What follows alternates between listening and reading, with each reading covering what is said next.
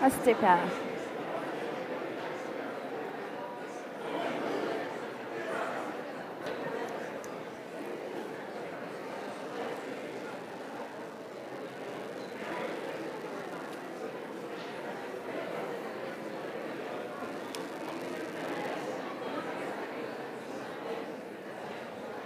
Kia ora. We're about to start. I'm on stage.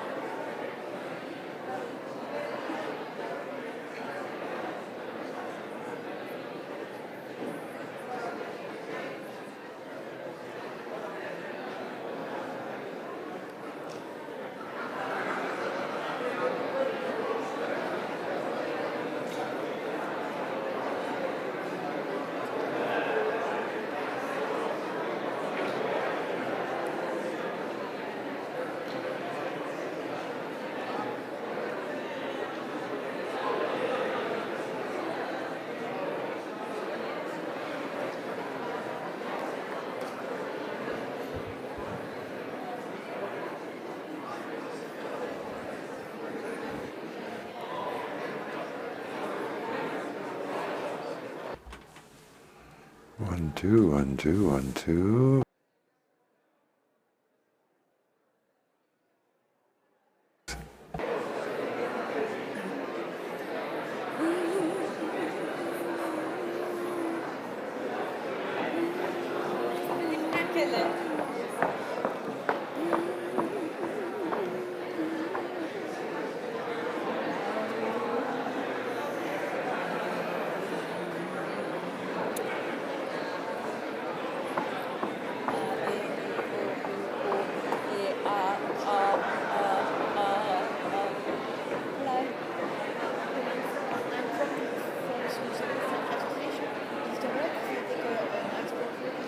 I'm going to do it now. I'm just about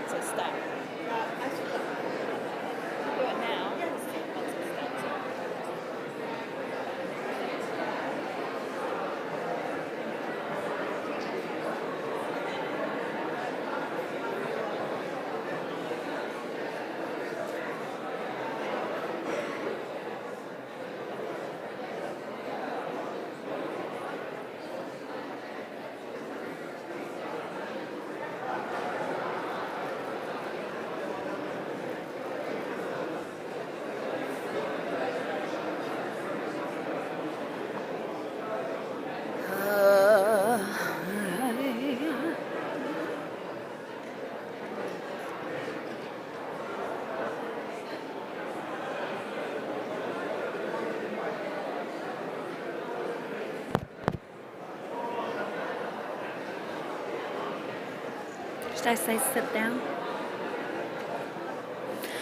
E rā ura ngā tira mā, hui hui a mai tātou taki noho noho e. Kua tae mai te ao ne ki runga ki a koutou. Kei ngā maunga whakahi o te ao e. Hui hui a mai taki, haere mai taki noho e te iwi e. Good morning, ladies and gentlemen. Please take your seats. We are about to kick into the launch this auspicious event, the Kaupapa, the International Decade of Indigenous Languages. Thank you for making your way all the way here to Paris, France. My name is Orini Kaipara. I hail from a few tribes in my native lands of Aotearoa, New Zealand. Kia ora. It is an honour to be your Master of Ceremonies and moderator for today's event, for this year's event. And while you're all taking your seats, in a couple of minutes, we will launch into the opening ceremony, a traditional culmination of many Indigenous peoples representing many areas, pretty much the globe, the world. It will be a 20-minute special ceremony that I hope we all take part in, respect and honour those who came before us, those who are here amongst us and who aren't, as well as those who we're here for, our future. Nō reira e ngā manuhiri tuarangi, please take your seats. Once the house is seated, we will begin. Tēnā koutou.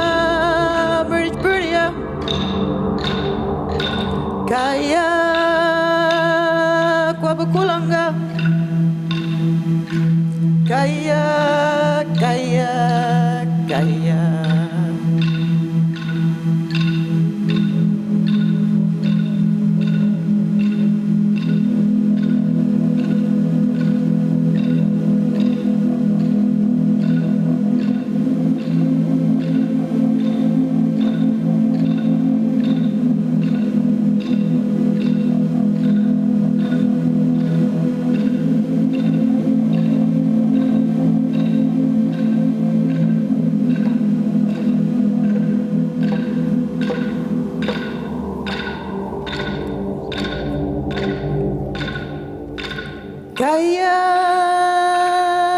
Kwabajanga. Kaya Kwabajanga.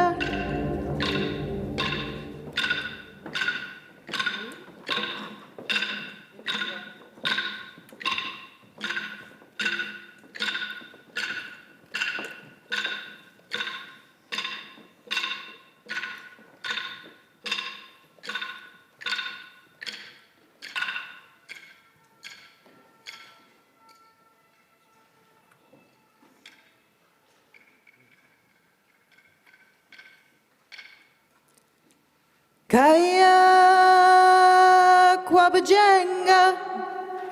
Kaya Kwabajanga. Kaya, kaya, kaya. Kaya Murdich Burya. Kaya Kwabayoga. Kaya, kaya, kaya.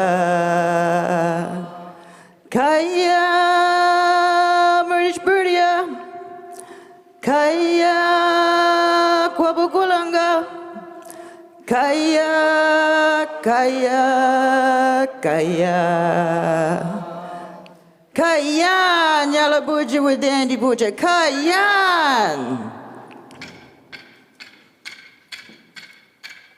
Kabli wanang menyat, nyiri nyiri menyat. Kabli wanang menyat, nyiri nyiri menyat. Jananang nyiri menyat, jananang nyiri menyat.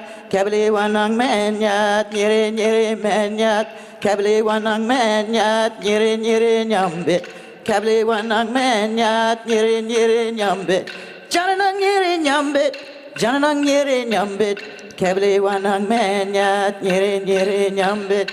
Kabli wanang menyat, nyiri nyiri menyat.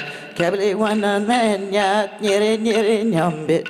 Jananang nyiri menyat, jananang nyiri nyambit. Kabli wanang menyat, nyiri nyiri menyat. Why? Kujilibaya? Ngayulu ini pingganya. English ini Karina Lester. Menungayulu jungu ngaranyi ngayu ondal bulgal. Kanigenya Jessica Hughes. Ngali wala jarang oro ngaliano. Anongu pijanjara jan kunjara ngorang oro. South Australia la, Australia la. Nganamba wanga yan kunjara. Wabar bulgang oro. Manda bulgang oro. Wabar bulgajara. Hello and hope you are all well. My name is Bingay. My English name is Karina Lester. I am here together with my eldest daughter, Ganagia, Jessica Hughes. We have travelled from Wallatina on the Anangu Pitjantjatjara Yankunytjatjara lands, South Australia, Australia. Our land is Yankunytjatjara. Our language is Yankunytjatjara, sorry. Language from big stories, language from big country, many important stories. Now we would like to show you the painting. Wabar nyangaja ngayu jamolo walga jono. Chilbi mongorelo. Walga nyangaja palomba ngora bulga. Palomba ara eredija. 18 ngaringo 1946. Kunyo. Palo Jena ngayu yan gula palomba ngoranga. Jilberingula jamolo iwanja art center nga nyinara walga jon ko bay. Kwari palu pago yar ngani palomba ngoranga palu bulgarengo. Walga nyangaja nyora nyangani palomba manda. Purnu joda, kapi joda, abu polka joda, ngora polka joda, kalaya jena, marlo jena, kepara jena, ngindaga jena, kurkari jena, monokujo joda. Julbujuda kulining, walba wanganyi, jindugo onjon, pira munukililbi, walja judanga parangaranyi, nindiringanyi palumba ara judago, walga nyangaja ngale mukoringanyi, UNESCO lagoro yungunjago, nganamba ngora pulga ngoro, nyoramba waga pulga godo. This painting, this story my grandfather painted, Old Man Mungare. This painting is of his important country, his stories of long ago. Born in 1946, so they say, he would travel around by foot on his country. As he got older, he started painting at the Iwanja Art Centre. Today, he is resting on his traditional lands where he grew up on. On this canvas, you see the importance of his country, the trees, waterholes, hills, and mountain ranges. The important sacred places, emu tracks, kangaroo tracks, bush tucker tracks, Parinti and Goanna tracks, and many more. Hearing the birds, feeling the breeze, warmth of the sun, the moon and stars as he traveled around with his family, learning about his roles and responsibilities. This art piece we would like to gift to UNESCO from our important country to your important work you all do. Thank you very much.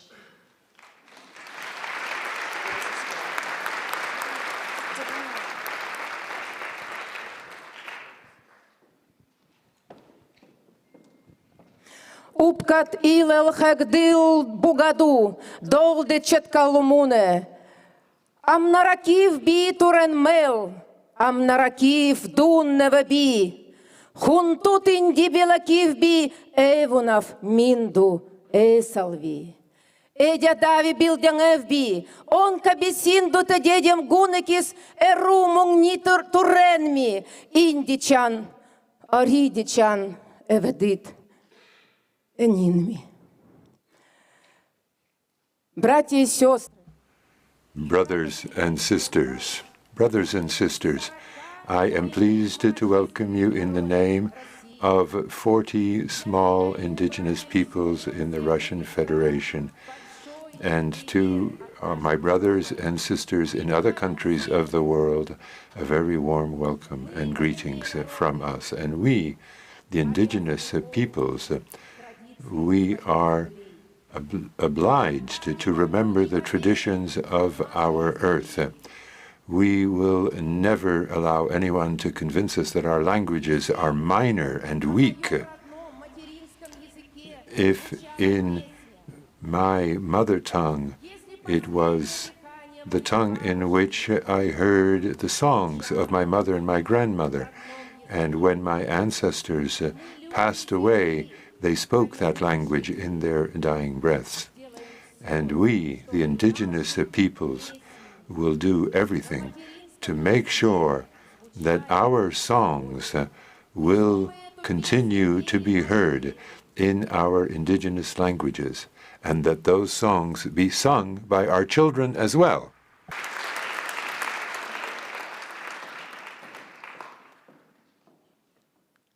Ikuaktlahtoli Yemiki, Itechpan Miguel León Portilla. Cuando muere una lengua, when a language dies, you lie, a vision is lost. Mochin tlacayotl, nechot nochalistle, iguan huelticamatliste, ayok monese, inon pantescapan. Ikuaktlahtoli Yemiki, Mochin tlamantlis semanawak, atoyatl, yolcamme, cuautin, iguan xihuitl, ayok no nemililo, ayok mo tenegualo, tlachichilisticalistli, iguan caquilisti, ayok mo nemi.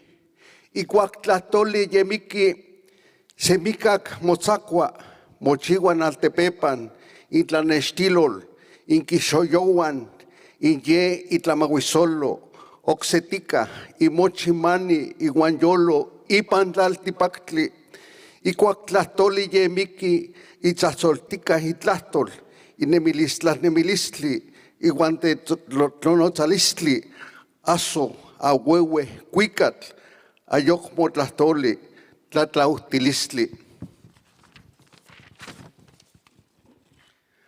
Amaka inyuwe okatka, hueles oksepa, tenkistilis.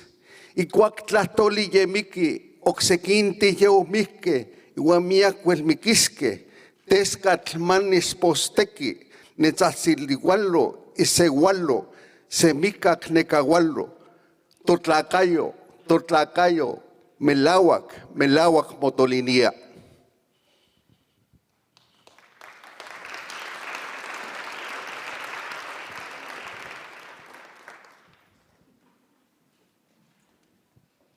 Kuksham kalab kika wa shapa.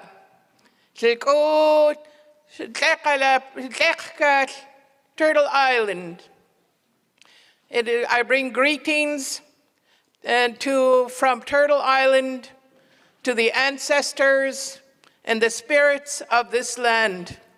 We lay down our voices and our songs and our thoughts and ask for guidance, so that at the end of this next 10 years, our languages, our knowledges, our way of life, our protection of Mother Earth will have advanced and taken steps for reparation. I ask each of you to lay your words down on this land, and when we meet here again in 10 years, these spirits will have guided us and our ancestors to do what needs to be done. It's an honor for us to be here. And I ask Willie Littlechild to say some words.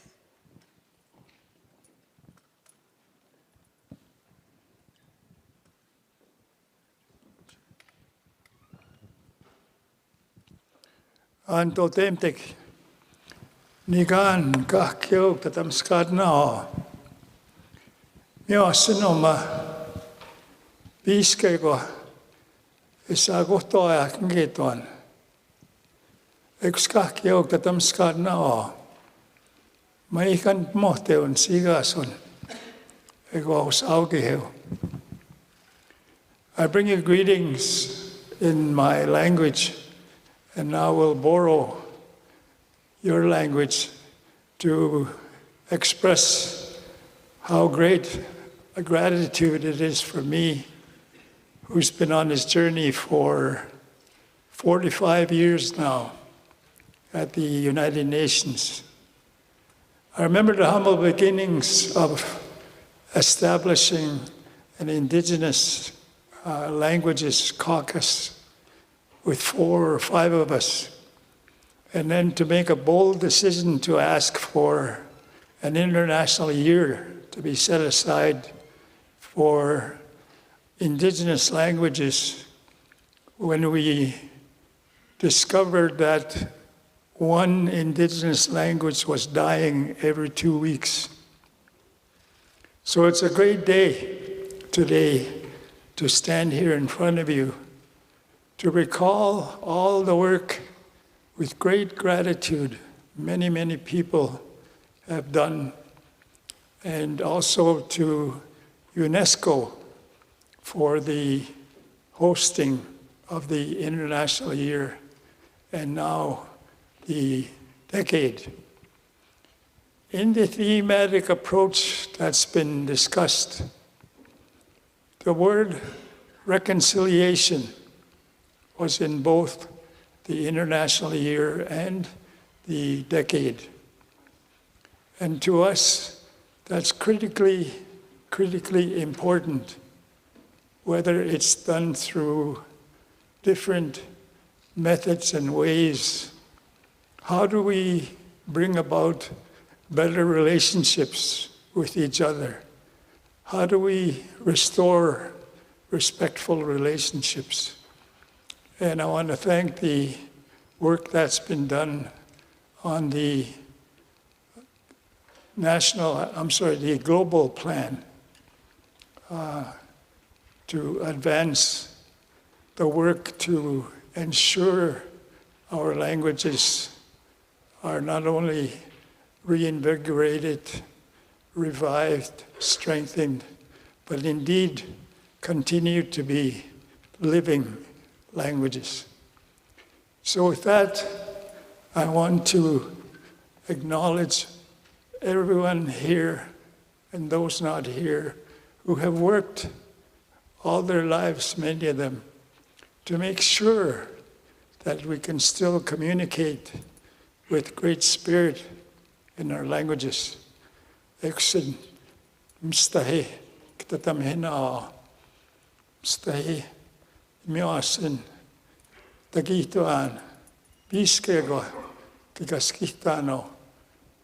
Tansan magetsina tagis, matsitaak, pikikpikskonoga kimikuak semanto. So it's with great honor for me to, as a chief, stand before you and declare, and I ask you to join me in celebrating, to declare the official launch of the United Nations Decade on Indigenous Languages. Hey, thank you very much.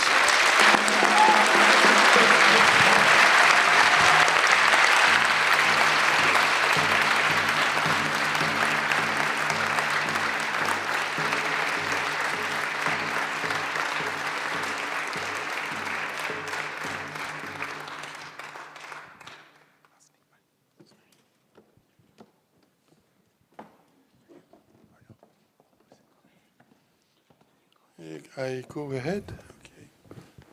Okay. Ngiti nendan kashiga gumaitayan. Ngiti bagyomen sagyabas kiti kasketwa gijene snabimwak. Mikwats kitten no make pisha gukashigak. And what else? Well, good luck to us to keep our language alive, because we have many challenges in front of us, and those challenges are not easy. They are big and huge. But as our ancestors always did, they were always being able to go over those obstacles and to be able to transmit their knowledge and their language. So we're going to do the same. So just watch us.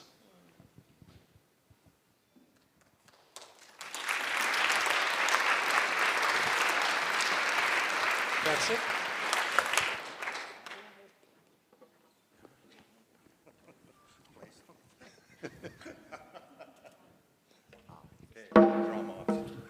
That's loud. Okay, here we go. Okay.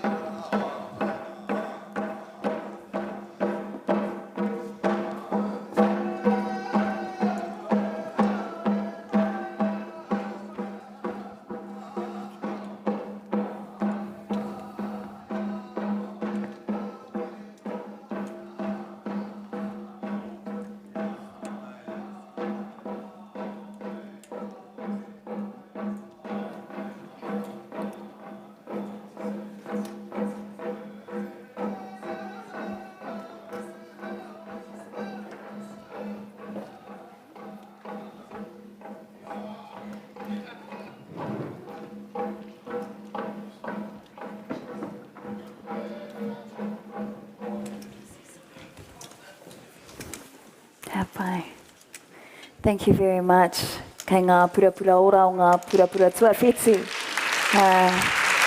To the descendants of our forefathers, our grandmothers, Our ancestors, thank you very much for opening this event for us in a traditional welcome. Welcome, everyone. Again, it is an honour to be your MC, to be here in France for the first time, travelling 12,000 miles from Aotearoa, New Zealand. Who knows where that is? No? That's okay. Ka pai. It's close to Australia, but it's not Australia. We're part of the Pacific region. Okutipuna, my ancestors, came on canoes. We're seafarers, navigators, innovators, thousands of centuries ago. And it's an honour for all of us, our delegation. Our Māori Minister of Māori Developments is here, Mr. Willie Jackson. And we're here to be a part of the discussions, to hopefully contribute to the decade of Indigenous languages and some solutions, help to find some solutions. So without further ado, I would like to invite up to the stage the Assistant Director General for Communication and Information of UNESCO, Mr. Tawfik Jalasi. He will convene this session, our opening segment of this high-level launch. I will also invite up to the stage our ministers for this part, Ms. Julieta Brodsky-Hernandez, Mr. Willie Jackson, Ms. Ana Nimpondoka, and Mr. Freddie Mamani. Please join me on the stage. Mr. Jalasi, no mai haere mai.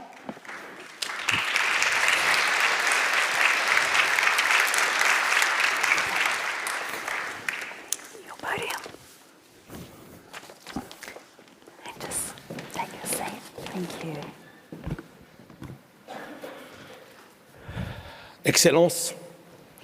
Your Excellencies, dear invited guests, ladies and gentlemen, it is an honor for me to address you this morning in order to celebrate this International Decade of Indigenous Languages. It's a very difficult task I have before me after the wonderful cultural ceremony that we have just watched, with guests coming from the four parts of the world, the four corners of the world, in order to share with us not just their indigenous languages, but also their cultures, traditions, and lifestyles, and, of course, their cultural heritage. The 13th of December is a very important day for us. We are all gathered here together at the headquarters of UNESCO, but not just here, because we have hundreds, probably even thousands of individuals connected online in order to celebrate the opening of this International Decade of Indigenous Languages. This is a victory for Indigenous peoples who have fought for their rights, for their culture, and for the recognition of their languages everywhere in the world. We all know that Indigenous languages are much more than means of communication. They are an integral part. They are the very foundation of the identity and the collective memory of the peoples who speak them. And that is why continuing to be able to speak one's own language is a right that has been enshrined in the Declaration of the United Nations on the Rights of Indigenous Peoples, a declaration that was adopted in 2007. Neither are these languages of the past. They are languages of the present, and even more so, languages of the future. Their grammar is a wealth, a fount of knowledge that can make it possible for us better to confront the challenges of the 21st century. And in this respect, the Paris Agreement, signed in 2015, recognized that combating climate change must be inspired by the traditional lore of indigenous peoples all around the world. But, as we all know, these indigenous languages are endangered. A study published last year by the National University of Australia rang the alarm bell. of more than 6,000 indigenous languages, more than half are endangered, and 1,500 are even in danger of extinction, of complete disappearance. So as we start this decade, we must hear those alarm signals. And Virginia Howe, who is a defender of the Panui language on Easter Island, has said that language is indissociable of our being, of our feelings, of our knowledge. It is through our language that we show who we are. Were our language to disappear, it would be the very foundation of our culture, of our peoples, that would be in peril. So over these 10 years, we must set for ourselves some major priorities when it comes to action. And from UNESCO's point of view, I would identify three main priorities. The first is to make sure that those languages are transmitted to future generations. The second is that we should study, better understand, and better know these languages. And third, be inspired by these languages when we design our public linguistic policies. So, coming back to the first, the transmission of these languages to future generations. That is very urgent, and it's a very serious matter, given that according to our data, 40% of children, many of them indigenous, do not have access to education in their mother tongue. And that is why UNESCO supports education, promotes education in the mother tongue everywhere. We recently did this in Guatemala, in the case of indigenous women and girls there, or the teaching in the San language in Namibia and in South Africa.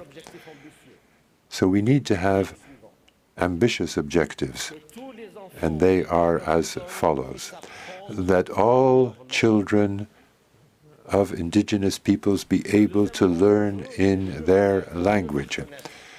So, the second major objective is, as I've mentioned, the second priority is to get a better understanding of these languages, to protect this cultural heritage. So on the list of intangible heritage at UNESCO, we include practices and know-how directly related to indigenous languages, such as dance, music, the garifuna in Central America, which was enshrined on the list back in 2008. So that third objective is to be inspired by this know-how and to integrate that know-how with our scientific knowledge in order to inspire appropriate public policies to combat climate change. With a view to doing this, we have very valuable experience with our LINKS program on indigenous knowledge. Between 2010 and 2016, at the request of the Mayamba people in Nicaragua, the traditional practices of agriculture and fisheries have been included in the educational programs offered in that country.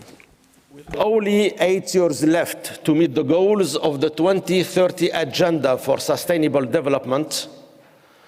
Pressing global challenges need to be tackled with the participation of all stakeholders.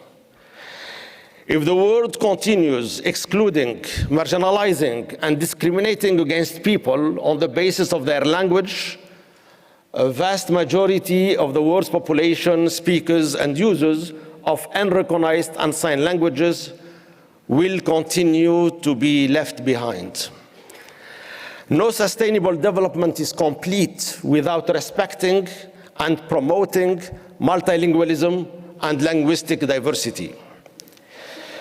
I call upon a global community to close the data gap which currently exists at the expense of many language communities worldwide, with the ultimate aim of ensuring that users of all languages can fulfill their potential with dignity and equality.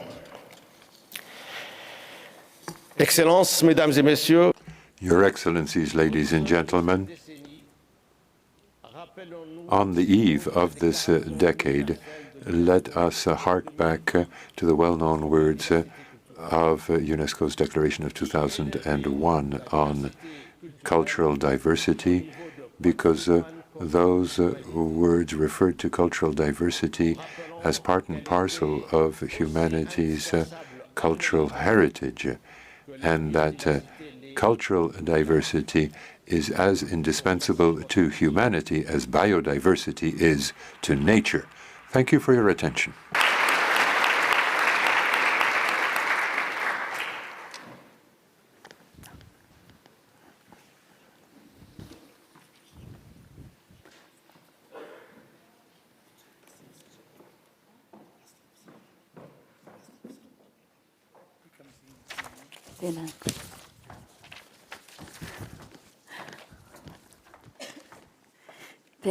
Mr. Jalasi.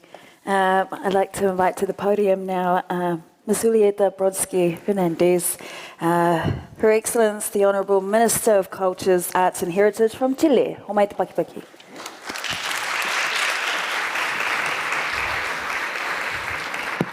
Good morning. Hola. How is everybody this morning? I'm going to be speaking in Spanish, by the way. Well, look, thanks to UNESCO for this invitation and for uniting us member states to celebrate the fact that we're doing something very concrete within the framework of the International Decade. In the Chilean government, we have made a determined commitment putting our full support behind the celebration of this decade, and not just in my ministry for education, arts, and cultures, but all of the other ministries that are working together, trying to have greater interministerial coordination to make meaningful, active participation throughout the decade, coming up with specific measures that will make it possible for us to make progress in the use, the protection, the promotion, and the revitalization of indigenous languages in our country. Now, we know that public policies can be effective, and they must be there. We can go beyond just symbolic policies or just testimonial policies, as so often is the case. We can go beyond that. We are facing many challenges when it comes to revitalizing our indigenous languages, but our policies are focusing on trying to generate new speakers, and also to raise an awareness amongst the general population, the entire society, of the importance that linguistic diversity in our societies is very, very important. And this hasn't been easy, at least in my country, and I'm sure the same applies in many other cases. There's a lot of hate speech, there's a lot of discrimination, there's a lot of racism, and in fact, that's spreading now more than ever. And so we're very grateful to UNESCO as an international body is committed to this, because this gives us greater support to make progress on these fronts. We also are facing serious challenges because these policies geared towards to creating new speakers, revitalizing indigenous languages. This is not something that we can only limit to the areas where indigenous communities live. We have to break out of that. We have to make sure that this takes root in society at large, that becomes more mainstream. There's no way that we can create just new speakers in the villages where the indigenous peoples live. No, we need a society that really is based on a genuine intercultural dialogue. And I think that this is one of the major challenges that we're facing. Today, intercultural dialogue is something that is only a one-way street. We're asking the indigenous peoples to engage in. Pedro Duquedo, who is a Mapuche journalist in Chile, was very clear when he was saying, the only ones who are forced to be intercultural are the indigenous peoples, but Chilean society at large isn't intercultural. We're asked to be intercultural. We come out of our communities, and we can act like any other Chileans in cities. We can speak in Spanish with our fellow countrymen. So we have practices that makes it possible for us to join Chilean society, but society as general, Chilean society in general, doesn't have the practices to engage in a balanced dialogue with us. This is a huge challenge, and that's one of the challenges we have to face throughout this decade.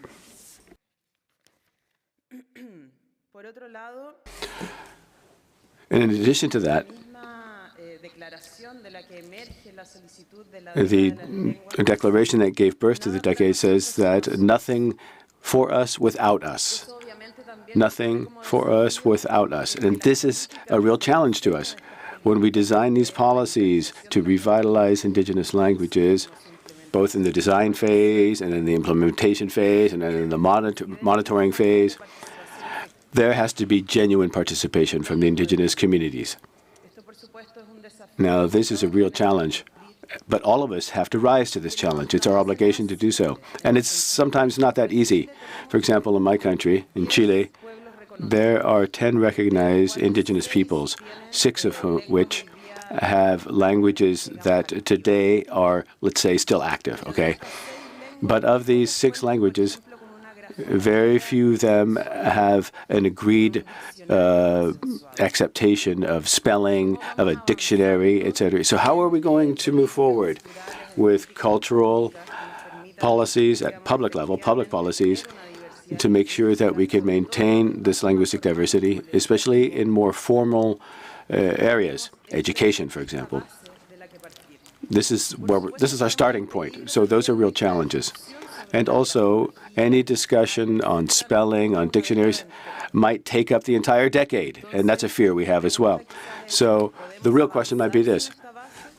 Perhaps we can move forward without a spelling or dictionary that everybody agrees on. Do we need that kind of a consensus? Because once you've got agreed upon spelling and a dictionary, this is a way of simplifying things, filtering things, and hierarchy, and this might actually pose a threat to linguistic diversity because you might have several variants of a given native language. So this is something that compels us to make sure that the process maintains and preserves existing linguistic diversity, and also making sure that this is something that everybody can participate in without it taking so much time that we can't even get started on all the other major challenges we're facing. And lastly, to conclude, I'd just like to say that we need genuine coordination and effective coordination between various ministries. We do this with the Ministry of Social Development, the Ministry of the Interior and Public Safety, the Ministry of Education, the Ministry of Foreign Affairs, and we in the Ministry of Culture. We all work together to come up with activities and events and programs that everybody can stand behind. And it's also a way of avoiding duplication of effort, because sometimes one ministry might do one thing. It's a good thing. We do things, but it's often very symbolic and it's quite dispersed. So what we're trying to do is work closely together to make sure that all of our policy choices have a real impact, that they can help us achieve concrete objectives over the coming 10 years. So Chile and our government and as a country, we're committed to this decade, and we hope that others will join in. Thank you.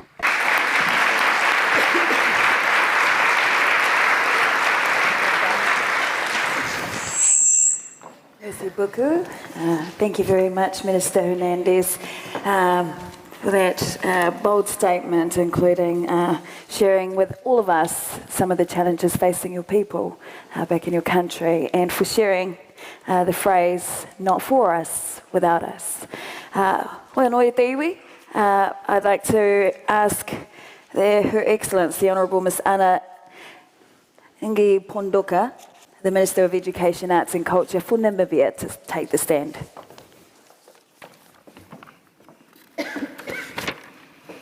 Your Excellency, Tafik Jelasi, UNESCO Assistant Director for Communication and Information, Your Excellencies, ladies and gentlemen, I would like to thank UNESCO for affording Namibia a chance to come and share our vision, experience, and recommendations on promoting indigenous languages for social, cultural, economic, and political development. Director of Ceremonies, Namibia is a vast but sparsely populated country with a projected population of about 2.6 million people, which stretches over a total area of 824,292 square kilometers.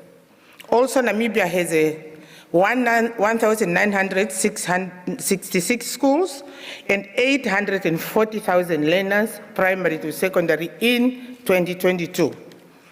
Article 19 of the Constitution of the Republic of Namibia states that, and I quote, "Every person shall be entitled to enjoy, practice, profess, maintain, and promote any culture, language, tradition, or religion subject to the terms of the Constitution and further subject to the condition that the rights protected by this article do not impinge upon the rights of others or national interests." End of quote. The right to use any language as medium of instruction is stipulated in Article 3, Sub-Article 2, which states that, and I quote, "Nothing contained in this Constitution shall prohibit the use of any other language as a medium of instruction in private schools or in schools financed or subsidized by the state, subject to the compliance with such requirements as may be imposed by law to ensure proficiency in the official language or for pedagogic reasons." The total number of languages in Namibia is 50, and these include Romance and Germanic languages. Of the 50, 31 are indigenous African languages, which are further divided into Bantu and Khoisan. The country's official language is English, and the number of indigenous African languages are said to be national languages, including Oshindonga, Oshikwanyama, Oshiherero, Khoikhoi-Kobab, Rukwangari, Rumanyo, Timbukushu, Silozi, Setswana, Jutquansi, and the Namibian Sign Language, which are all offered in schools, making Namibia one of the countries offering many languages in schools in relation to the population size. Your Excellencies, ladies and gentlemen, the introduction of indigenous languages in Namibia is informed by the Language Policy for Schools, 1992 to 1996 and beyond. The African Academy of Languages, a Pan-African organization founded in 2001, stresses the need to use multiple languages at every level, particularly in the education sector, to facilitate African integration, development, and respect for values, mutual understanding, and peace. The National Curriculum for Basic Education in Namibia also highlights that the medium of learning in the junior primary phase, which is pre-primary, grade 1 to 3, is the mother tongue, home language, or a predominantly local language, while this becomes languages subjects in senior phase. Therefore, as per the UNESCO General Conference in 1999, Namibia continues to celebrate the International Mother Language Day on the 1st of February every year since 2000. Director of Ceremonies, Your Excellencies, language is the most important tool for thinking, means of communication, concept development, and an essential aspect of identity. An essential prerequisite for a knowledge-based society is that its citizens have a high level of communication skills and social competencies. UNESCO recommended as early as 1953 that learning during the formative period of schooling should be through the mother tongue. The mother tongue enables better understanding and learning content. It facilitates the development of thought construction, leading to academic learning. A sound foundation of the mother tongue is beneficial for the skills transfer for the second language to be acquired. Indigenous languages enhances dialogue and interaction between learners and teachers by allowing genuine communication from the beginning. Learners develop confidence and positive self-esteem, and this defines their academic performance in later years of schooling. Your Excellencies, over the past years, the Ministry of Education, Arts and Culture in Namibia was inundated with requests to introduce some indigenous languages. From 2019, the ministry receives requests to introduce additional 3 indigenous languages in schools, which are Oludemba, Nyemba, and Khoedam. It was therefore prudent to develop what we call the guidelines for the introduction of a language in Namibian schools with the purpose to, 1, provide criteria for assessing the viability of introducing a language in a fair and transparent way, provide a way forward so that no one should feel that their mother tongue is threatened or its use is restricted in any way, and last, to assist in the observance of fundamental human rights of every Namibian citizen to have access to a mother tongue education. Director of Ceremonies, Namibia's long-term plans related to the introduction and development of indigenous languages are as follows. Number one, we are busy developing a national language board. As suggested in the draft revised National Language Policy 2015, the National Language Board shall be established to facilitate and regulate the development, standardization, and harmonization of Namibian languages. The board will direct the Language Development Center to develop ontologies and orthographies together with native language experts of the language under consideration. Number two, we are developing a Language Development Center, which shall be established under the trusteeship of the National Language Board and will carry out language research, documentation, and development. It is essential to have corpus planning aimed at development of writing systems and languages as well as standardization. But despite numerous benefits revealed by the research findings, there continues to be great skepticism, fears, self-doubt, and even confusion among the principal actors in education with regard to mother tongue as a medium of instruction at junior primary phase.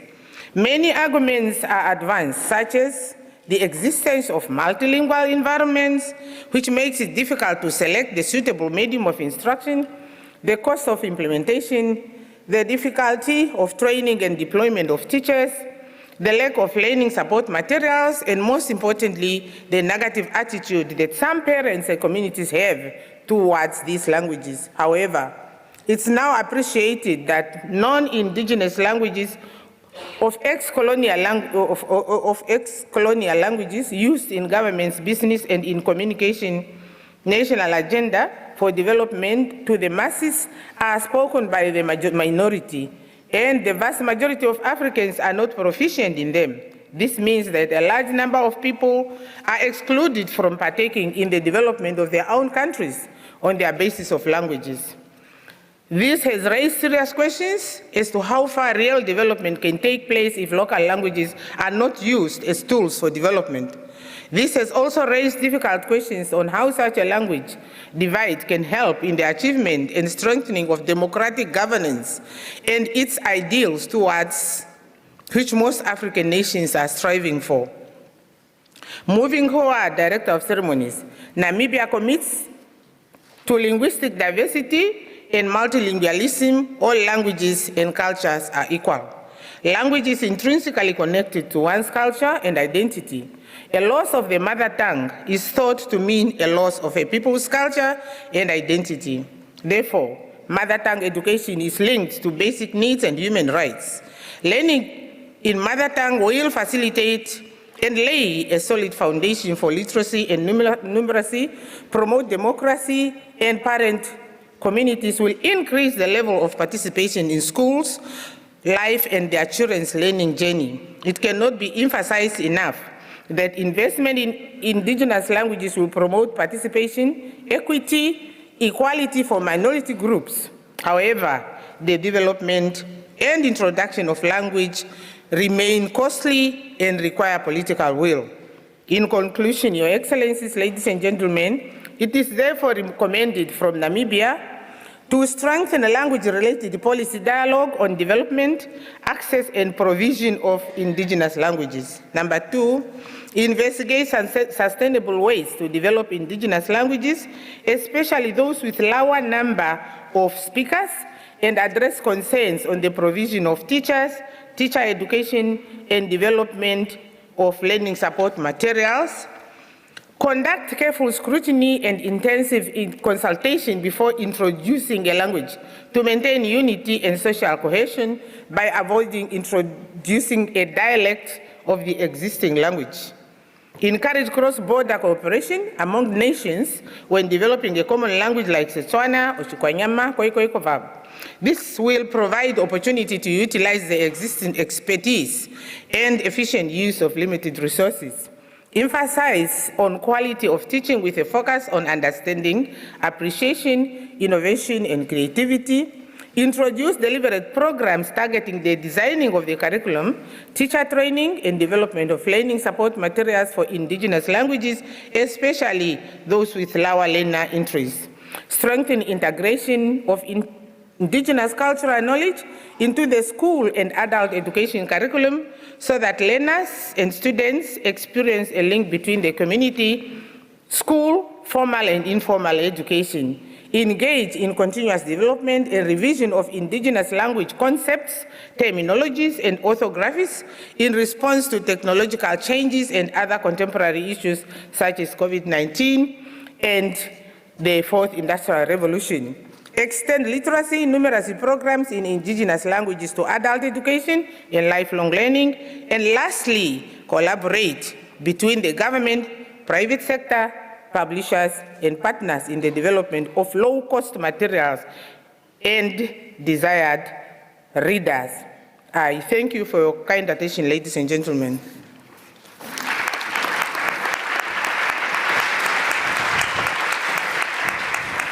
Thank you very much. Merci beaucoup to you, Minister. Thank you very much for sharing and enlightening us on the progressive steps that Namibia is taking towards protecting and promoting and progressing Indigenous language, the mother tongue in your country. It's also heartwarming and uplifting to know that non-colonial languages or languages that are spoken by the masses across the globe are actually only spoken by a small minority within your country. And that sets a precedent for the rest of us to follow an example that hopefully one day we can achieve. And hopefully we can achieve that within this decade. 8 years, as Mr. Delasi said. Got to dream big.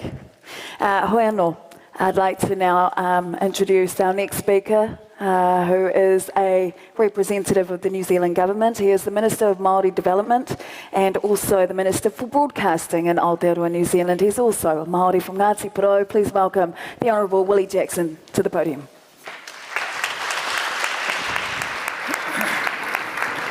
Kia ora Orini, a tēnā koutou he honore nui ki te kōrero kia koutou I tēnei rā, nō reira tēnā nō tātou katoa. First of all, can I thank Dr. Tawfik Jalasi for this opportunity to make a statement on this opening day of this incredibly important conference for Indigenous people. It is certainly an honour for myself to speak, and I bring support and greetings from our Prime Minister Jacinda Ardern, who supports this conference very much. I also want to acknowledge my delegation, or our delegation that have come across, who help the government very much in carrying out the work that has to be done in terms of supporting our Indigenous language. So in particular, I want to thank our co-chairs of Te Mātāwai. They are partners of the New Zealand Government in terms of language revitalisation. They're here today, Reikura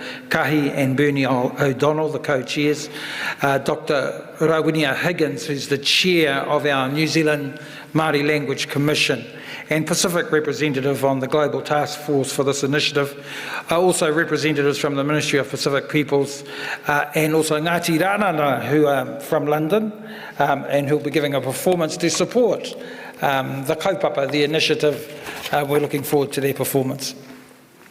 Ladies and gentlemen, this year marks the 50th anniversary of what we term the Māori Language Petition, which was a catalyst that led over time to the establishment of Māori language immersion schools, the designation of Māori as an official language, and the creation of a Māori Language Commission. We also have a Māori Language Week, where people all around the country of all different ethnic groups celebrate our language. Everybody tries not just the experts. It's a wonderful initiative led by Dr. Rawini Higgins and the Māori Language Commission, and something that we're all very proud of in Aotearoa, New Zealand. And we have a range of broadcasting and community and Māori-led revitalisation initiatives which have been foundational to the current cultural and linguistic landscape of our country. In September, we commemorated this occasion with a focus on celebrating stories from members of Ngā Tamatoa. Ngā Tamatoa were a protest group that sprung up in the 1970s who challenged anyone and everyone in Aotearoa, and they led the petition in terms of the Māori language and the presentation to government. We're very proud of their actions. We honoured them alongside other groups who also supported the language challenge, including Te Hui Ngā Rangatahi, which is a young Māori group, and Te Rōpū Reo Māori, that is the Māori language, or the Te Reo Māori Society. There have been some extraordinary changes in support of the Māori language since 1972, most of which were led from the grassroots or community level.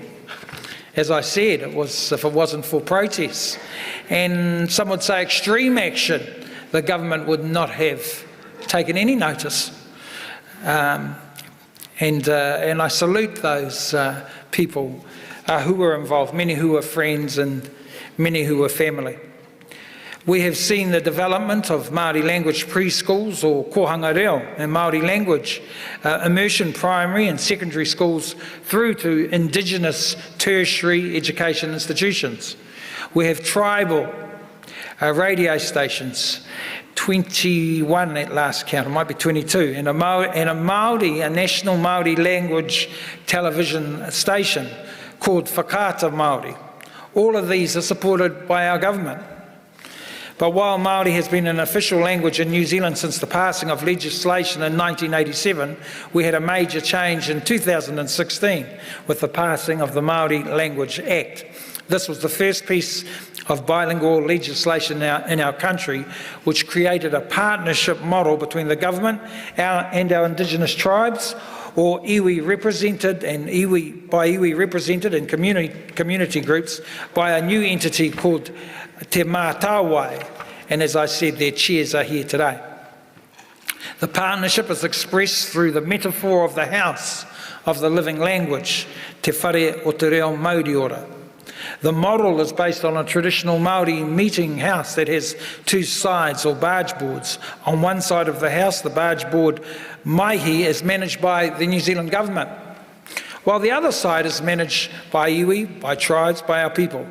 The legislation recognises that iwi and Māori are guardians of Te Reo Māori, while recognising that the Crown is able to advance the revitalisation of the Māori language by promoting strategic objectives in the wider New Zealand society. Both sides of the House work in a complementary way for our language, with two strategies, one for the government and one for Te Mātāwai. The focus of the government strategy, Mahi Karauna, is on the big picture, the picture creating the right conditions across government and Aotearoa New Zealand society for revitalisation. The Mahi Māori focuses more on flax roots, communities, homes and families. Together we are working towards a vision of He Reo Mauriora, or a living language, by 2040. Shared priorities and a corresponding work program are in development and are important steps to taking a more consistent, coordinated and coherent approach to language revitalisation, and thus strengthening the house of the living language. As well as a partnership with our Indigenous people, we have a government entity which looks after language promotion and other revitalisation activities at a national level. This entity has been recognised internationally for its national campaign called the Māori Language Moment, which we saw 1 in 5 New Zealanders actively celebrating our language at the same time. Within our partnership model, as mentioned, the government leads the Mahi Karauna, or government strategy. There are 3 audacious goals to achieve by 2040 as part of the strategy. 85% of New Zealanders or more will value te reo Māori as a key part of national identity, te reo Māori being the Māori language. 1 million New Zealanders or more will have the ability and confidence to talk about at least basic things in the Māori language, and 150,000 Māori aged 15 and over will use the Māori language as much as English. I'm pleased to say that we have made significant progress towards these significant goals already. 74% of New Zealanders consider the Māori language to be a key part of our national identity. Just over 9,000 New Zealanders can speak about basic things in the Māori language, an increase from 770,000 in 2016. Around 72,000 Māori use the Māori language as much as they use English, showing we are nearly halfway to our goal. And just as importantly, from the community lens, almost a quarter or 23% of Māori now say they can speak the language as a first language. Other successful initiatives implemented in partnership with Māori to date include establishing more bilingual cities and towns across the country, the phasing in of official bilingual road signs, and implementing a Māori language predictive modelling tool to support policy and decision making for revitalisation efforts. These things are not done easily. Not everybody agrees with the Māori language being put everywhere, but we have a lot of support coming through for it, and we're able to traverse the politics through good leadership from our Māori entities and from some of our politicians. We've just finished reversing the legislation enacted in 2016 aimed at revitalising the Māori language to identify opportunities to strengthen its operation and effectiveness. More work is required to ensure language revitalisation efforts across the House and are more coordinated and cohesive, and more importantly, that we do not compromise or hinder the other, and for this to be reflected in future decision relating to Māori language resourcing and prioritisation. Over the next decade, we will look to strengthen these aspects of our partnership between Māori and the government on Māori language revitalisation to ensure the well-being of our future generations and our mokopuna, or our children who are coming through. Can I finish by saying that it truly is an honour, and I enjoyed our interaction last night and support much of the kōrero language we heard last night, particularly the one about it not just being about the language, it's also about well-being, it's about health, it's about us as human beings, not just about the language, because the language comes with so many other things connected to it. And it was wonderful hearing some of that talk last night. We support it. Thank you for this opportunity. Tēnā koutou katoa.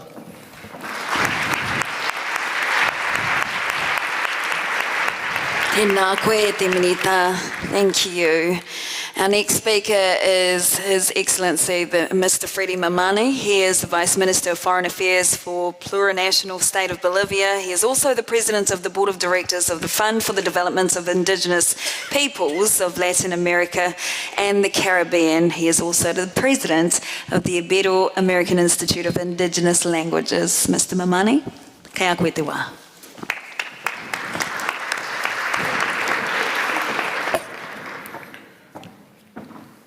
Muchísimas gracias. Thank you very much.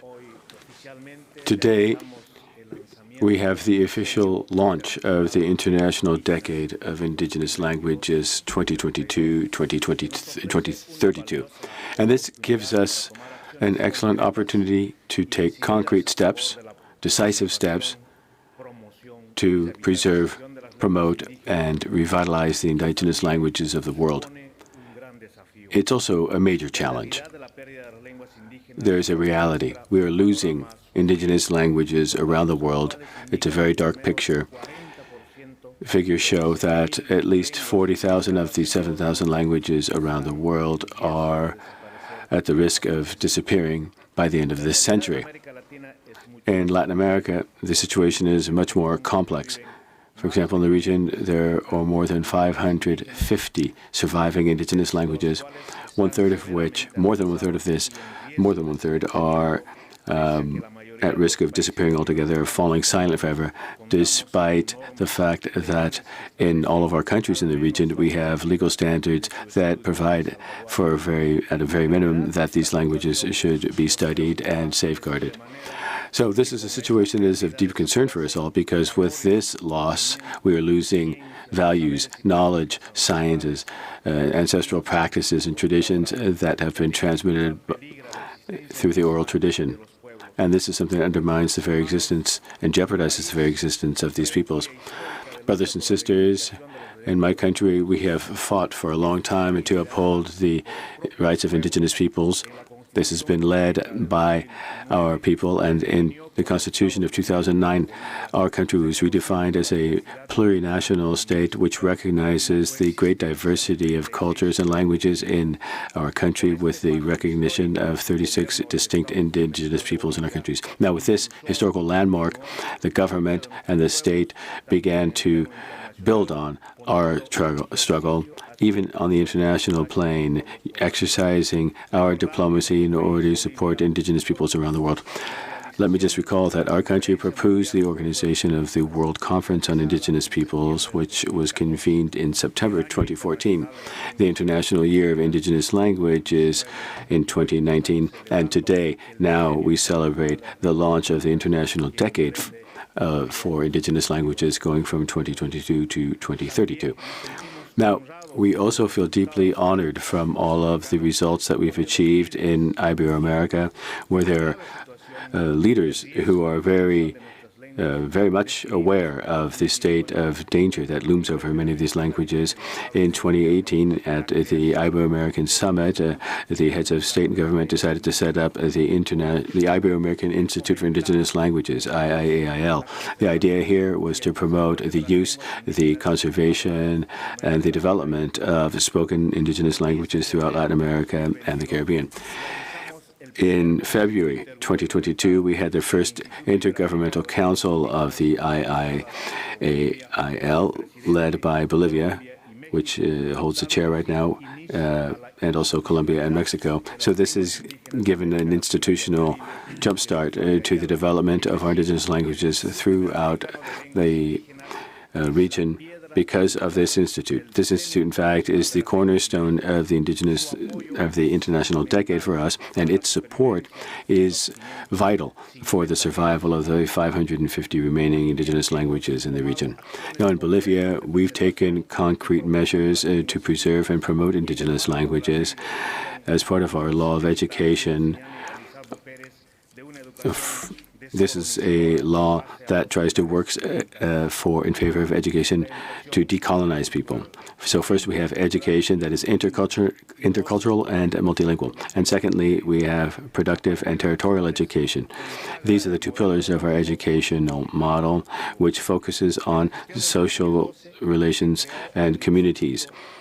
In 2022, we created the Plurinational Institute for the Promotion of Indigenous Languages, and we now have 37 different language and culture centers, some for Andean peoples and some for Afro descendants. And the idea here is to develop activities that will lead to the recovery, revitalization, strengthening, and expansion of use of indigenous languages. Brothers and sisters, I can say on behalf of the government of the plurinational state of Bolivia, we also have this year passed legislation which states that we will coordinate everything that we do within the decade, coming up with a national plan that will promote the use, preservation, revitalization of indigenous languages, giving guarantees to the indigenous communities the full exercise of their rights, including their linguistic rights in the country. Now, this plan goes beyond the schoolroom. What we're trying to do is promote all sectors and the indigenous communities themselves to expand the public use of indigenous languages across the board in every single ambit of their life, in all spheres of public administration. And today in my country, we are also commemorating the launch of the decade. In FELAC, the Fund for Indigenous Peoples of Latin America and the Caribbean, and the IIALI, we have developed a series of initiatives for the decade. Some of the highlights of these are, first of all, technical support to the countries of Central America as part of the Central American intergovernmental body, SICA, assistance to help them come up with 10-year plans for indigenous languages in that sub-region. On the basis of 10-year plans that are currently being prepared, this Central American strategic plan shall be launched on the 21st of February 2023 on the International Day of Mother Tongues. We also have 2 pilot projects, and they're cross-border nature, in order to respond to the needs and the requirements of the Hukama peoples in the Amazon region, Quechua in Peru, Bolivia in Chile. Now, these 2 projects will try to focus on the recovery and the revitalization of the Hukama and Quechua languages. And by that token, will help revitalize, raise awareness, expand the use of these languages, and deepen understanding of their cultures and civilizations. We also work with the peoples across the region to develop similar 10-year plans as part of the decade. Chuntuku Hankunapach, kay UNESCO hatun wasipi tantakus kanismanta pacha alim unche tukuy Hankunapach indígenas kay madretiapi tiakus kanismanta. Hermanos, hermanas. Brothers and sisters, indigenous languages are a fundamental vehicle to guarantee a better future for our youth and for future generations. Caring for them, promoting them, that is our obligation and our top priority.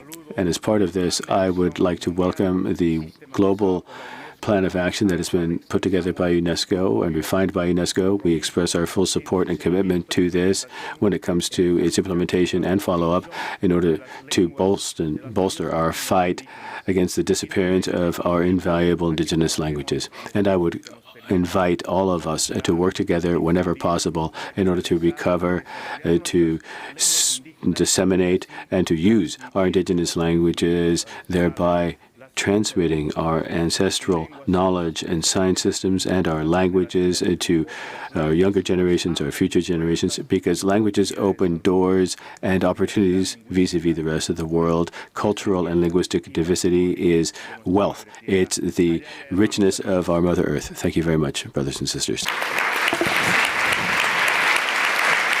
Mr. Freddie Mamani, Vice Minister of Foreign Affairs, thank you very much for your speech this morning. And thank you to all our ministers. Please give them a warm round of applause. And I'll ask you to exit the stage. Mr. Jalasi, if I could ask you to just remain on the stage for a short time. Right now there is a special cultural intervention, a cultural performance, and I'd like to invite our rōpū slowly onto the stage, kia koutou. But this is a cultural performance of my culture, my people. This rōpū, this group is Ngāti Rānana. They are based in London. I apologise for the breath in this microphone. But Ngāti Rānana has long been based in London since 1957. It was established there as a home away from home for Māori. Māori seeking different lifestyle, connecting to their Pākehā roots, their British roots in London, in Britain and the UK. And they're here joining us, the Māori delegation who came from afar from Aotearoa, New Zealand. And I'd like to invite them onto the stage. They will present Mr. Jalasi with a special taonga, a token gesture, something very special from Aotearoa.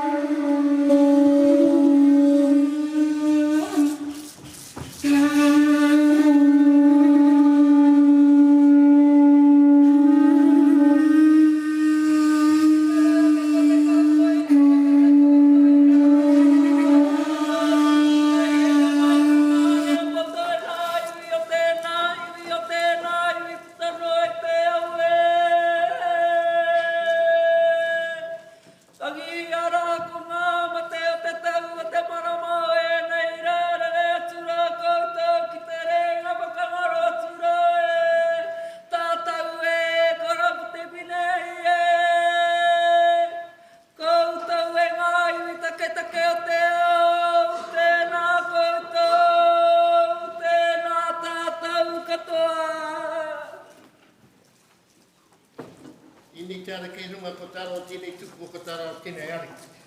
Ko taro ringo rangi niu e tīnei o papatū nuku e tapoto nei kera rau e hora ku ngatapu a tāni tēnei te pō nau mai tā. Pera o ki rā te uka o tarangi ta ai o tarangi te māmawi o tarangi. Purutia mai ki a purutia mai ki a mau, purutia mai te tau rotarangi kia tīna, kia koena, kia toko te mano au. Tīna toko te mano ora ki hia, tīna toko te mano ora ki rangi nui e tūnei ki papatua nuku e tapoto nei. Ki tēnā o tātou te whānanga whananga me ngā pīringa karanga mā. Apiti atu ki tonga mā wiwi ki tonga e tāmera te pōritanga. Koe rā e rongo whakairi aki ki runga tuturi o piti whakamaua kia tīna. Tīna. Tongi e hui e. Tai ki e.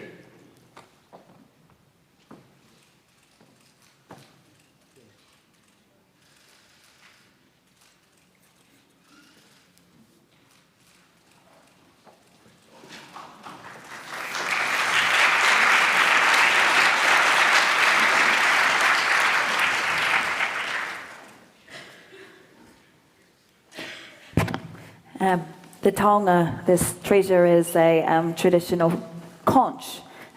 We call it a pūtātara or a pūmoana, and it's used in traditional ceremonies to call. Sorry, I'll just pass Mr. Jalasi his notes. Karawhiua Ngāti Rānana.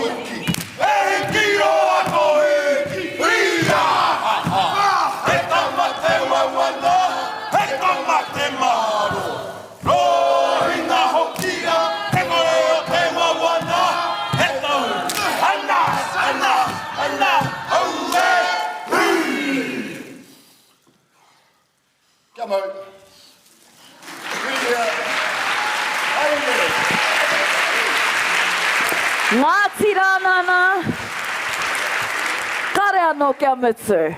One more song, everyone, and we're done.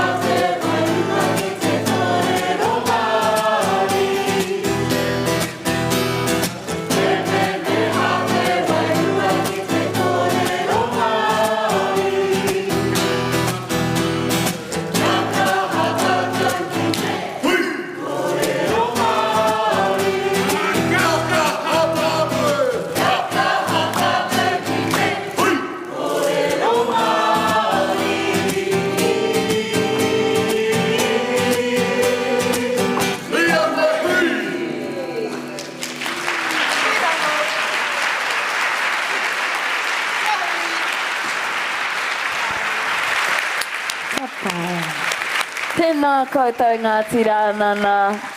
Kia ora koutou Māori mā. Right.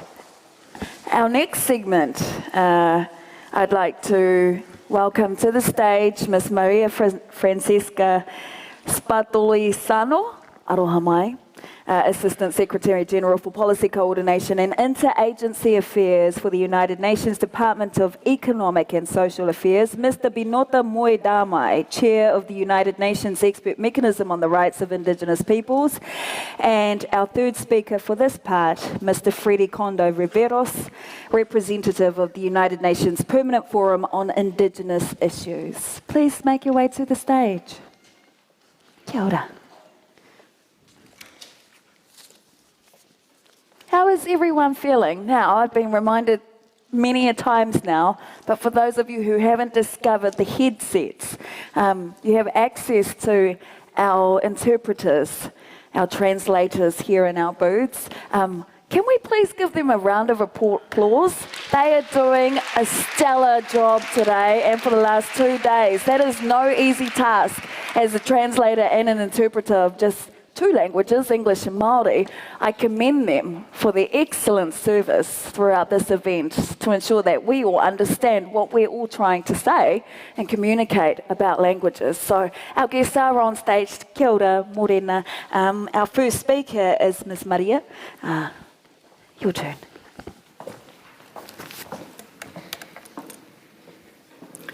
Thank you. Good morning, Excellencies.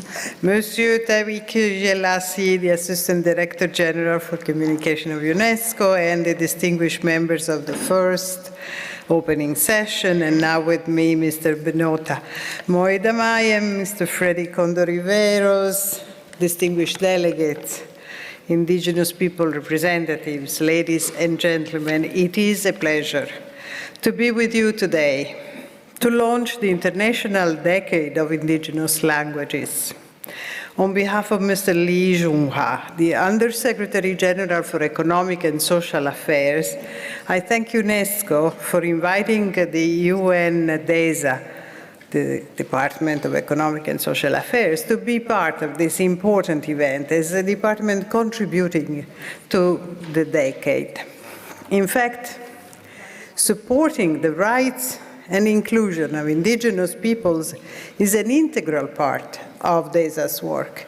We are the Secretariat of the Permanent Forum on Indigenous Issues, and we coordinate the implementation of the system-wide action plan for the United Nations Declaration on the Rights of Indigenous Peoples.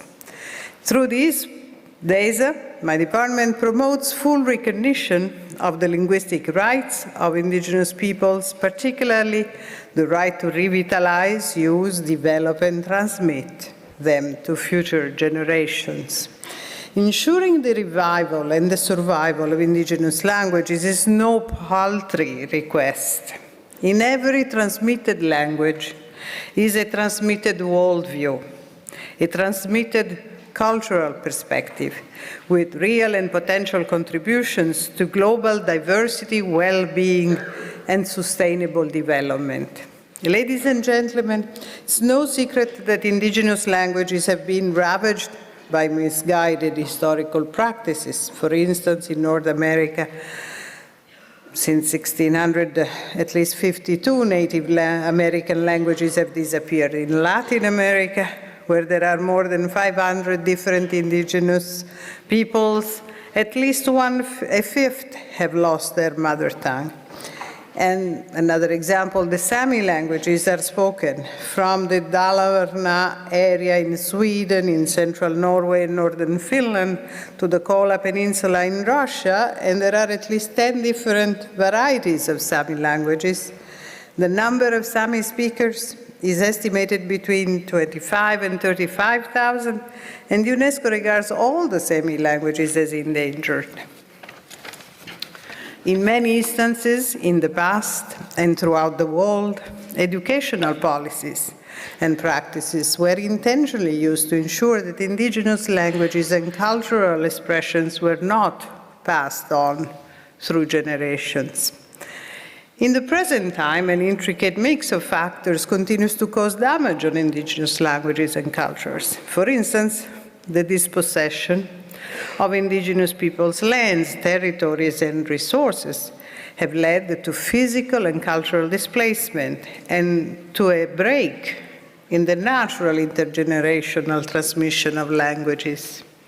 Moreover, globalization and rapid digitalization have created more pressure on Indigenous languages and a less multilingual and multicultural world. However, some technology companies are helping to promote Indigenous languages and cultures. For instance, Google has included some Indigenous languages on its translation platform, including Quechua, Guarani, and Aymara. Google Earth is collaborating with indigenous peoples, sharing traditional greetings, favorite sayings, and meaningful songs. And this is encouraging because it shows it is possible to reconcile tradition and innovation. Ladies and gentlemen, we must continue to make concerted efforts to reduce the linguistic decline. Indigenous languages embody the core of indigenous scientific and traditional knowledge. When these languages are lost, so is the knowledge. Through their languages and worldviews, indigenous peoples have managed and used natural resources to ensure their conservation into the future. This includes the promotion of sustainable production and consumption systems, and values of reciprocity with nature, all of which are central to the UN Agenda 2030.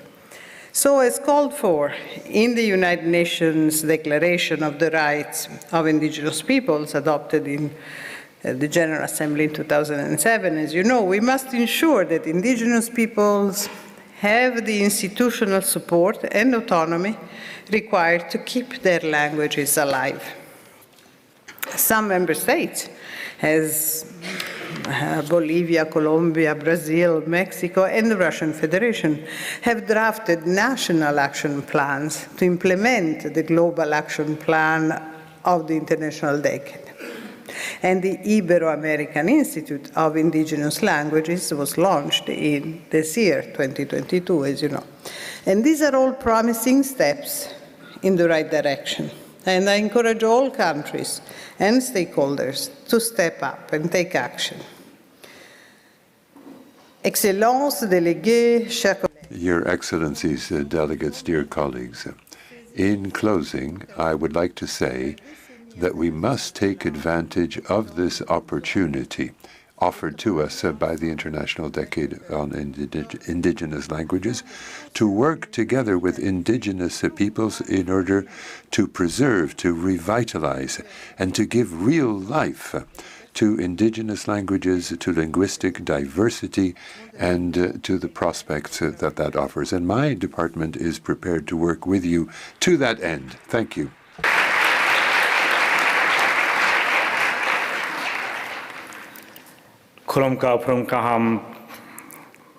This brings greetings in my language, my mother tongue, Kokborok. On behalf of the Expert Mechanism on the Rights of Indigenous Peoples, a subsidiary body of the Human Rights Council, I thank the Director General of UNESCO and UNESCO member states for the opportunity to address you on the occasion of the high-level launch event of the International Year of Indigenous Languages. The expert mechanism's mandate is to assist states and indigenous peoples in the realization of the aims of the Declaration on the Rights of Indigenous Peoples. The Declaration provides that indigenous peoples have a right to preserve, use, and transmit their languages, and states have an obligation to ensure that this right is protected. This decade is an important opportunity for the realization of the human rights associated with language. The recognition of indigenous languages is another key aspect of the recognition of indigenous peoples. Indigenous cultures and languages are a central principal feature of indigenous peoples' identities as collective and as individuals. Cultural self-determination as one of the four main pillars of Article 3 of the UN Declaration on the Rights of Indigenous Peoples also includes language. The expert mechanism in its 2021 report on indigenous peoples and the right to self-determination stated that language rights are integral elements of the right to self-determination. Historically, laws and policies of many states prohibited the use of indigenous languages and sought to suppress customs and traditions as a means of undermining indigenous political institutions and individual and collective identities and of assimilating indigenous peoples into the dominant culture. Indigenous language represent an inherent part of identity and promote the maintenance and transmission of indigenous peoples' knowledge and traditions. Languages contain within them the tools of express indigenous collective juridical and political methodology and organization. In many cases, indigenous peoples have maintained their traditions orally embedded in their languages.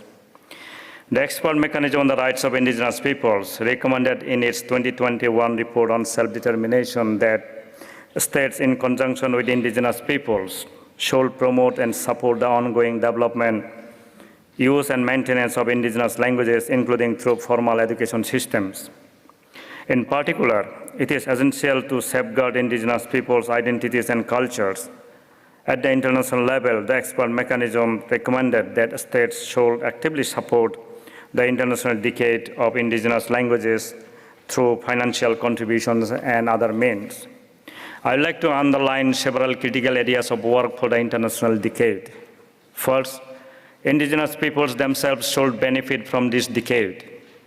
Many initiatives now rest on the shoulders of small cultural organizations and local activists.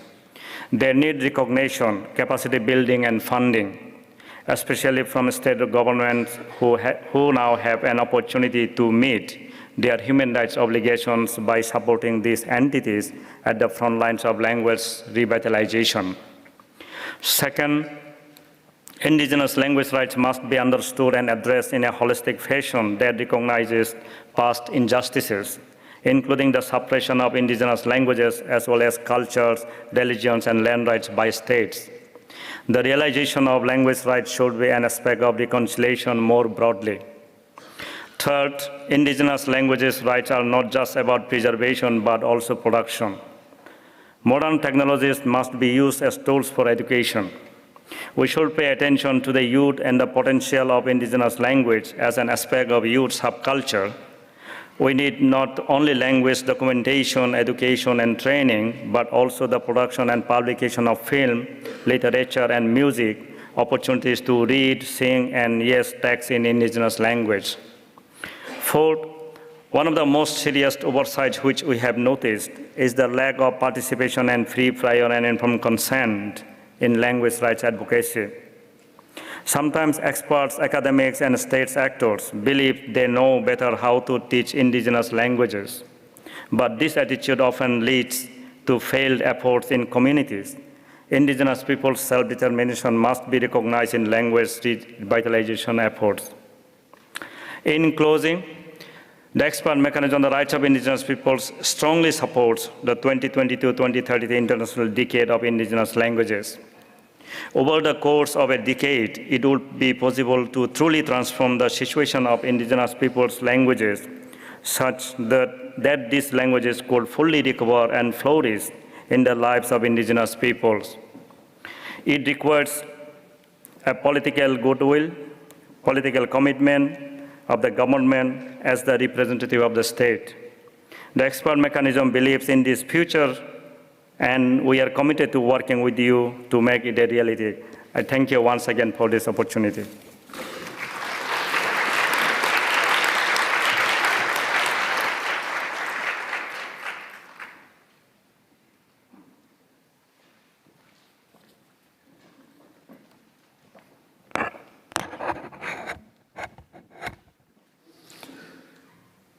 Muy buenos días. Good morning, brothers and sisters, one and all, and a special warm word of greetings to the Director General of UNESCO, to as well Maria Francesca Spatolizano, who's the Deputy Secretary General of Policy and UNDESA, the greetings to the Minister of Chile and also those of Ecuador, Chile, Bolivia, and all the indigenous peoples around the world who are watching us today and who are here with us in this hall. We're grateful to you for your attendance and for wanting to live. I bring you greetings from Dario Mejia, who is the president of the Permanent Forum for Indigenous Matters. And now I have a written statement that I prepared, but I can say that everybody has already said everything. We've heard about statistics. We've heard about how identity is lost when a language is lost. And so I want to speak to you from the heart and with a cool head. And I would like to apologize to the interpreters in advance because I'm stepping off script here. What I'd like to say to you, and with great affection, and with great sensitivity, which sometimes fills our heart with emotions and our eyes with tears, because we're talking about knowledge of human rights as they pertain to indigenous peoples, the right to speak and live in our own languages. Discrimination still exists. In fact, we still haven't been recognized as languages. This is the big challenge that lies ahead, and this is the one that we have to be focused on. We have to be aware that colonization didn't take away our language. Colonization hasn't made us forget. It has submitted us. It has decimated us. It has converted us into servants, but it has not taken our languages away. It hasn't taken away our knowledge, our wisdom. And this is why it's important to maintain the language.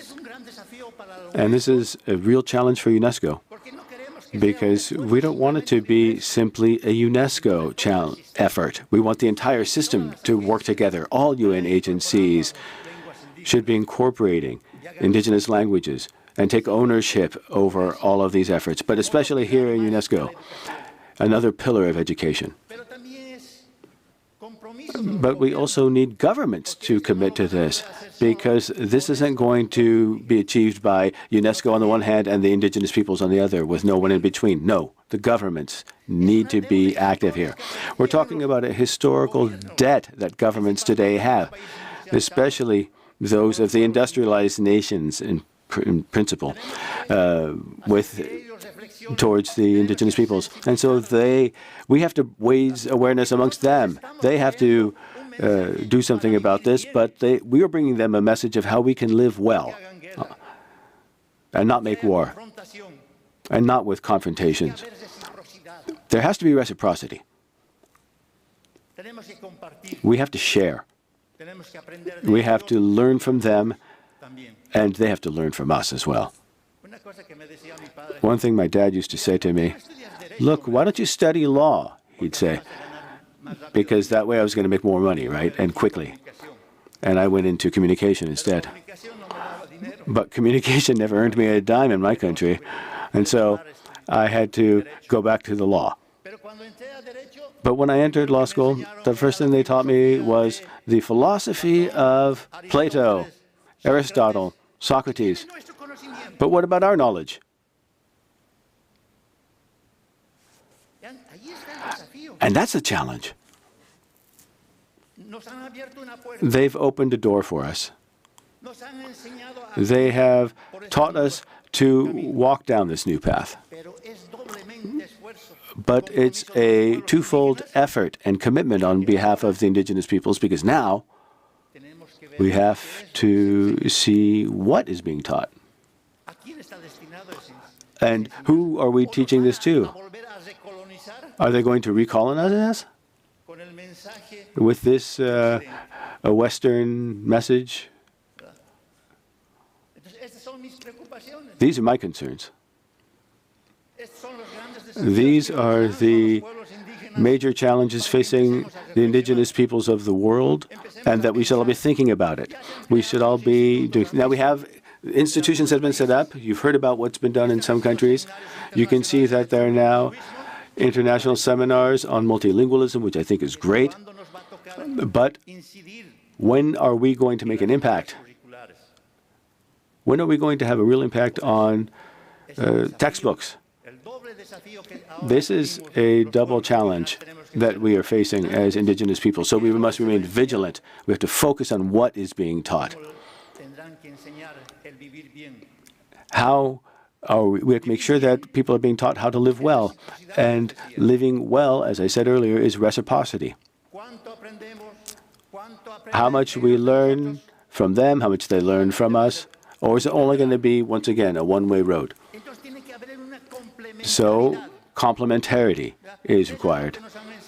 That's what our elders have taught us, how to complement one another. And this is why I think it's really important, and I welcome this day. And I'm grateful to the UN for this possibility that they've given me. But I think that we have to think about this, and especially the elders. We have to think about how we transmit our knowledge and our languages. Thank you very much, brothers and sisters.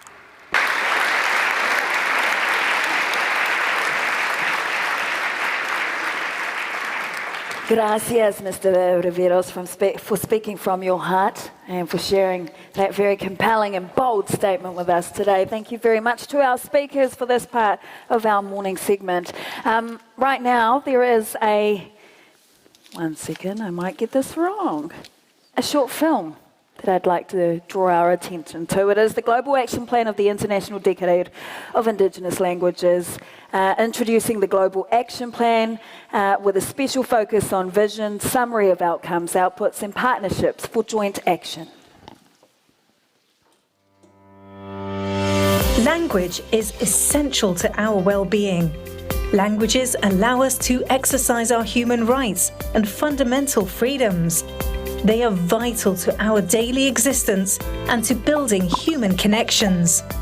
Through language, we can preserve our history, customs, and traditions, convey our thoughts, express ourselves in a language of our choice, and build our future.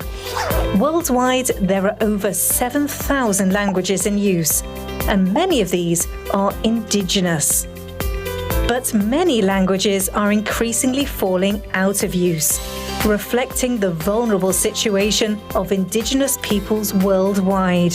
This is happening for a number of different reasons: increased globalization, urbanization, migration, climate change, and many other factors are impacting the well-being of language communities and the changes in language vitality. Language users choose to switch to a dominant language to avoid discrimination, stigma, exclusion, or to have more economic and social opportunities. Leading global efforts to address this trend and building on the 2019 International Year of Indigenous Languages, the United Nations has proclaimed the period 2022 to 2032 as the International Decade of Indigenous Languages, with UNESCO acting as the lead UN agency. The decade is a global call to action to preserve, revitalize, and promote Indigenous languages around the world. It is only by working together and cooperating that the vitality and sustainability of linguistic diversity can be ensured. The International Decade will help build a better future where Indigenous peoples are empowered to pass on their languages to the next generations. To reach this goal, UNESCO has worked with different partners to develop a global action plan for the International Decade of Indigenous Languages, which sets out a global framework for joint action and outlines the major steps that need to be taken in the next 10 years. Over the next 10 years, our efforts will focus on raising awareness to demonstrate the importance of linguistic diversity and multilingualism for societal development, encouraging legal recognition of languages and usage in justice, legislation, public administration, education, healthcare, digital development, employment, cultural heritage, biodiversity, sustainable food systems and Indigenous girls and women's empowerment, Indigenous peoples with disabilities, and strengthening partnerships. Ensuring the availability of the human, institutional, and financial resources that are needed to engage in joint action. This work will be done through policy formulation and implementation, capacity building of Indigenous peoples to learn, teach, and transmit their languages through community-based initiatives, enhancing the professional capacities of teachers, interpreters, translators, language specialists, and technology developers, development of multilingual content, tools, and resources, building institutional capacity, data collection for informed policy and decision-making, mechanisms for inclusion, participation, and partnerships. This decade of action will enhance global linguistic diversity and directly improve the lives of Indigenous language users, including youth, women, elderly people, and other professionals such as educators, who play a key role in the transmission of Indigenous knowledge, identity, culture, and world views. The Global Action Plan for the International Decade of Indigenous Languages establishes direct and indirect linkages with the Sustainable Development Goals of the UN 2030 Agenda and contributes to achieving them by facilitating effective interactions between a wide range of stakeholders. The International Decade aims to achieve 4 main outcomes. 1.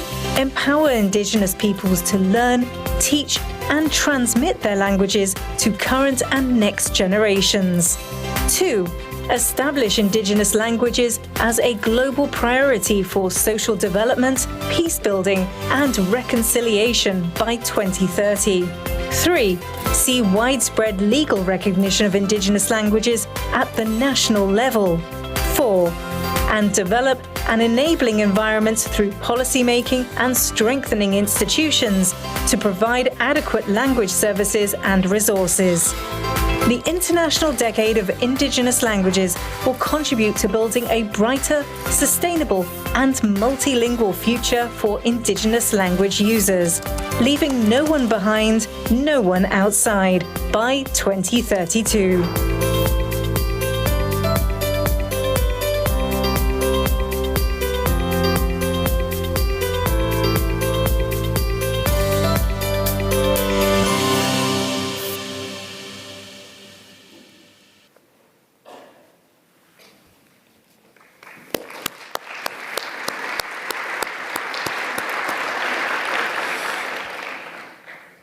Hello again. I am back here after such great cultural performance from New Zealand. I'm here to moderate a high-level roundtable on linguistic diversity and multilingualism, how they matter for future generations. And I would like to invite to join me on stage Ms. Nancy Charlotte Porsanger-Anti, Vice Minister of Local Affairs and Regional Development in Norway, Mr. Agasiata Tanuvasa Valelio Peto, Associate Minister of Education, Sports and Culture in Samoa, Ms. Gunda Reire, Parliamentary Secretary, Minister of Foreign Affairs of Latvia, Mr. Fernand de Varenne, UN Special Rapporteur on minority issues. Please take a seat on stage.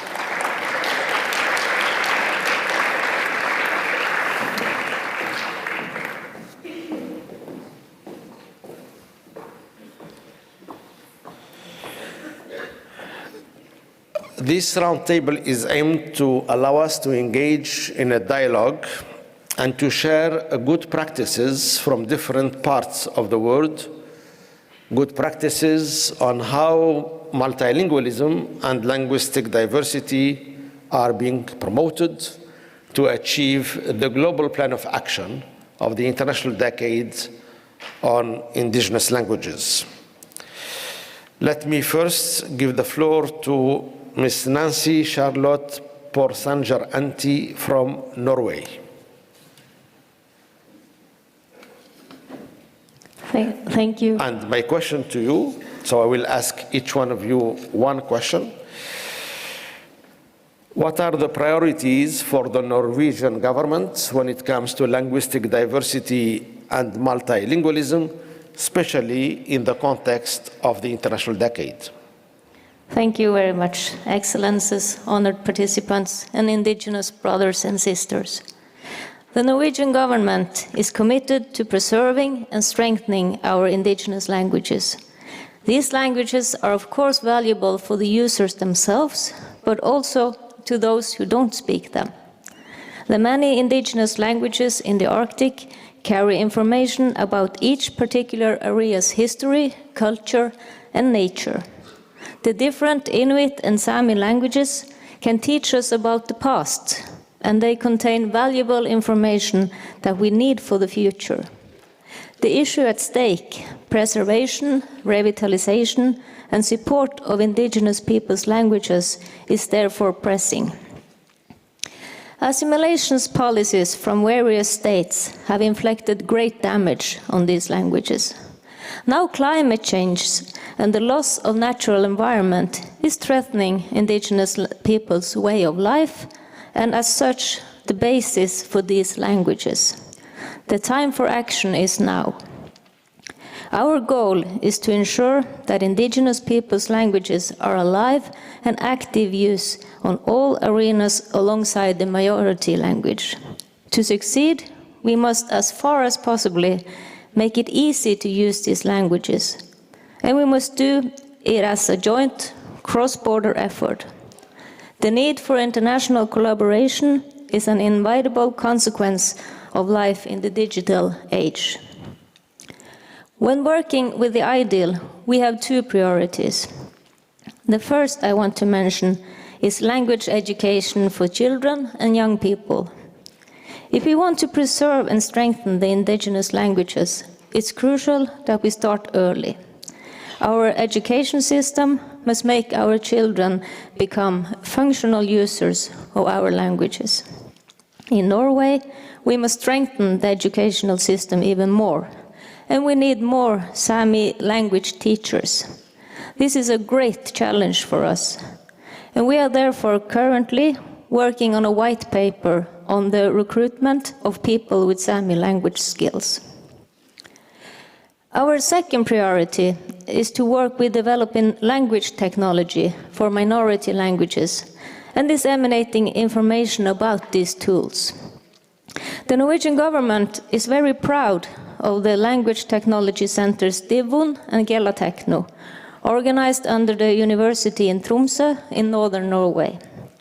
These centers have developed online dictionaries, translators, and other helpful technological language tools, specifically for small languages. They are designed to be used by several different minority languages and can be adapted to the needs of other indigenous people. We hope our language technology can be a part of the solution for saving indigenous languages across the globe. Thank you very much. I just realized that there is a nice chair there in the middle. It's not just a handcraft. I think it's supposed to be for the moderator. So allow me to go and take my seat.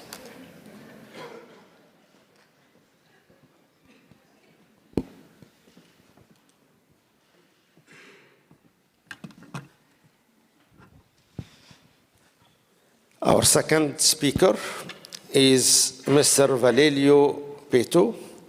And my question to you is, what are the plans of your Ministry of Education in Samoa to promote inclusive multilingualism? Thank you for the questions. Before I give you the answers, I would take this golden opportunity to say talofa lava. Greetings and heartfelt good afternoon from the independent state of Samoa. As the head of the Samoan delegation, and offer our sincere gratitude to the UNESCO for inviting Samoa to be part of this very important event, the launch of the International Decade of Indigenous Languages. You made sure that no one is left behind and no one is outside. Thank you so much. Now back to the questions. Samoan Language Commissions had developed the National Language Framework in line with the Samoan Language Act 2014, as well as the Samoa Strategic Plan, namely the Pathway for the Development of Samoa 2022-2026. The framework is also aligned with the International Decade of Indigenous Language Global Action Plan.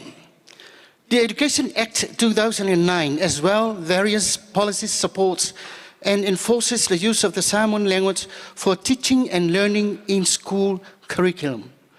Projects such as the MEAL, MESC Innovative Lifelong Learning Project, called Soifua o Oina.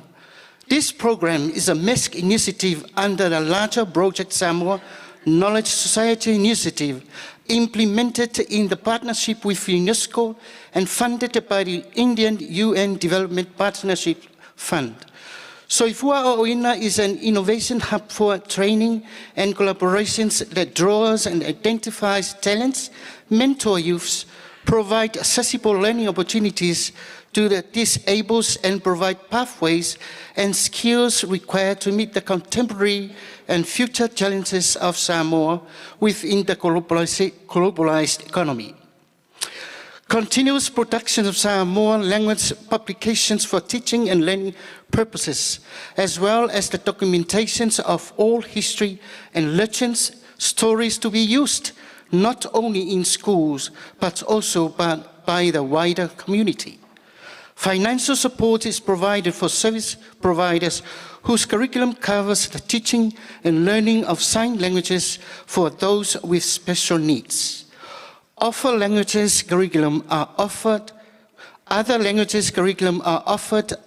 tertiary levels, example, Chinese and Japanese. Thank you.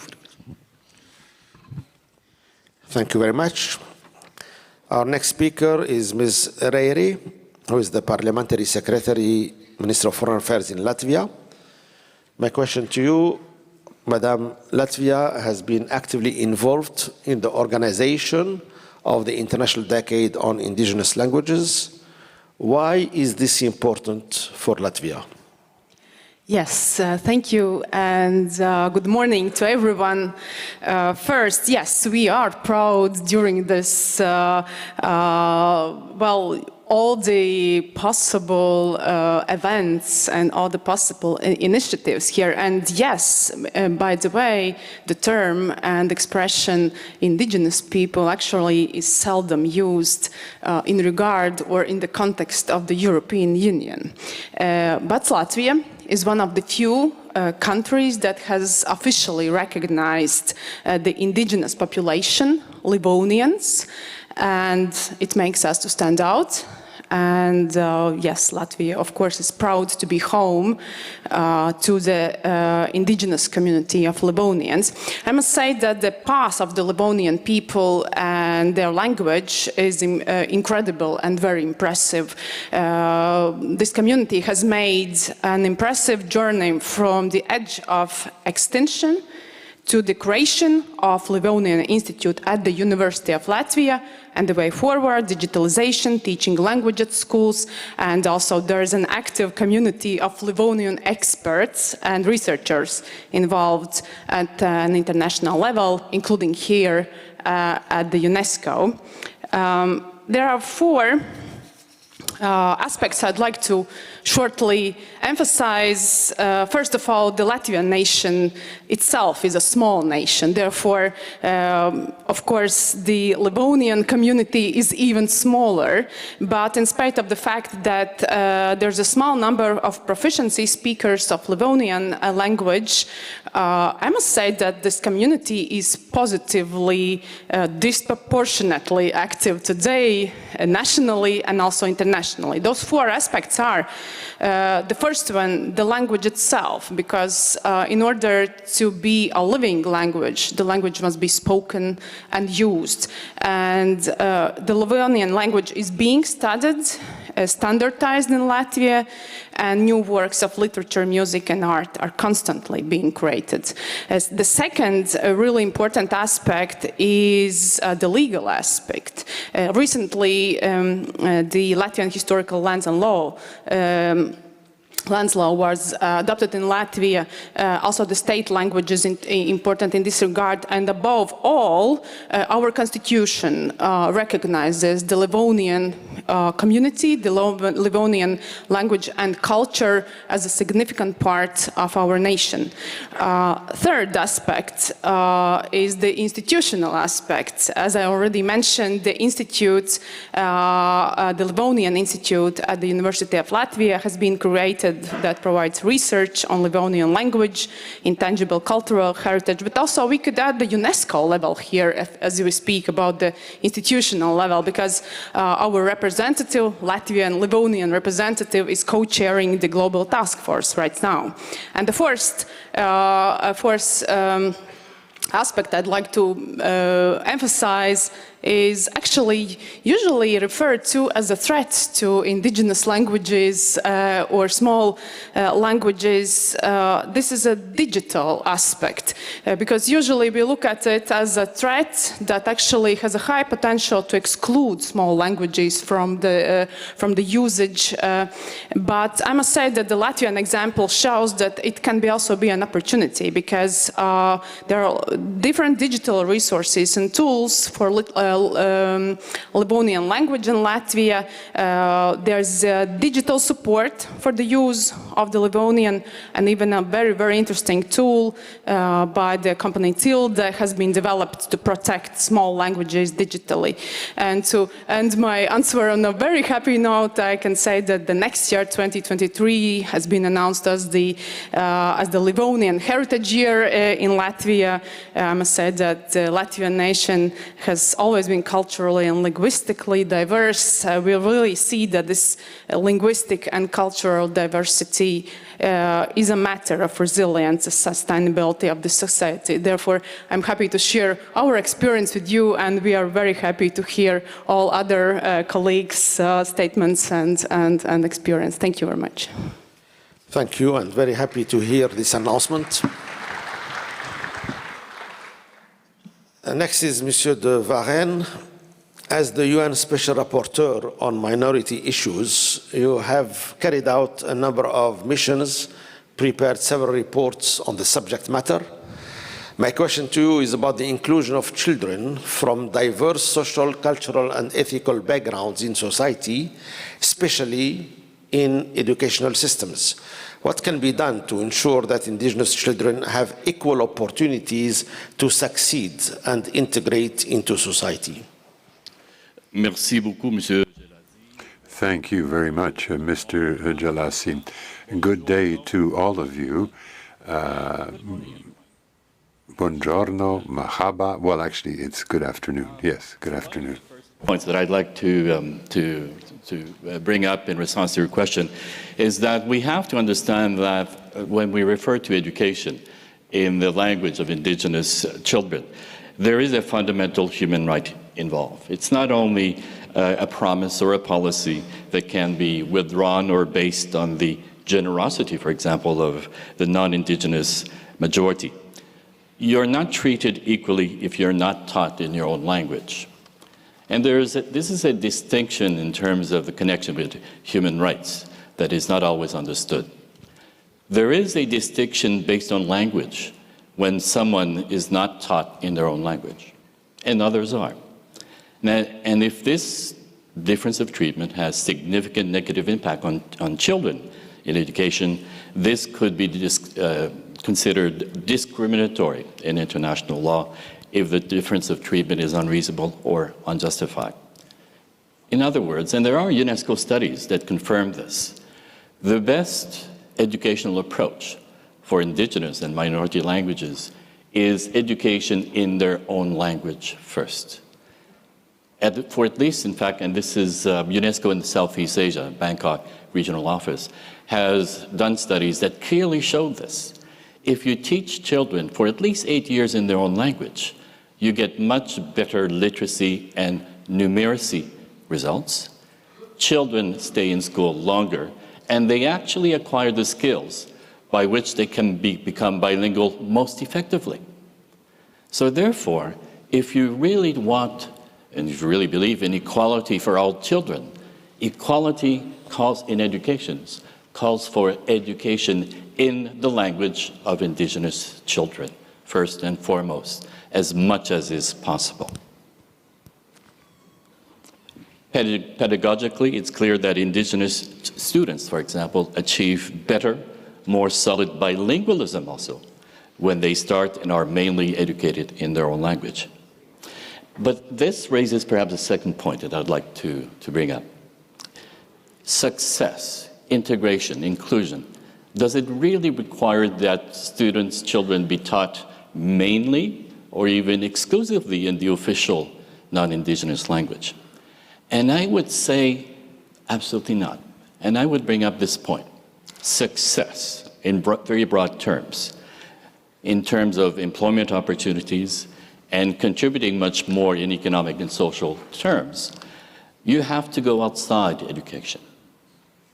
Indigenous languages flourish more when they become languages of prestige and power, because we should never forget that language is power. Language is power when it is used outside of the home or school, when it is visible and required in many aspects of society, such as the mass media, such as in public health and public hospitals, such as a requirement in civil service employment for jobs, because it is a language of service for members of the public, and there are opportunities connected to the use of these languages. And this is why there should be plans to go beyond mere symbolism or folklore in the recognition of indigenous languages during this decade, and make indigenous languages real languages of power, prestige, and opportunities. That means during this decade that states should also adopt legislation that gives you language rights, and also implementation mechanisms, ways to ensure that these rights are enforced, so that indigenous language must be used where reasonable and justified in areas such as education, social services, public health, and in areas of traditional economic activities for indigenous people that are important, including economic and other traditional activities, so that they can truly become languages of opportunities and power. And this is perhaps something that needs to be reflected in, and I think included much more visibly in the global plan of action. Do not rely on promises or even policies only without legal backing, because promises, as history shows us, can be easily forgotten or relies on the generosity of the majority. That is not what the global plan of action contains, and certainly not what you should limit yourself to. Ensure that indigenous languages are languages of power, of opportunities, and prestige for future generations. Thank you. Thank you very much, Monsieur de Varenne. I must say that initially we planned to have 2 rounds with all speakers, but unfortunately, since we are running late schedule-wise, we have to wrap up the first part of the roundtable at this stage. I would like to thank all panelists for their insights and sharing their practices. And also, I would like to invite now, give the floor to a musical performance. This is a special one because it's a joint venture between Paraguay and UNESCO. We'll have Her Excellency Ms. Nancy Ovelar de Corostiago, the Ambassador and Permanent Delegate of Paraguay to UNESCO, singing and accompanied by the UNESCO choir. Thank you all. Thank you.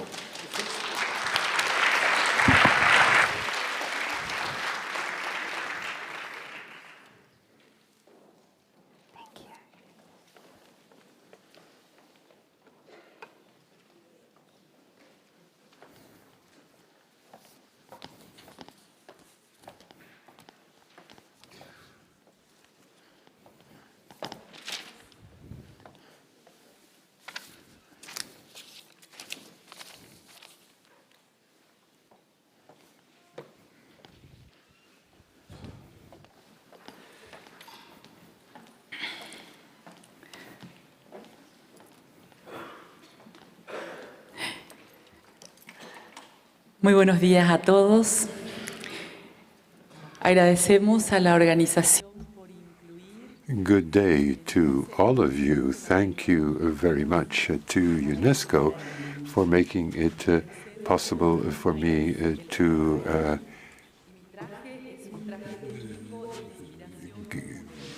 give a presentation in Guarani. I'm dressed in traditional dress, but inspired also by modern design. And thank you very much to the UNESCO choir. for having taken the trouble to learn a Guarani song, Nemete, called Nemete, which means the mountain. It is a song about nature and also a metaphor of a country that is planting dreams in order to dream better. So we will now play the song for you.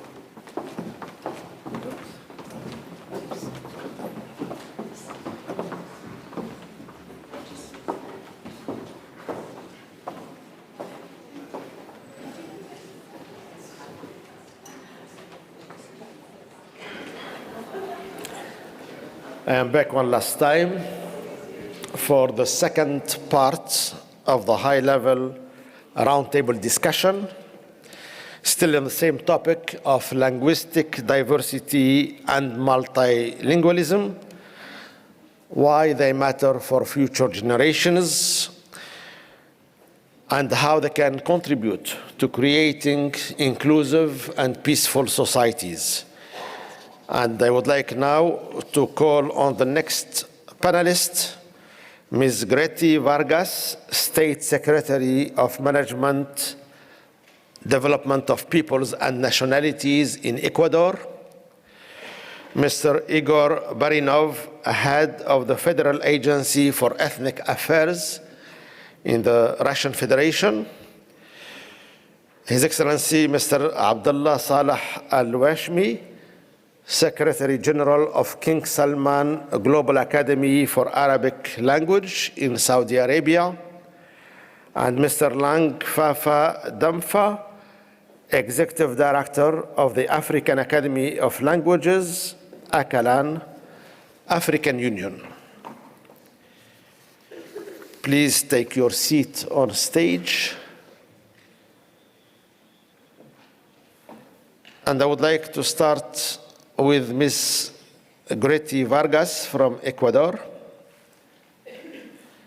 As the Secretary responsible for the management and development of peoples and nationalities, could you please tell us briefly about your plans to revitalize and protect indigenous languages in Ecuador?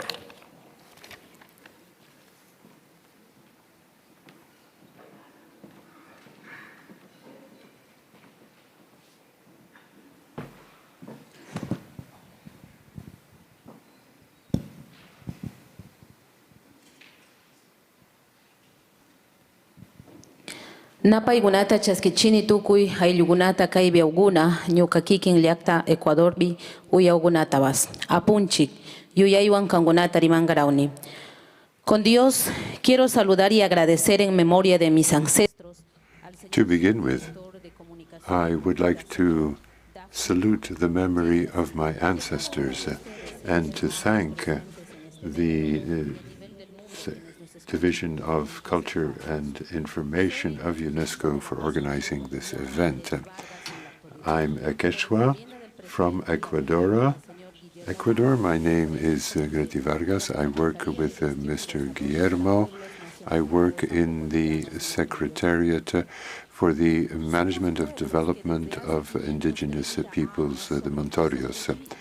We are a people who have managed to survive despite the fact that our language and our knowledge have been attacked. They're not dead, they've not disappeared, and they never will.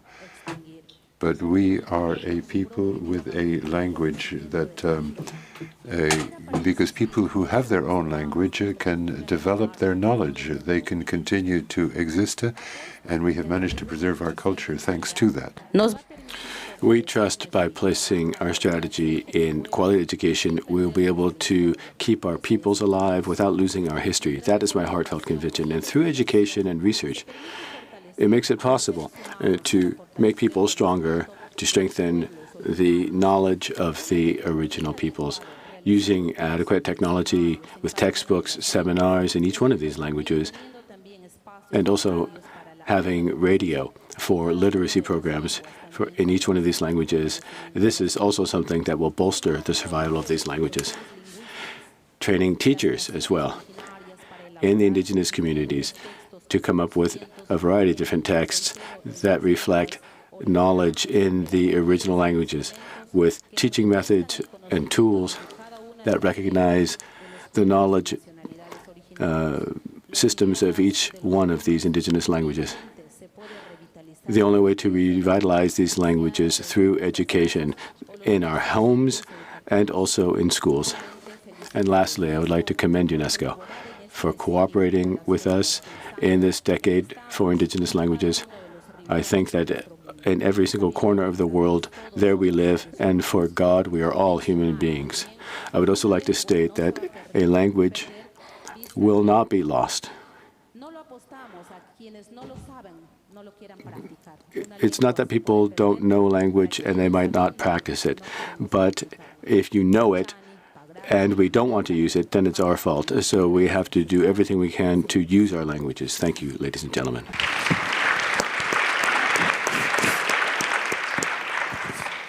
Thank you very much, Ms. Vargas. Let me now turn to Mr. Barinov. Could you please tell us about the priorities of the Russian Federation to preserve linguistic diversity and promote multilingualism within the context of the International Decade of Indigenous Languages? Thank you, Mr. Gelasi, for the question. Good afternoon, dear colleagues, dear friends. For the Russian Federation, which is one of the most multinational and multilingual countries in the world, preserving and developing indigenous languages is a long-term absolute priority of state policy, enshrined, in fact, in the Constitution. I would like to remind you that it was Russia that one of the initiators to hold an International Year of Indigenous Languages in 2019. And we are delighted, of course, that our initiative was fully supported and implemented. And we fully share the most important provisions in the Global Plan of Action. The implementation of the decade must be everyone's business. We intend to unite the forces of all interested parties, the resources of state institutions, to make sure that the plan of action is really implemented. And everyone is participating. The associations of indigenous peoples, 9 federal ministries and agencies, 16 leading scientific institutions, also active in education culture, such as the Russian Academy of Sciences, the Russian Academy of Education, and the mass media, and also the Russian Committee for the UNESCO Information for All program. And about 1/4 of all events under the plan are being implemented with the participation of the executive authorities of the Russian Federation. And I would like to stress that we are supporting decade activities right across the country. At the present time, in all regions of the country, a huge job of work is being done. There is no doubt that the priorities of the Russian Federation when it comes to preserving multilingualism within the framework of the decade is based on the specificity of the linguistic situation in the country. There are key sectors, of course, where this has to be taken into consideration: education, digitization, and culture. An important objective is to do away with the digital inequality between those living in large cities and those in very remote areas. Now, access to the language is particularly important for many of these peoples, but today in Russia, in the general education system, 74 languages are used.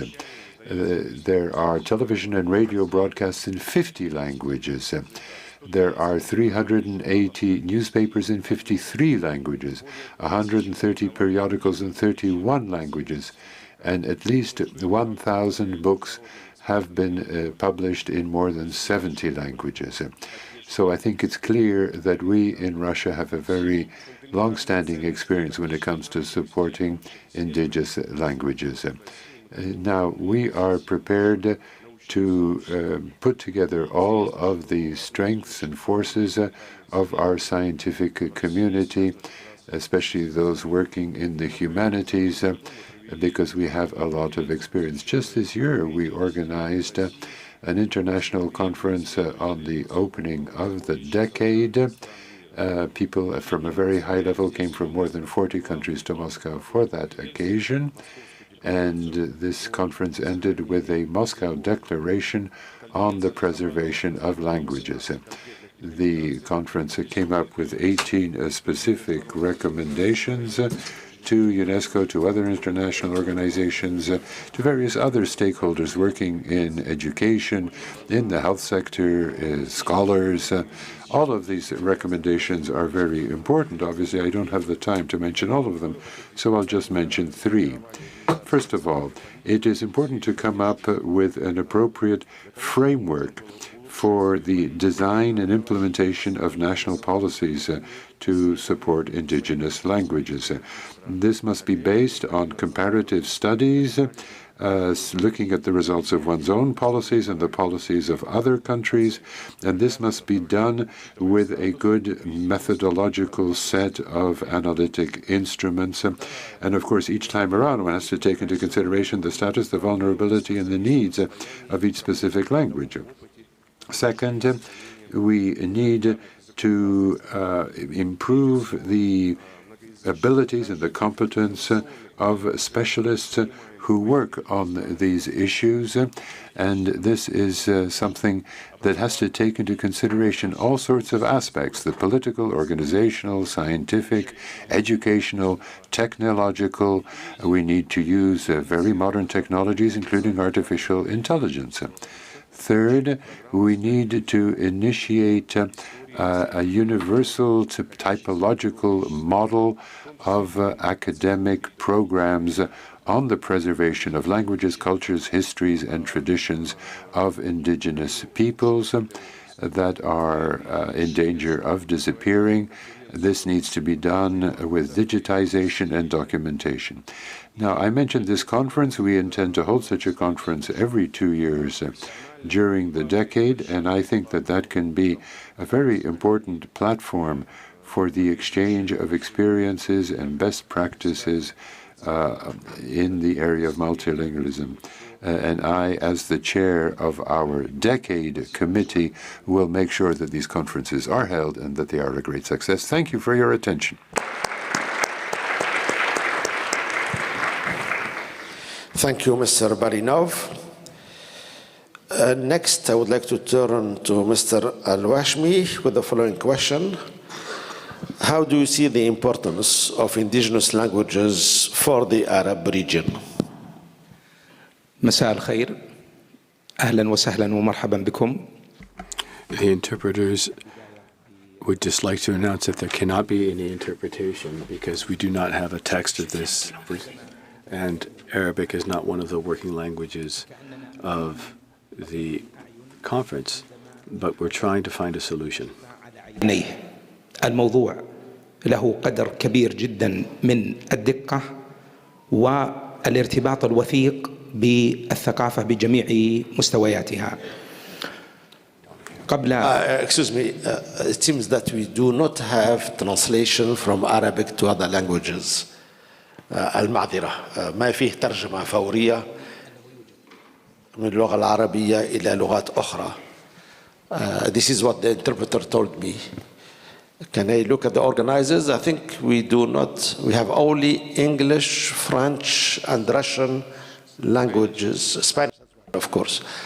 Unfortunately, we do not have translation into the other two languages of the UN, Arabic and Chinese. Is this the case? I'm looking at the organizers at the back of the room.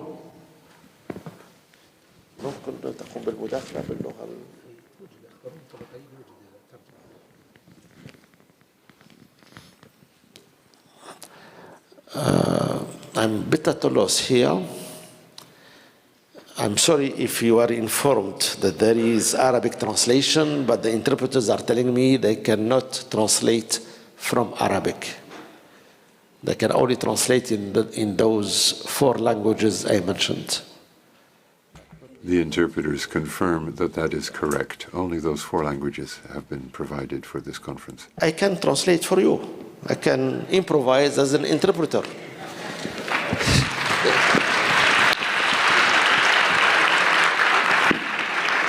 But I should warn the audience, don't expect professional level of service. I just thought this is maybe a way forward, right? تفضل مداخلة باللغة العربية وحاول الترجمة الفورية. So I'll try to translate only in one of the other 4 languages, right? So maybe into English, maybe this is more spoken by the people in the room. جيد. Okay, thank you. قبل قرابة 1500 سنة كان يوجد في المدينة التي أنتمي إليها وهي الرياض عاصمة المملكة العربية السعودية شاعر عربي اسمه الأعشى. دقيقة واحدة. Let me translate, please.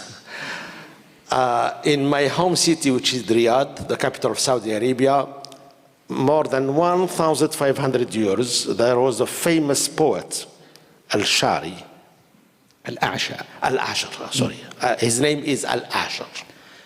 ما الذي ستخسره الثقافة العربية لو أن تراث هذا الشاعر لم يحفظ ولم تستمر هذه اللغة؟ يقال عن الأعشى ما يقال عن غيره من الشعراء في العالم. So the point here, allow me, it's not word by word, right? I try to convey the message. The message here is, let's think of the loss that will happen if we cannot preserve, share, maybe translate the wealth of knowledge of this poet. يبدو أننا نستطيع أن نتخيل أن المعنى هو غرفة ضخمة واللغات نوافذ تطل على هذه الغرفة. We can think of content as a very large room, and the windows in this large room are the languages that allow us to know from the inside the content being produced. ولذلك هذا المشروع في اليونسكو يكتسب أهميته من أننا نريد أن نحتفظ بجميع المعنى للأجيال القادمة. So this project of the International Decade is meant to really preserve this content that he referred to, the content in this large bedroom. I'm looking at our ambassador and permanent delegate of Saudi Arabia, Al-Amira Haifa. Maybe she's more able to translate than me. Princess, do you want to take my seat? I'm okay. You are saying I'm doing okay. Thank you very much. So we'll resume. Thank you. Thank you, Ambassador. So far, maybe. Please. لا نريد في هذا العالم الضخم والمميز أن نخسر أي مستوى من مستويات الثقافة الذي تحفظه لنا اللغات. In this world, we don't want to lose out any content which is transmitted to us through languages. كل لغة مهما كان عدد المتحدثين بها تمتلك طاقة ثقافية ضخمة نريد أن نستفيد منها جميعا. Every language, in spite of the number of speakers of that language, carries a cultural heritage and a lot of meaning. لدي بصفتي من العرب ثقة كبيرة بلغتي، ولكن لدي ثقة مماثلة بوجود ثقافة كبيرة في جميع اللغات. As an Arab citizen, I am confident that Arabic language carries a lot of meaning and content, but I am also confident that other languages equally carry a lot of content and meaning. نحتاج إلى الوعي بقيمة هذا الموضوع أولاً. We need to take stock of the key importance of this content. وضع السياسات والأنظمة التي توضح الإطار الذي نعمل عليه. Put in place the public policies which allow us to have the working means. آخر النقاط الحاجة الكبيرة إلى استثمار التقنية في تعزيز هذه اللغات والمحافظة عليها. We need to use technology as a lever to safeguard these languages and this cultural heritage and to share it with others as well. فيما يخص مجمع الملك سلمان العالمي للغة العربية فنحن نعمل على بعض البرامج المتصلة في هذا الموضوع. This is our mission at the King Salman Global Academy for Arabic Languages. This is what we have been working towards achieving. ومنها مؤشر اللغة العربية.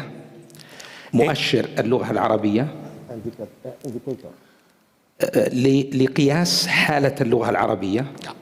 Including indicators that allow us to measure, to assess the state of the Arabic language. قواعد بيانات اللغة العربية. Including also databases for the Arabic language. نعم. ثالثاً نحاول أن ندرس الحالة الصحية للغة. We also try to assess the health state or situation of languages. ونعتقد أن هذه النماذج الثلاثة قابلة للاستنساخ في لغات أخرى. Our work could also, we believe, be applied to other languages. شكرا جزيلا. Thank you very much.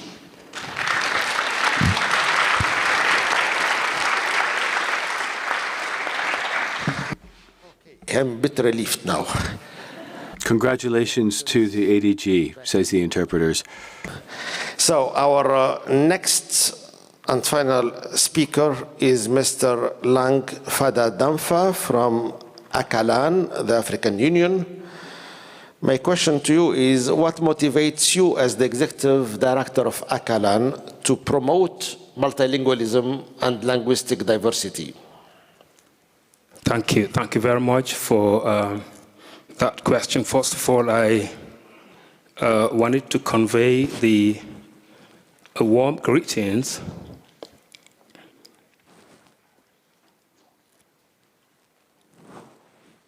very warm greetings from Her Excellency Ambassador Minata Samati Sesuma, Commissioner for Health, Humanitarian Affairs and Social Development of the African Union Commission, who asked me to come and represent the African Union to this very important meeting, this round table part 2.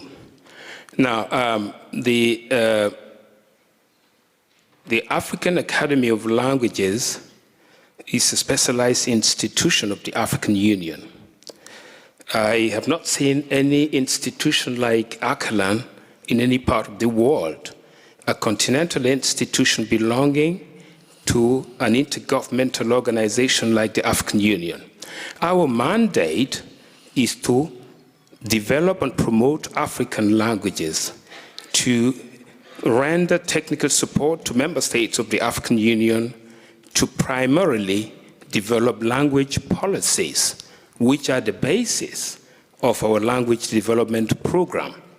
And I assume that language policy is the basis of most language development programs. Now, Akalan is the natural partner of UNESCO in Africa, because our primary mandate is to empower African languages. And therefore, we have started to collaborate with UNESCO right from scratch in our language development activities. When 2019 was declared as the International Year of Indigenous Languages, the African Academy of Languages collaborated with UNESCO to administer the African chapter. We developed the Addis Ababa Declaration, which identified or stated that all African languages are indigenous to the African continent. Therefore, our activity, our programs, in terms of the indigenous language program, from the International Year to now the International Decade of Indigenous Languages, we are developing and promoting all African languages as a factor of African integration and development. And now we are working with member states, and I want to outline the government of South Africa. The government of South Africa, the Department of Sport, Arts and Culture, that has taken the lead in Africa in November to launch the roadmap for the International Decade of Indigenous Languages. And just 1 month after, the PANSALB, which is the Pan-South African Language Board, also an institution created by Parliament to develop and promote the 11 official languages of South Africa, including sign language, also launched a conference to promote multilingualism.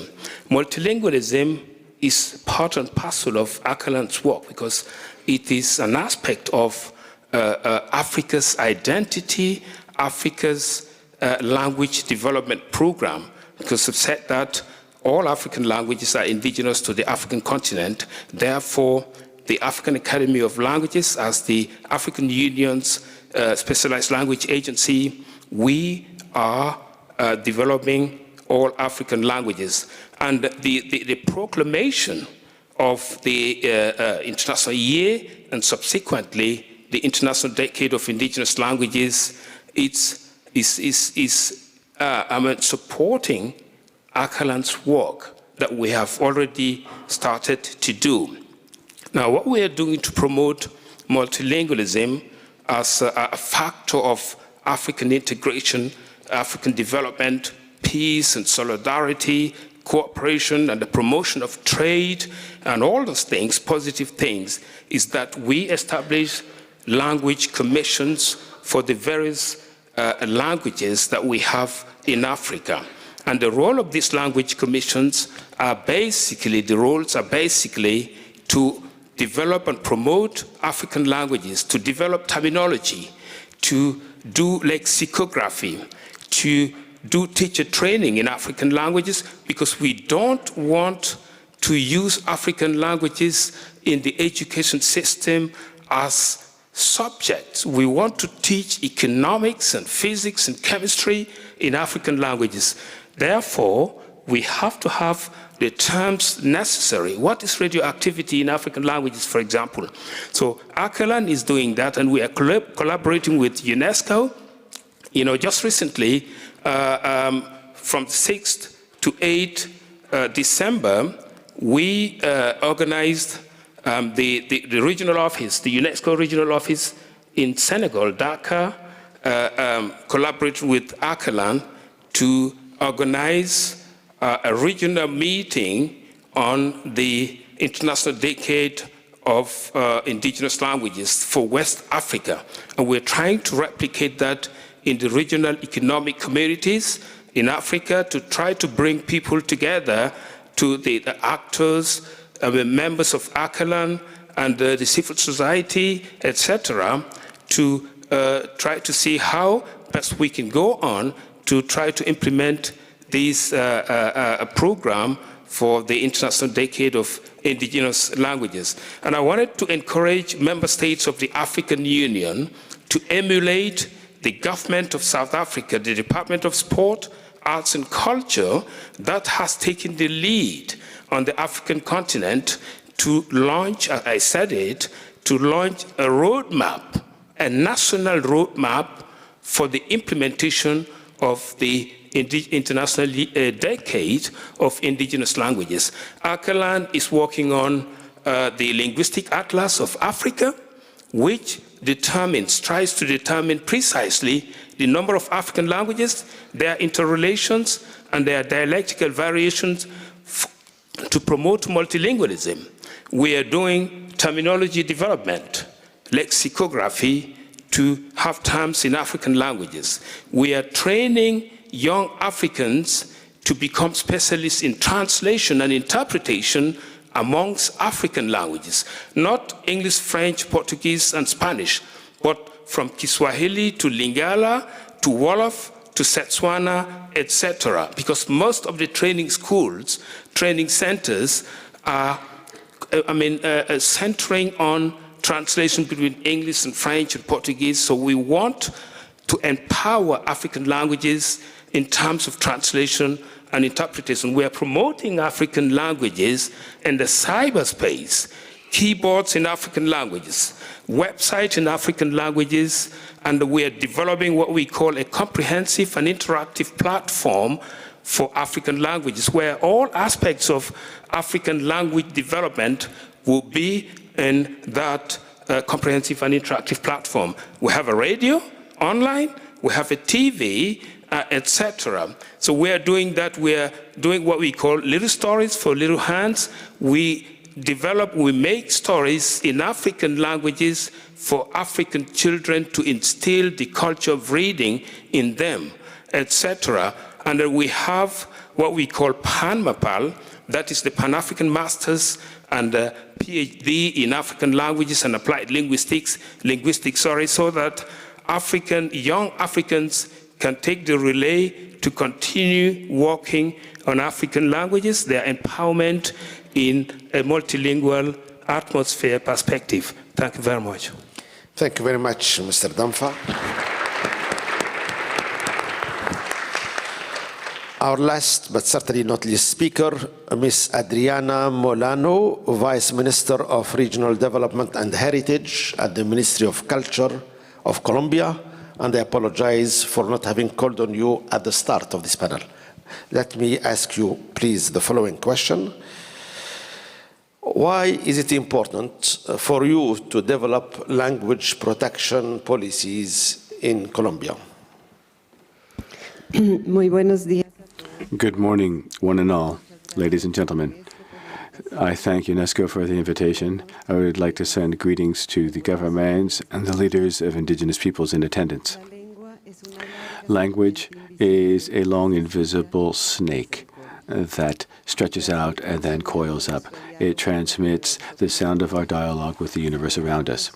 If we lose our language, we lose our connection with Mother Earth. This is what the elders of the Ibarara Zaparara people of Colombia said in order to explain the huge importance that preservation and protection of their native language is, including, and this extends to other languages. To understand the spiritual origins and outlook of indigenous peoples is something that we need in order to preserve ecosystems and biomass, where the planet Earth is still breathing and guarantees us the natural equilibrium upon which we rely. Indigenous peoples live in balance with their habitat, and this is something that is seen in their languages and in their cultures. It's in these native languages where the very skeleton or the motor, the engine of this balance lives. And so it's through these languages that we can understand the organic relationship between human beings and the world and life around them. Now, in Colombia, we have a long and native languages from 2010. This established an advisory council on indigenous languages in our country. We've also developed a 10-year plan for indigenous languages from 2023 to 2033, and this is going to include all of the indigenous languages, the Roma language, and Afro-descendant languages. We've developed a methodology that's based on participation. Our model is called the Circle of Speaking, and this is where there's mutual respect and reciprocal exchange between the communities and the institution. Words are used as the threads in the loom that makes it possible for this dialogue to converge, and we've a tapestry. Those speakers, each speaker is one of these critical threads, speaking from his or her own position. So it's a holistic approach that the government of our President El Campo has been committed to. We see this as part of deepening democracy in our country, focusing on the right of nature and the strengthening of indigenous languages. This is also the way in which all of these various concepts such as lifestyle, nature, peace. It's by having different approaches to this through different languages that we can understand how the indigenous peoples in our country relate to things like this.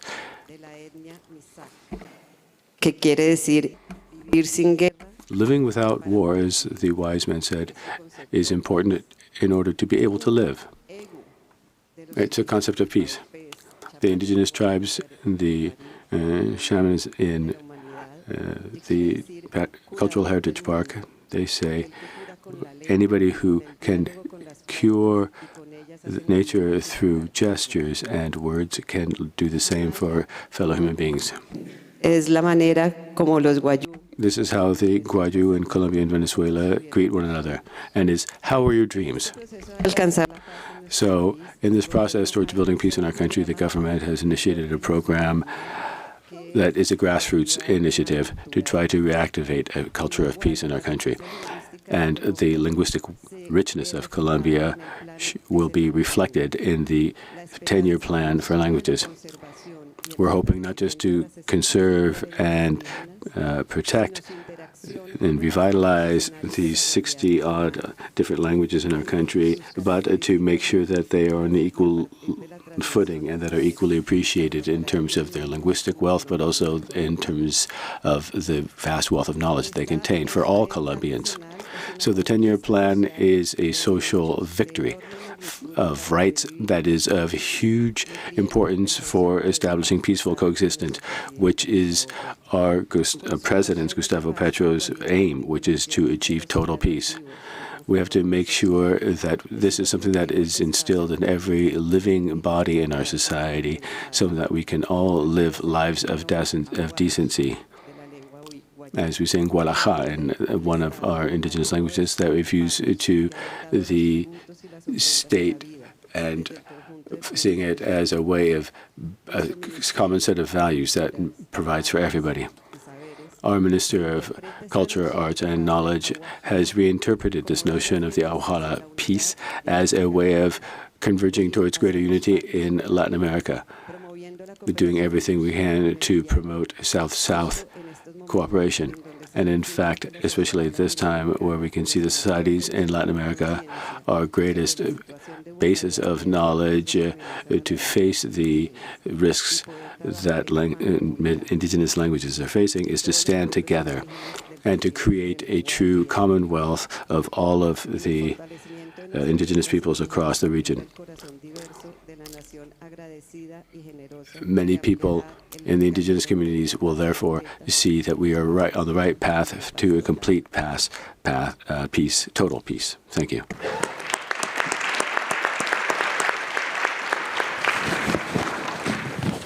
Thank you very much, Ms. Molano, and I would like to thank all the panelists of part 1 and part 2 of this roundtable discussion.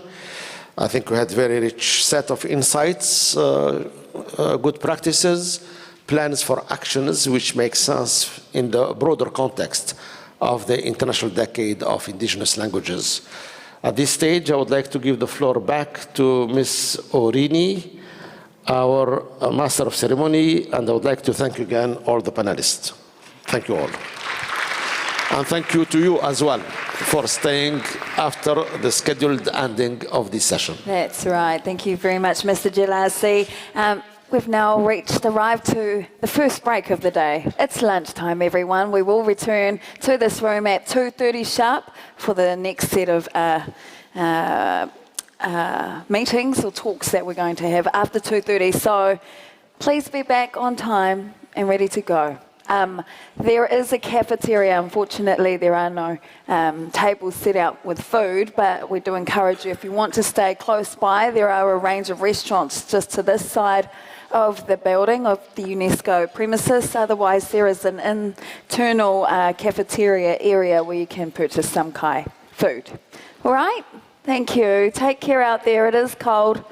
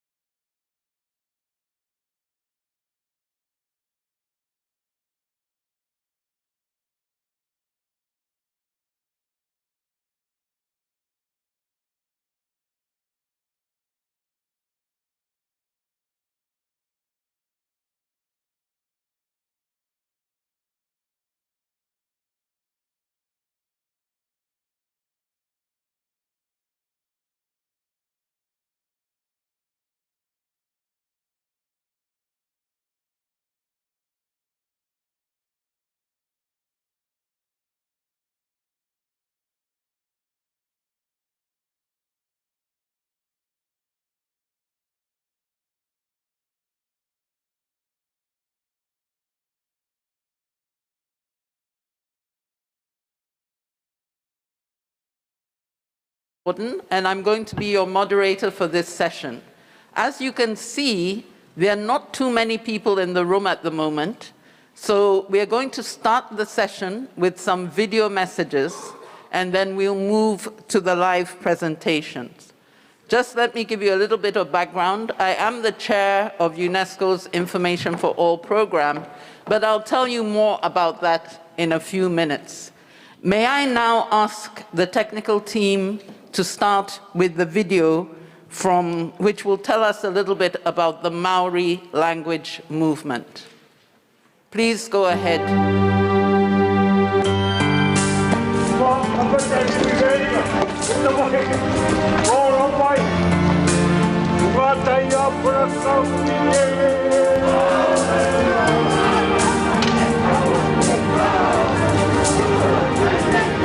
We use it as a political pressure to make people think about it, whether we ought to have Māori language in schools or not.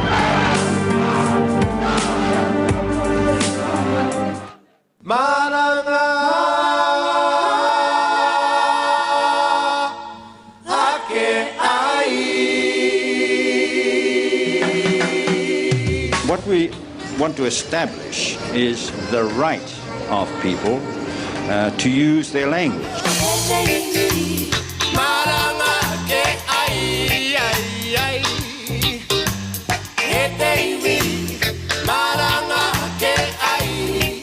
I said it soon come down.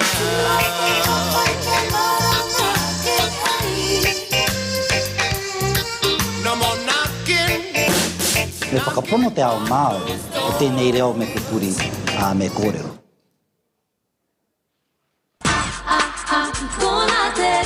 It's time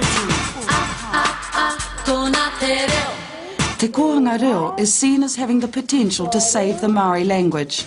The Maori has slipped along the last 50 years. We've been trying to say, look, use the culture as the catalyst. It's time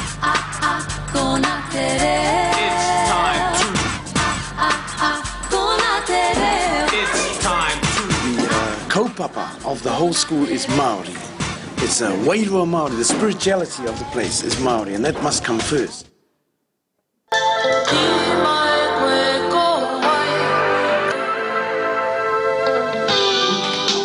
Tangi atu tēnei ki a koutou e matatau ana ki te kōrero I tō tātou reo. Kia are mai ki te awina I tēnei kaupapa reo irirani.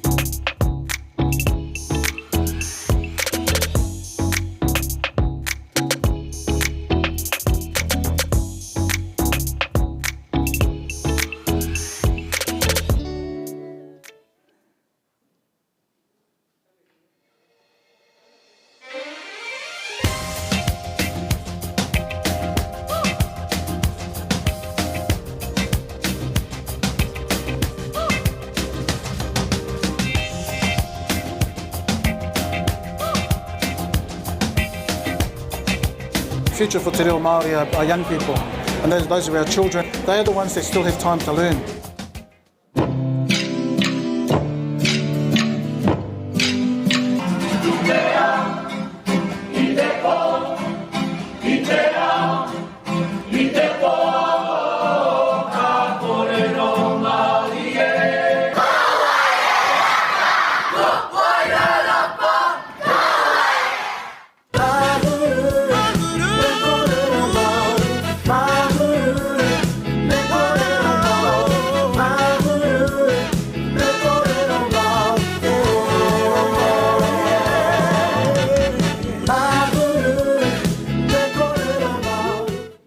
Wow. That was so exciting. Perfect for launching this session, which is sharing our stories.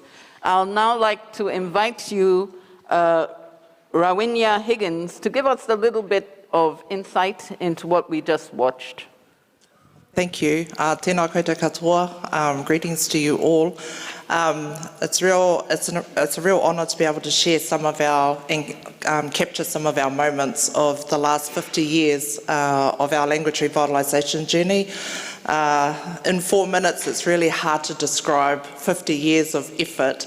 But we decided to show a video that took us back to 1972. Because that catalysed a whole lot of the movements that you kind of got a glimpse at. And so rather than walk, the famous walk, the famous petition, absolutely.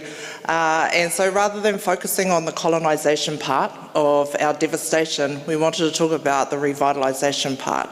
And so for us, these were just some moments in time that have led to where we are today, where back in 1972, when that petition was laid down, only 5% of our children had some language, but today 25% of our children do. And so we can see that although this is a long process, takes 1 generation to lose and 3 generations to restore, we are starting to build up our first native language speakers again. And so Māori language revitalisation for us is about the movements of our people, and now they've become institutions of our society. And languages tell the story of humanity. That's what makes us human. They're an anchor to our past. The language is an anchor to our past and a compass to our future. And so we're really pleased to be able to share with you some of the navigators of our language journey this afternoon. Thank you. And I just wanted to say that her title is Maori Language Commissioner. And I have to ask the room, how many of us have language commissioners for our indigenous languages in our countries?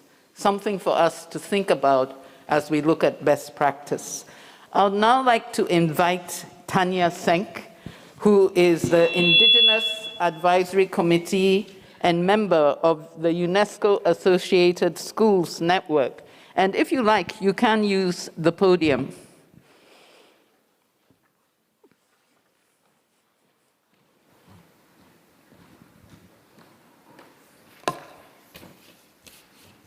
Miigwech.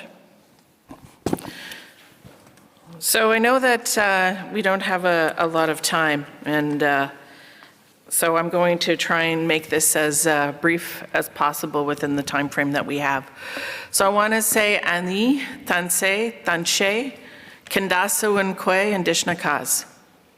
I have been told by the elders that when we speak our indigenous languages, we acknowledge and call our ancestors in. I am Red River Métis, Cree with Saulteaux ancestry, known as the Three Sister Nations, people of the buffalo, as was taught to me by Elder Maria Campbell. I have roots in Cowessess First Nation, in Saskatchewan in the Qu'Appelle Valley, and the matrilineal line of the Bellemeur, Pelletier, Desjardins, Delorme family lines. I live, work, and play in Toronto in what we know today as Canada, also known as Tukaranto, which is a Mohawk word, Haudenosaunee, which means where the trees stand out of the water or where the weirs stand out of the water, on the shores of the freshwater lake, Lake Ontario. We also honor and recognize there our relationship with treaty with the Mississaugas of the Credit First Nation and the ancestral lands of the Anishinaabe, Haudenosaunee, and the Wendat. It is also the land of the dish with one spoon, wampum agreement, which is a wampum agreement between the Haudenosaunee and the Anishinaabe that they will share the land and the resources so that the dish is never ever sullied or contaminated, that it is always full, and that you come to the dish with one spoon, not a fork or a knife with aggression. So it is a reminder to keep in front of the way that we are in the world, our commitment to Mother Earth and sustainability on Turtle Island. Toronto is very unique. It's a large city. It has the largest population of Indigenous peoples in all of Ontario combined. So currently, I am the System Superintendent of Indigenous Education through the Urban Indigenous Education Centre of the Toronto District School Board. I am the former principal of Kapapamachkwe and currently the superintendent of Kapapamachkwe Wandering Spirit School, which is a school that serves students from kindergarten through to grade 12 with many partnerships. I am honored to be invited here to Paris for the launch of the UNESCO International Decade of Indigenous Languages as a member of the ASP.NET Indigenous Advisory Committee. The Canadian Commission of UNESCO welcomed Kapapamachkwe Wandering Spirit School into this partnership in the spring of 2022 as a full member of the UNESCO Schools Network. The UNESCO Schools Network is an international network that links together students and teachers and educational institutions across the world in a common goal to support the building of peaceful and sustainable societies in the minds of children and young people. Young people are our greatest resource, as is our elders, and we learn a tremendous deal from the elders and from young people. At Kapapamachkwe Wandering Spirit School, we center Indigenous ways of knowing and being, and they are central and interwoven into the fabric of all that we do across the curriculum. The school was founded in 1977 by Elder Pauline Shirt, who is still the principal elder of the school, and the late Elder Vern Harper. The motto for the school is self-determination through Native education, through Indigenous education. For the children, the core of what the vision is for Elder Pauline is that it is grounded in Indigenous knowledges.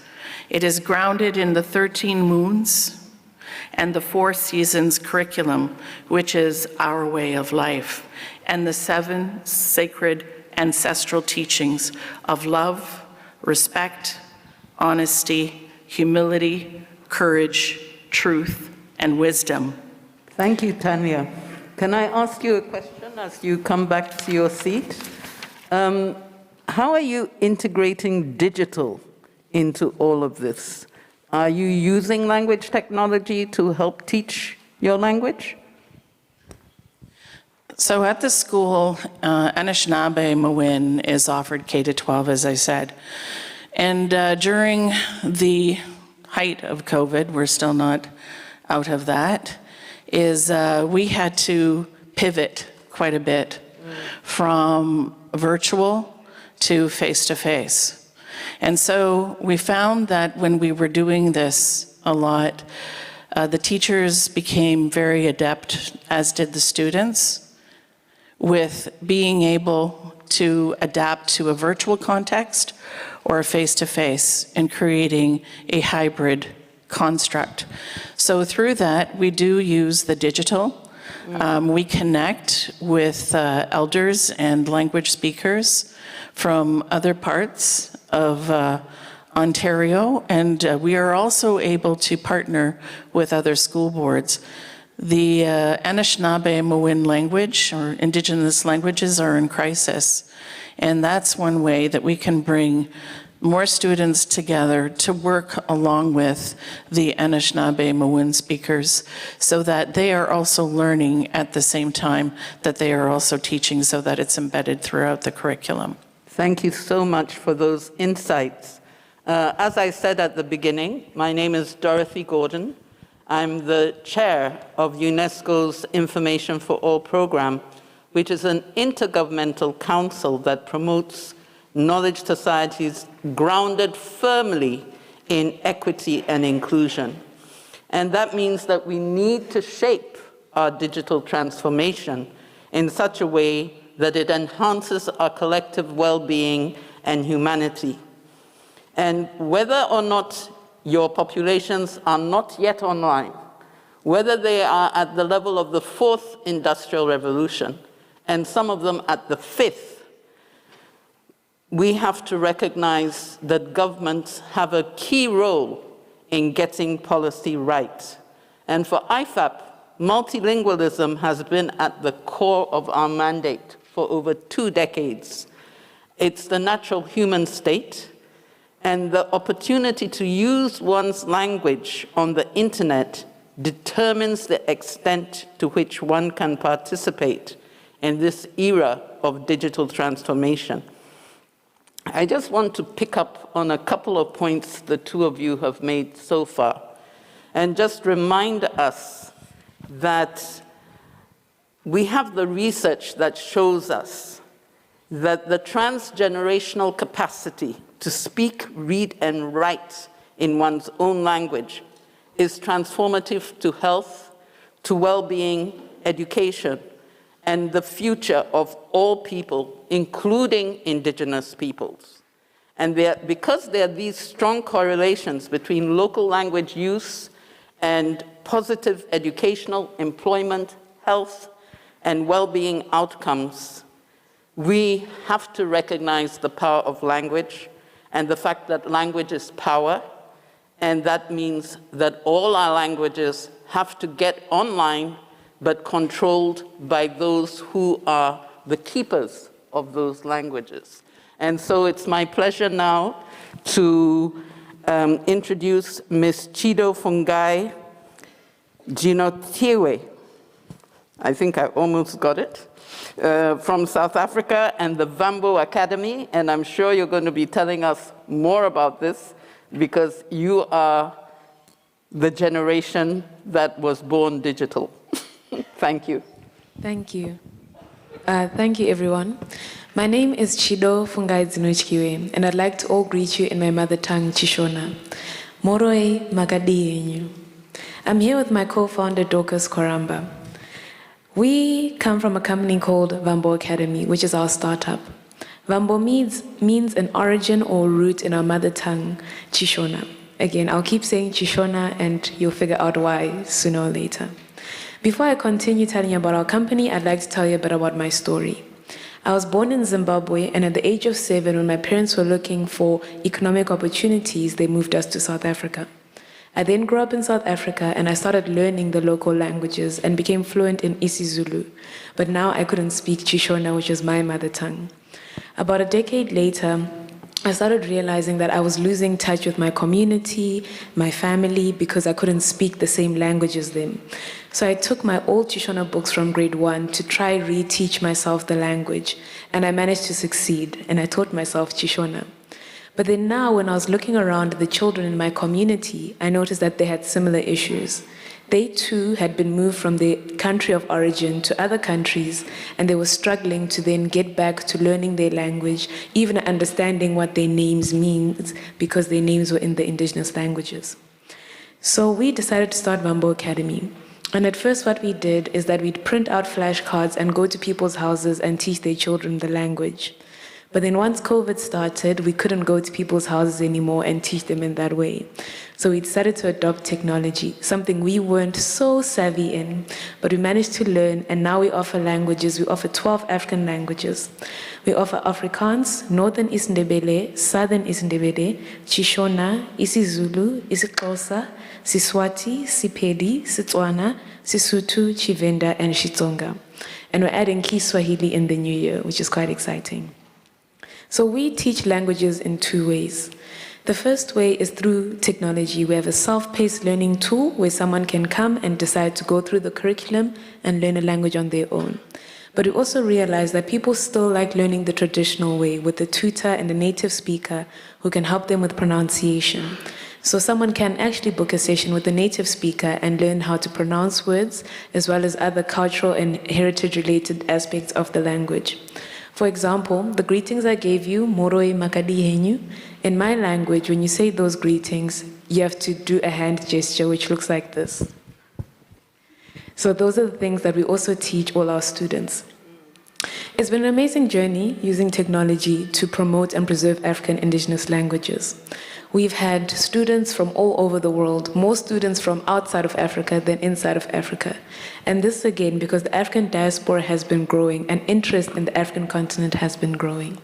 Thank you. Thank you so much.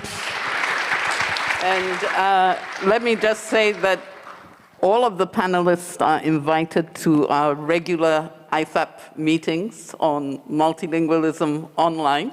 I hope we'll be seeing you there. We just had a very exciting one earlier this year that came out with the Moscow Declaration. And I invite all of you to please look at the IFAP website. There are a lot of very valuable documents with best practice from around the world that are there and that we can tap into. Let us now move to the next video, which is coming from Barsha Lekhni, a former member of an indigenous youth project in Nepal. So could we have that video, please? My name is Barsha Lekhni from Nepal. It was back in 2020 when I first worked with UNESCO in a COVID-19 related project. I, along with other members, we worked in a project entitled Empowering Indigenous Communities of Nepal with COVID-19 Preparedness in their native languages.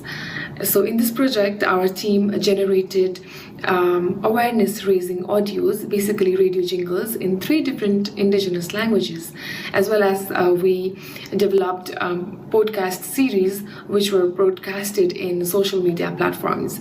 So this was the time when I realized the importance of indigenous languages when it comes to information sharing and dissemination.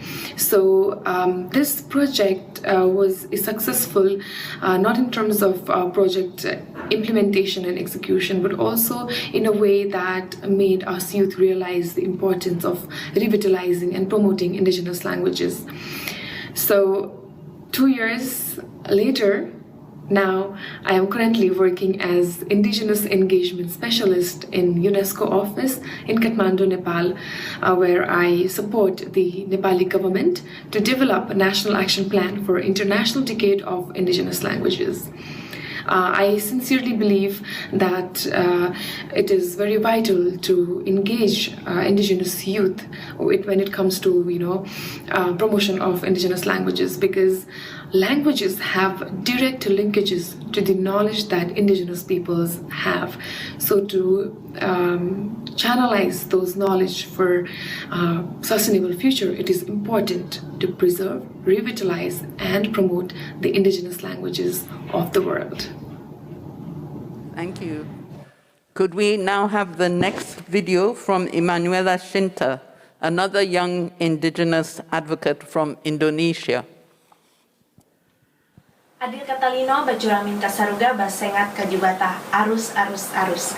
Greetings from Kalimantan. My name is Emanuela Shinta. I'm the director of Ranawelong Foundations and I'm an indigenous Dayak from Kalimantan Island.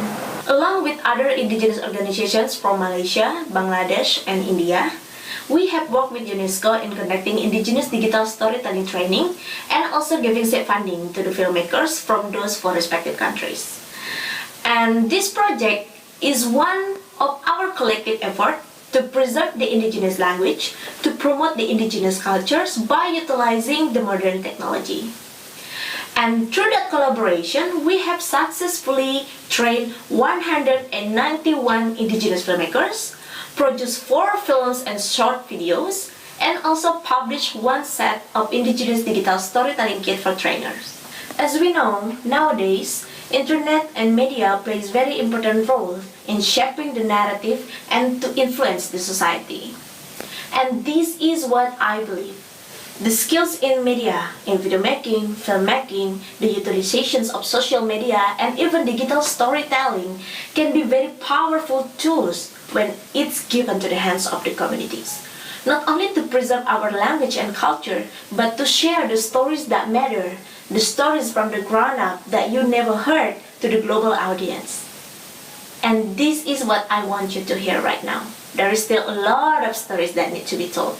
And I believe by working together, we can bring these stories to more people and raise more awareness about the importance of Indigenous language. Happy International Decade of Indigenous Language. Tabe. Thanks. And moving on, let me ask for the video message from Ms. Laura Ita Andehui Ruiz Mondragon, who is a member of the Secretariat of Original Towns and Neighborhoods and resident indigenous communities of Mexico City, and member of UNESCO's International Coalition of Inclusive and Sustainable Cities Network. Can we have the video, please?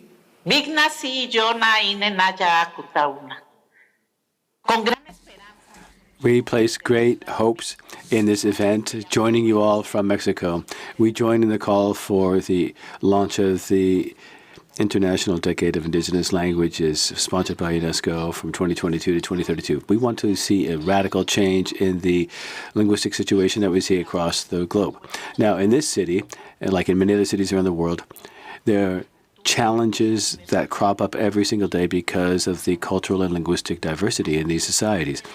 And here, in the smallest state of Mexico, where we occupy 0.01% of the national territory, we have 80% of the indigenous languages represented. It's in the cities where we see the greatest amounts of discrimination and racism. And what this leads to is silencing mother tongues. The idea is to try to make it try to protect one's children from being stigmatized the way people were in the past for speaking an indigenous language. And so one of the main challenges we face is recognizing and talking about linguistic discrimination in order to eradicate it once and for all and to build a different society based on equality in the future. Furthermore, in this city, there is a rising wave of linguistic and cultural freedom. And it's young people in the indigenous communities who are doing everything they can, and this will help transmit our original languages and cultures. The ecological disaster in linguistics that we are facing is vast, and we have to fend off these threats and make sure that the world's indigenous languages can be preserved. It's a question of ethics and social justice. The government of Mexico City is joining this common effort for all of us, focusing on the linguistic rights of the indigenous peoples. It's important to us. So congratulations to you all. We wish you all very well. Thank you very much to UNESCO for bringing all of these efforts together.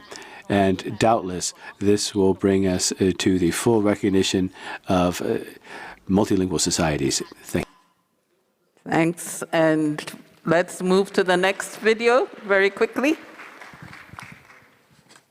which is from UNESCO. It moves us, brings people together and contributes billions to the global economy every year. But concerts, films and other contemporary expressions don't just happen. Behind the scenes, it's strong laws, policies and plans that keep the show going.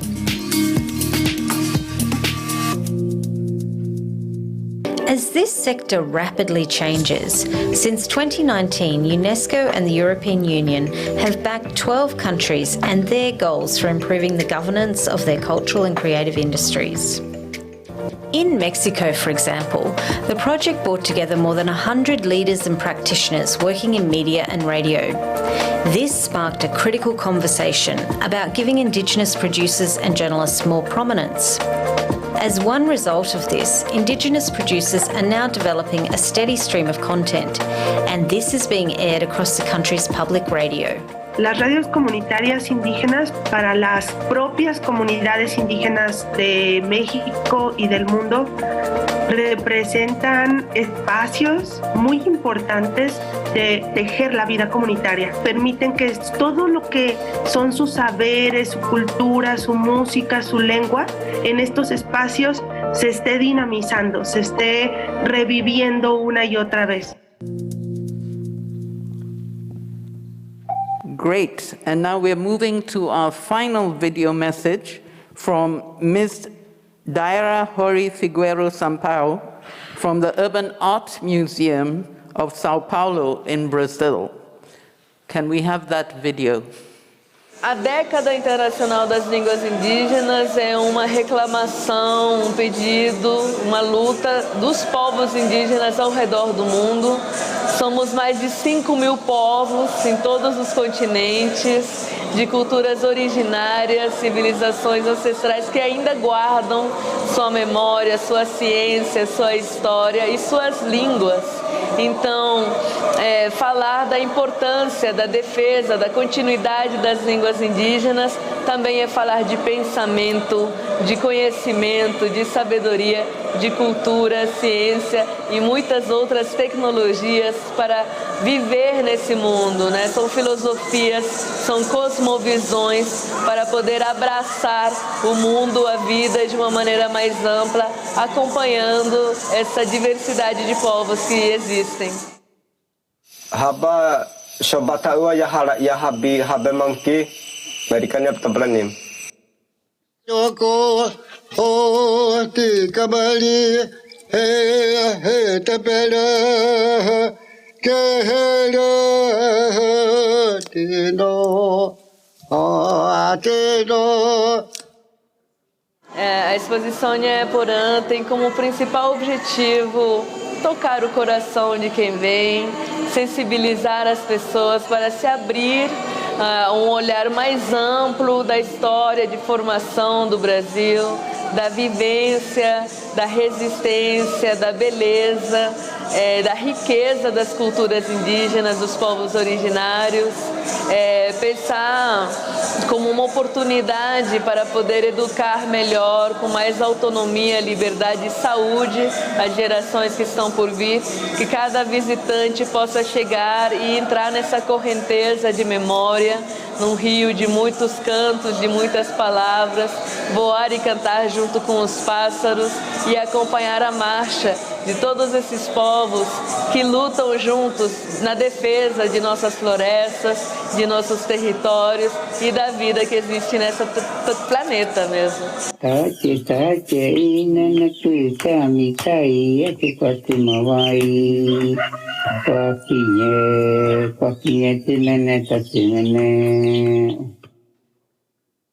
Do Pereco Maria, do Pereco Maria, do Maio, do Pereco Maria. O que é Nheporã? Poderíamos dizer que se trata das boas palavras, das palavras belas. Não belas apenas por sua sonoridade, mas por serem palavras que vêm do coração, que vêm do sentimento, que tocam o pensamento e o coração de quem está ouvindo. Então, são palavras como uma oferenda, né, para adocicar o coração, para suavizar o pensamento de quem escuta.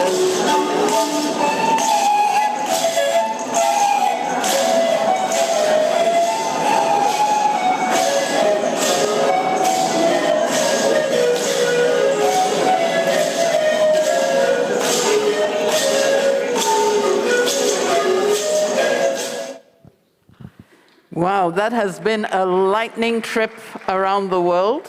And let me thank all the panelists and participants on the podium here for sharing their stories. There's so much to learn from each other. And I would just like to end this session by sharing with you some words from one of the IFAP collaborating partners based in Australia, the Australian Language and Numeracy Foundation. And I asked them, what are you looking for from this decade?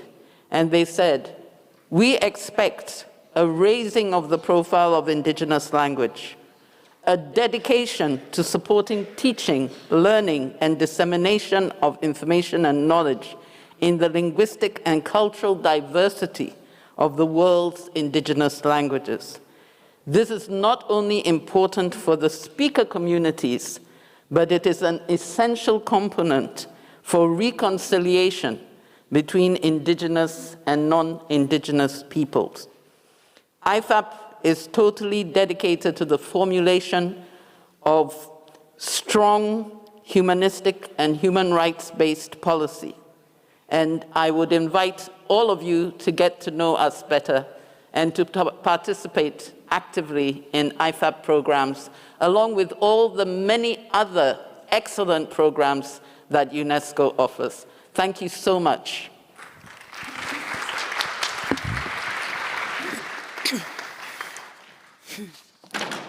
Kia ora koutou. Thank you very much for moderating that session. That is the chair of the Intergovernmental Information for All Programs, the IFAP, Ms. Dorothy Gordon. Mr. Jalasi, would you like to make your way back to the stage? We have 4 pretty meaty discussions coming up, but prior to that, Mr. Jalasi will give some words to open the World Atlas of Languages. Excellencies, ladies and gentlemen, dear colleagues and friends, I'm very pleased to be here to present to you the UNESCO World Atlas of Languages, which is so fitting on this special occasion of celebrating the International Decade of Indigenous Languages. This has been a monumental project of UNESCO. We have included in this repository over 8,324 spoken and signed languages. As of today, we have almost 90 member states of UNESCO who have appointed focal points for us to work with them, to update, to edit both spoken and signed languages in their respective countries of these member states. We have also set up an ad hoc expert committee comprising 12 specialists and world-renowned experts covering different parts of the world. This World Atlas of Languages is so important because it will allow us to exchange, to connect with each other. As I said, it comprises not only written but unspoken languages, but also sign languages. And clearly, we all know by now that languages are the foundation of human civilization and of culture. So our aim is very much to have this online World Atlas of Languages to capture the universe and the diversity and the richness of languages. Let me, on this occasion, thank all parties that have been involved with us to reach this important milestone, a significant step towards a more inclusive, comprehensive, and interdisciplinary understanding of multilingualism and linguistic diversity. This atlas, we believe, fills the data gap of languages, including indigenous languages, and also documents different aspects or features of languages existing across the world. Let me thank in particular the partners who have made this project possible through generous donations. UNESCO is very grateful to the government of Japan, to the Prince Sultan Foundation of Saudi Arabia, to Tokmate of China for their contribution and their assistance and obviously support towards reaching this step today of launching to the public the World Atlas of Languages.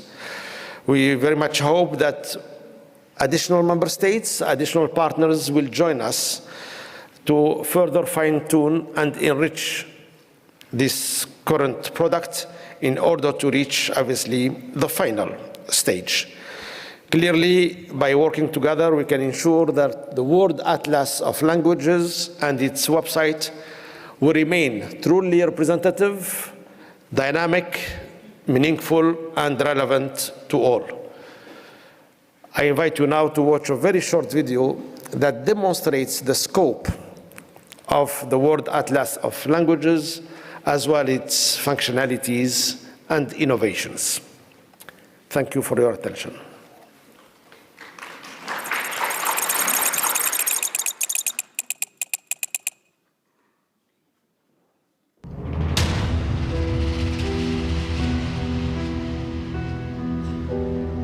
Do you know how many languages have been documented in the world right now? 8,324. Out of these, some 7,000 languages are still being used for communication right now.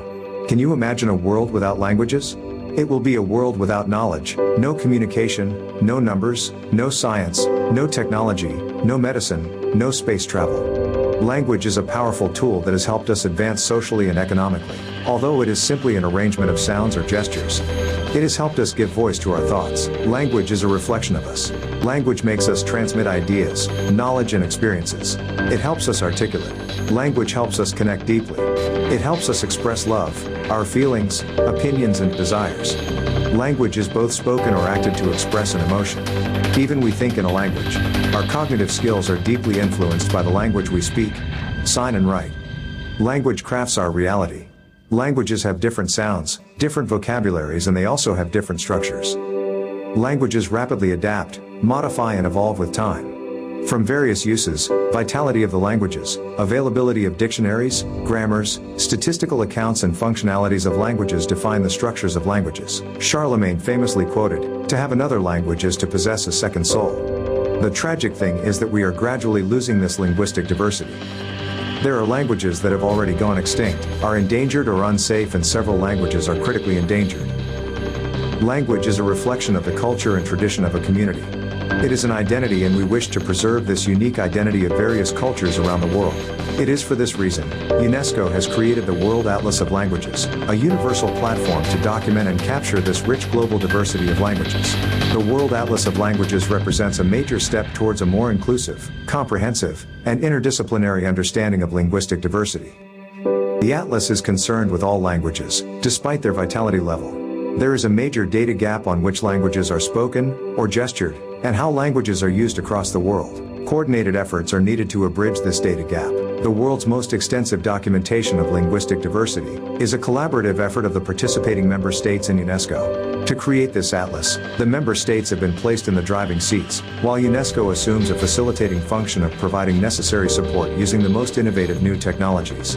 Languages are in perpetual flux, changing over time, and thus the atlas is a dynamic co-creation as this is data sensitive. It is therefore important that the member states assist this process by providing data and performing quality checks as soon as the new data becomes available. Let us create the world's first numerical tool to classify the current status of languages around the world. This is a unique platform where all states, regardless of their size and diversity, can participate to document the variety of languages for the present and for the future generations. The World Atlas of Languages is an interactive and dynamic tool for the decision makers to generate public policies regarding the protection and use of languages. Let us prioritize languages as an agent for development.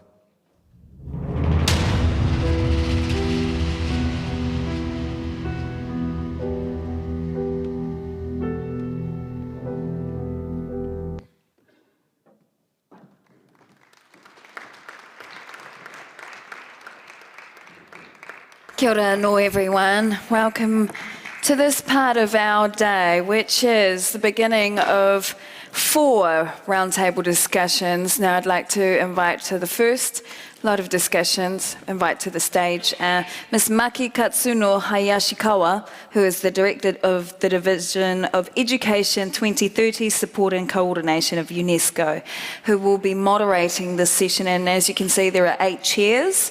That means there are 8 panelists. So I do urge each of our guest speakers as well as our moderators to keep to the allocated 45 minutes because we do have a very packed program right up until 7:05 p.m. So Ms. Katsuno Hayashikawa, are you out there? Kia ora. Hello. Welcome. Over to you.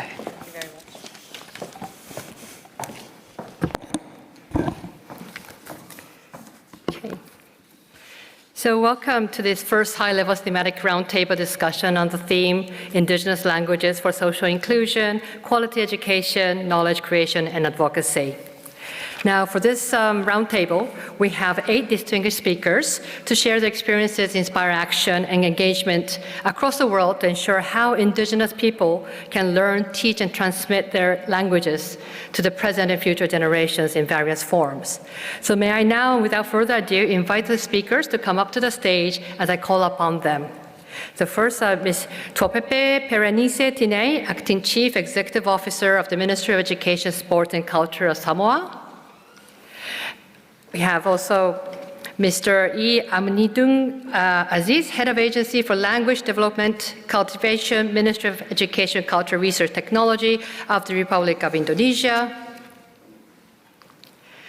Mr. Craig Ritchie, Chief Executive Officer, Australian Institute of Aboriginal and Torres Strait Islander Studies. I hope you can find your way. Mr. Mahmoud Abdullah Ahmad, Head of Language Planning and Policies Sector, King Salman Global Academy for Arabic Language from Saudi Arabia. Mr. Michel Kemonge, Executive Director, Summer Institute of Linguistics from Cameroon. Ms. Alison Luc Rodriguez, President of the International Federation of Translators from Australia. Ms. Lola Garcia-Lix, Senior Advisor, Global Governance International Working Group for Indigenous Affairs. And Mr. Carson Kiburo, the Youth Indigenous Leader and a co-chair of the United Nations Interagency Network for Youth Development from Kenya. So I hope all of our speakers have found their seats.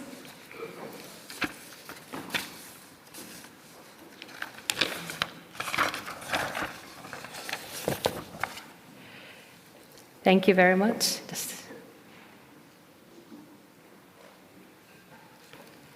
Thank you to the panelists. So, as the first speaker, I would like to invite Ms. Topepe Perenice Tinai with my first question. Given the time restriction, we only have 1 question per each speaker, unfortunately, but I'm sure we have enriching discussions already here. So, Ms. Tinai, how can Indigenous languages become a leverage for greater social inclusion? Over to you.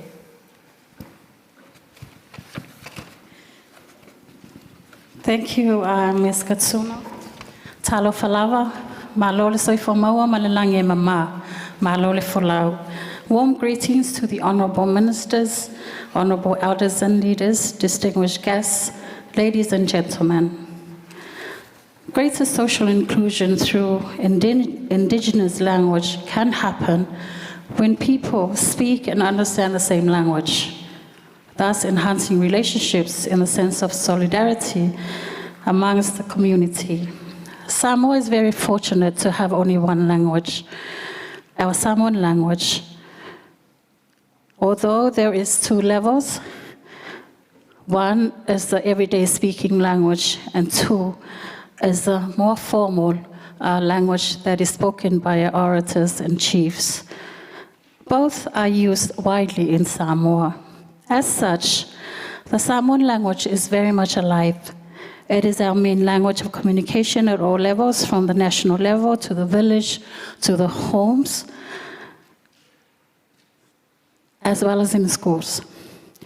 With the Samoan government advocating, supporting, and empowering its citizens to continually maintain and preserve our culture and language, it supports the right to indigenous language, right to converse in our own language, the right to engage and live freely within our culture, using our indigenous language without fear of being neglected, and thus fostering an environment that supports greater social inclusion for all Samoans. Social inclusion can also happen when social cohesion amongst community is strengthened. It will help support the well-being of all its members and to fight against exclusion and marginalization. Social cohesion creates and promotes a sense of belonging and trust that is crucial in preserving indigenous language. The sense of belonging and trust are delicate elements, yet very strong in the sense that it can bring and bind people together. Celebrating our Samoan culture in schools is part of the curriculum for all school levels. These celebrations not only instilled the value of our language in the lives of the young people, but also revitalize and rekindle the sense of belonging and trust amongst the community, and thus enabling social inclusion and equal opportunities on an equal platform. Decision-making through high-level talks, including our court system and parliament seatings, are all in Samoan language, and this fosters an inclusion environment where our elders are able to understand and be part of the discussions and decision-making. There is power behind many people having one language. There is power behind many people speaking, understanding, and honoring the value of one language. Having one voice through Indigenous language can influence situations or people so that they can help each other control the outcomes of events in their everyday life. For Samoa, it was the force of our Indigenous language that assisted our forefathers in gaining our independence 60 years ago. Whaftai lava, thank you very much. Thank you. Whawhetai misa tō pepe nai. Thank you very much. Now I wish to invite Mr. Aminuddin Aziz from Indonesia with my question.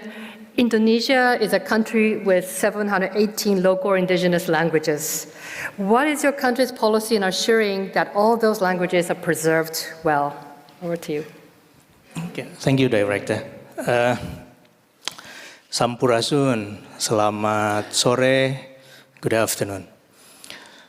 Thank you very much for the question, and this is a question that touches the very basic foundation of our language policy. Let me explain this way. The Indonesian Constitution and its derivative regulations recognize three categories of languages: national language, called Bahasa Indonesia, local languages, and foreign languages. In addition to this recognition, the regulations also further outline at least 4 points. 1, the status and functions of the languages. 2, the distributions of responsibilities or division of labors between the central and local governments. 3, the mandates for developing, cultivating, and protecting languages and literatures. And 4, the promotion of Indonesian language to become an international language. As the language of the state, Bahasa Indonesia, or Indonesian language, is used as the official language in the government and public services, as well as becoming the medium of instruction in education, used in business and trade transaction, and some other activities.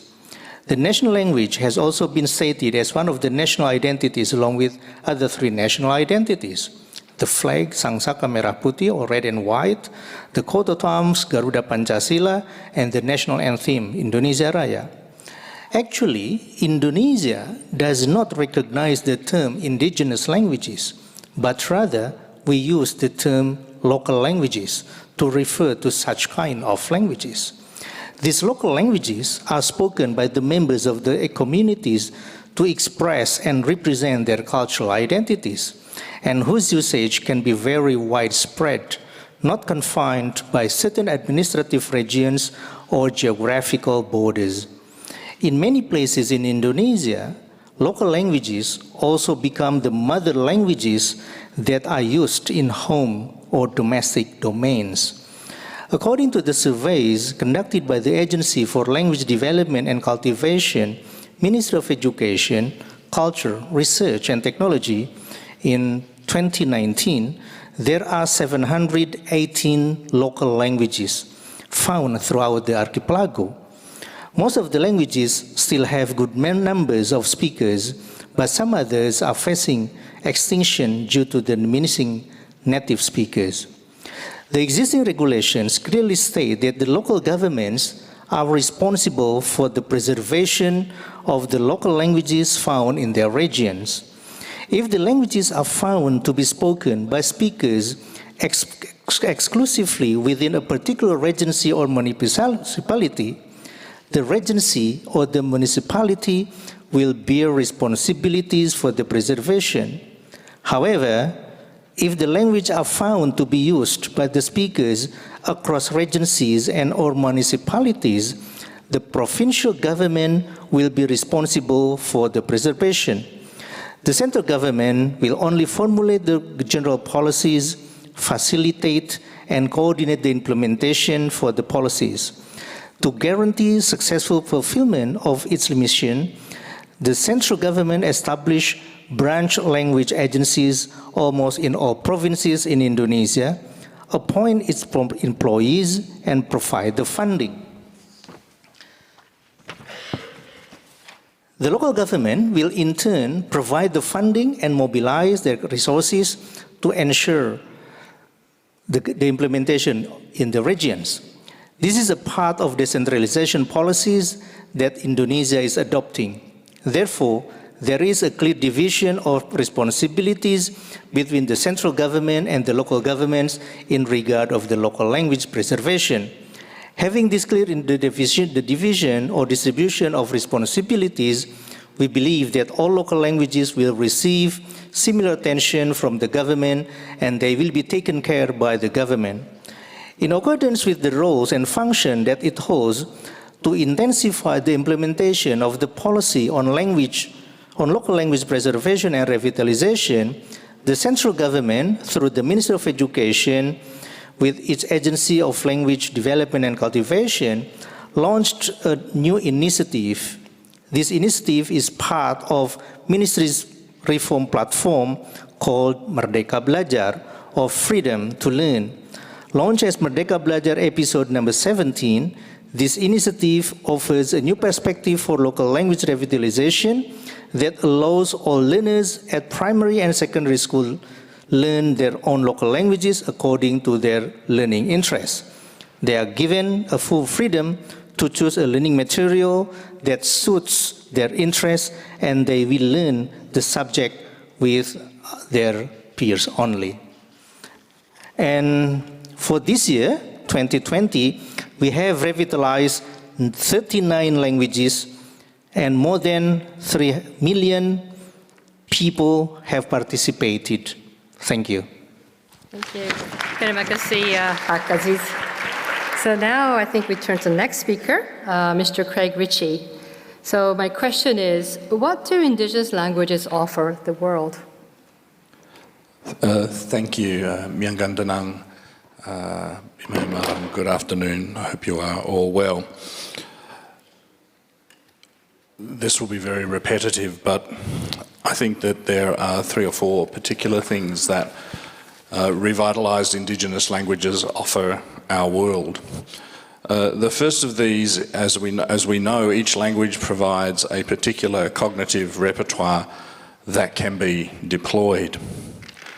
In colonial nations, and particularly settler colonial nations like my own, we almost always operate within the conceptual straitjacket of English monolingualism. This restricts the repertoire of concepts and thinking and ideas that we have available to us to meet the challenges. However, our languages are offering alternatives, whether it be the powerful Wiradjuri concept of Injamara as a way of working and a way of living and a way of operating, or the wonderful Yolngu word makarata, which unfortunately is often substituted for or equated with the legalistic idea of treaty. But it is an idea that focuses on relational matters, on process and outcome, and facilitating a new way about thinking about these issues, particularly the resolution of conflict. Secondly, our languages offer a better response to complexity. Complexity is a growing challenge to our established understandings and way of doing things, but there's been little success in managing this mounting problem, particularly through facile efforts to manage and reduce complexity. Imperialism and globalisation have not worked. Indigenous languages, on the other hand, provide a means by which we can engage with complexity and comprehend it, because they're rooted in place and interactions around place, enabling us to transcend mere geography. They enhance connectedness and identity, enabling us to engage with complex social dynamics and transcend, as I say, geography and location. Such understandings are central to Indigenous languages and allow us to escape from monolingualism and monoculturalism. Thirdly, they enable new models of collaboration and cooperation. For Indigenous peoples, many of us with a strong collectivist orientation, an imperative towards collaboration is central to our way of being. These values can play out also in the international space through the deep and abiding transnational Indigenous solidarity built around our languages that we see evident today. In these situations, Indigenous people find ways to collaborate that mobilise and embrace our cultures and our cultural diversity for innovation and change. I believe that our languages offer a way for state engagement to be better. Rising in my own country and other countries, rising sub-state nationalism may present a challenge to domestic cohesion. I think it underpins it.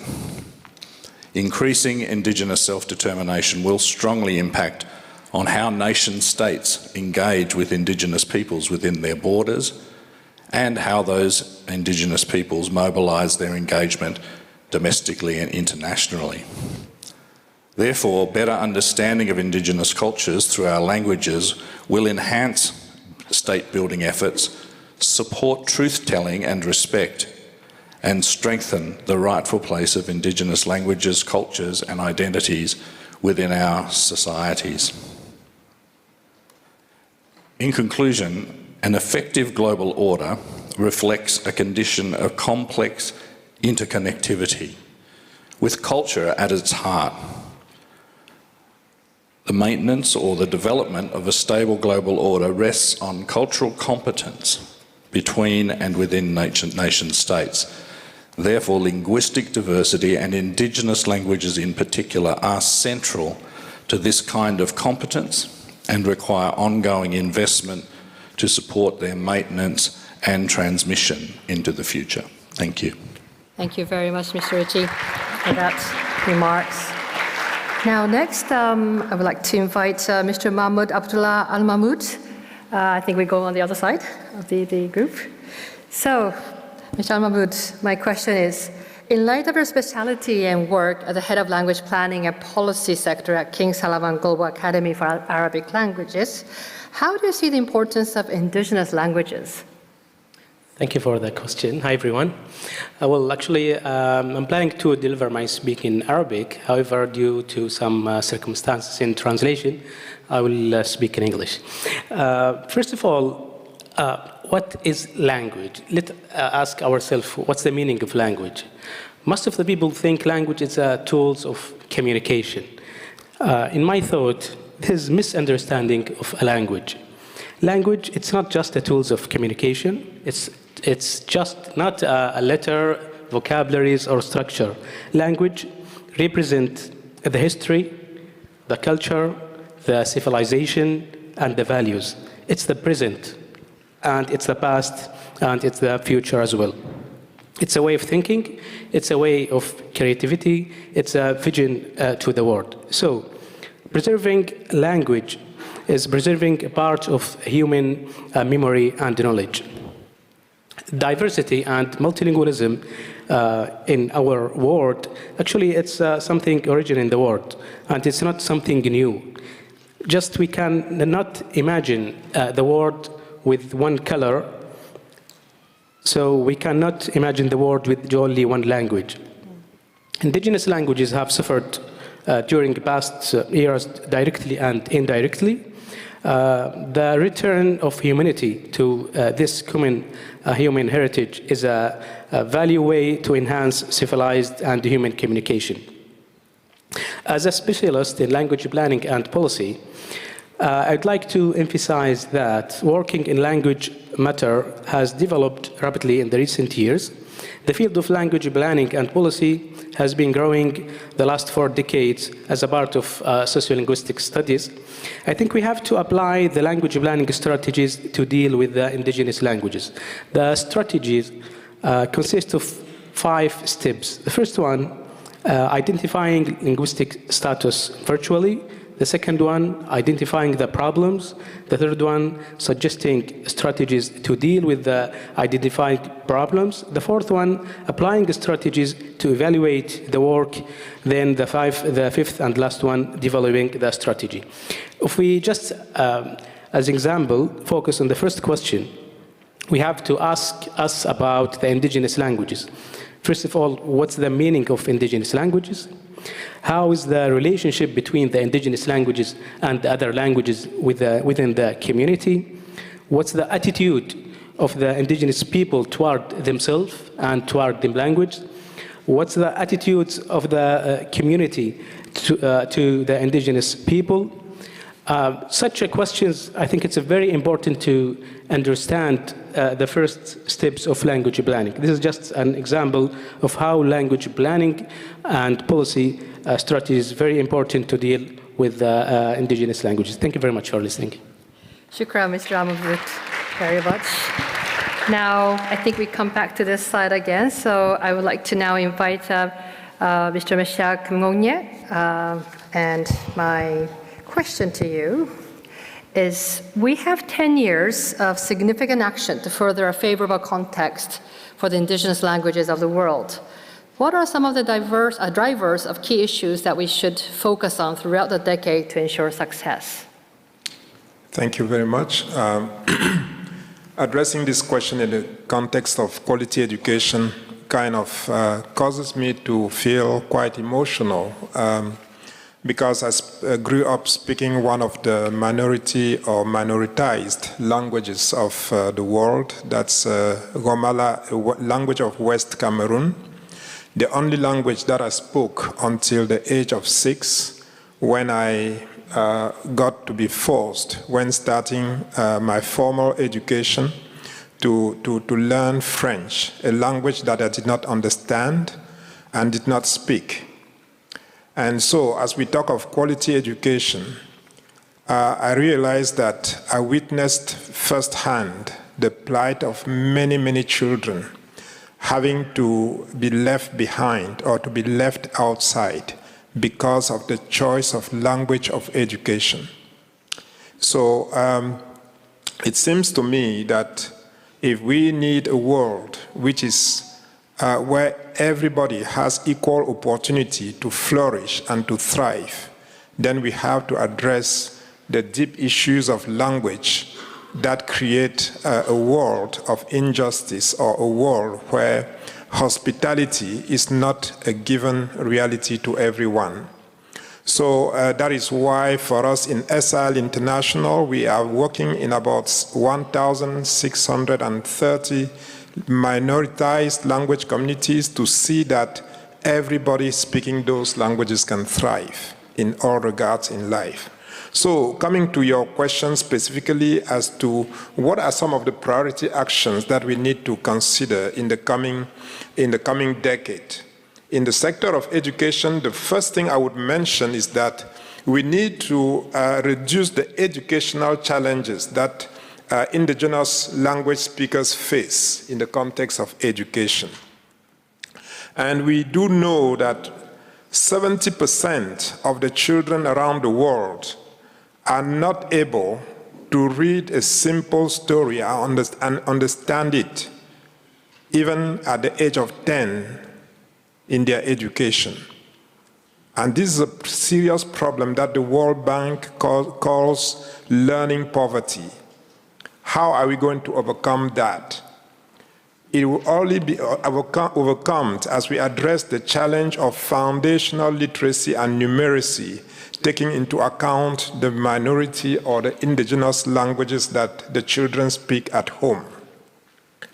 We also know that 40% of the world's population lack access to education in a language that they speak and understand, a bit like the situation I faced myself. This represents millions of people all around the world, and research shows that it is very difficult to develop literacy skills in a language that you don't speak or understand. And the rural and indigenous populations are especially hard hit by this phenomenon. So I believe that the first action we need to take over the next 10 years is to attend to the educational challenges that the speakers of the indigenous communities face as they seek to access education. Second thing I would like to mention here is that we need policy reforms that are accompanied by implementation plans and by budgets, because often we can set up policies, but generally they are not followed by implementation plans and the financial decisions that are needed in order to make them become reality. And this is needed so that the indigenous languages and indigenous knowledge are represented in the formal education systems. And this means that we would need, in the coming 10 years, language revitalization programs where heritage languages are no longer spoken by the young people. This is a tragedy in our era of urbanization and globalization, hugely affecting the whole world. We will need multilingual education programs whereby indigenous and minoritized languages are still spoken in the home, and children are otherwise forced to learn in a language that they do not speak. The third thing I would like to mention briefly is that as we face the coming 10 years, it will be important for us to clearly examine the Sustainable Development Goals and evaluate the statistics through the lenses of the minority languages of the world. And in this, we need to clearly understand that a lasting solution or a sustainable response to the issues that we seek to address through the Sustainable Development Goals will need to mediate or to involve the languages that identify the indigenous people. And these are the languages that inform and express their worldview and their thought life. And we do know in this regard that if we leave language aside, language and language use is critical and largely responsible for the social inequalities that hinder the flourishing of indigenous people. That is why I believe with Eckhart Wolff that language is not everything, but without language, everything is nothing. That is why, as we approach the coming 10 years, we do need to take into serious consideration the minority and indigenous languages of the world, bearing in mind that it is a way for us to foster a world that is linguistically just and a world that is linguistically hospitable to everyone. Thank you very much. Thank you, merci, Mr. Cameronet. Now I'd like to move back again to the other side of the beautiful chair and invite Ms. Alison Rodriguez for the next question. So how does translation and interpreting link to the International Decade of Indigenous Languages Global Action Plan? Thank you, and thank you for the opportunity to be here today. Firstly, I would just like to echo MC Orini's celebration of the work of the interpreters in the booths. They do an amazing job, and I do include Mr. Jalasi in our ranks today, and I welcome him to the profession. Translators and interpreters are crucial for running these kinds of meetings. The FIT, the International Federation of Translators, is the voice of interpreters, terminologists, and translators around the world. And interpreters are your voice, so they're crucial in running these kind of high-level meetings and dialogues. I think that we're important in the outputs and the goals in every single way and in every single level, because language can be so easily forgotten, especially when it deals with talk of funding, and also it can often be implemented as an afterthought, and yet it's crucial in delivery. Successful delivery of any program depends on equitable access to information, open dialogue with communities, along with genuine engagement and enduring relationships. And the role of terminologists, translators, and interpreters cannot be underestimated in this delivery. For many, to be able to participate in their language of competency requires the use of an interpreter or a translator. Language rights, the right to use your own language as an integral expression of your identity and agency, are part of the human rights agenda. Linguistic rights are fundamental human rights because they open paths of access to the other important rights. And I'm talking of things such as health, justice, education, freedom of expression. So language access ensures successful delivery of services and also access to basic rights. And with regard to the International Decade of Indigenous Languages Global Action Plan, if we take something like output number 5, which highlights the access to justice and availability of public services as guaranteed to the speakers of Indigenous languages and signers, while much has been achieved in ensuring that those in the legal systems do have access to justice in their language competency, access to justice for Indigenous language speakers and the guarantee of the fundamental right to have a trained or skilled interpreter present in legal proceedings to assist them is still not universally available, because often those interpreters just do not exist, or simply there's just not enough of them. If we link to output 6, which is Indigenous languages as a vehicle of living heritage and biodiversity, and access to all forms of culture and enhanced for Indigenous languages, with traditionally oral cultures, language is important to preserve the living heritage of Indigenous peoples, particularly through translation of Indigenous histories, songs, literature, and to maintain recording, translation, dissemination, and further creation of cultural content. If we look at output number 9, gender equality and women's empowerment, we know that women are often most affected by disaster and crisis. So development of comprehensive policies that recognise the need to build the capacity of medical staff and other professionals to offer the services in Indigenous languages, or at least access to the services for Indigenous language speakers in their own language, will support Indigenous women's access. For output number 4, which is the appropriate Indigenous language frameworks designed to offer better health provision, also recognising traditional systems of medicine, as well as promoting social cohesion and delivering humanitarian responses, especially during health crises, times of conflict, and natural disasters. Evidence came to light during the pandemic that non-English speakers in US hospitals actually had a 30% higher chance of dying. And this was because there was no support of an interpreter or access to high quality translated literature and material at the hospitals. So there's a need not just for more translators and interpreters in Indigenous languages, but also the education of service providers on how to engage with Indigenous language speakers and the translators and interpreters they need, to also educate more of those translators and interpreters in minority languages. And FIT recognises this need because in 2019 we ran seminars in North and Latin America which offered a space for speakers of Indigenous languages to share their experiences and their knowledge and promote the training and the resourcing of Indigenous language translators, interpreters and researchers.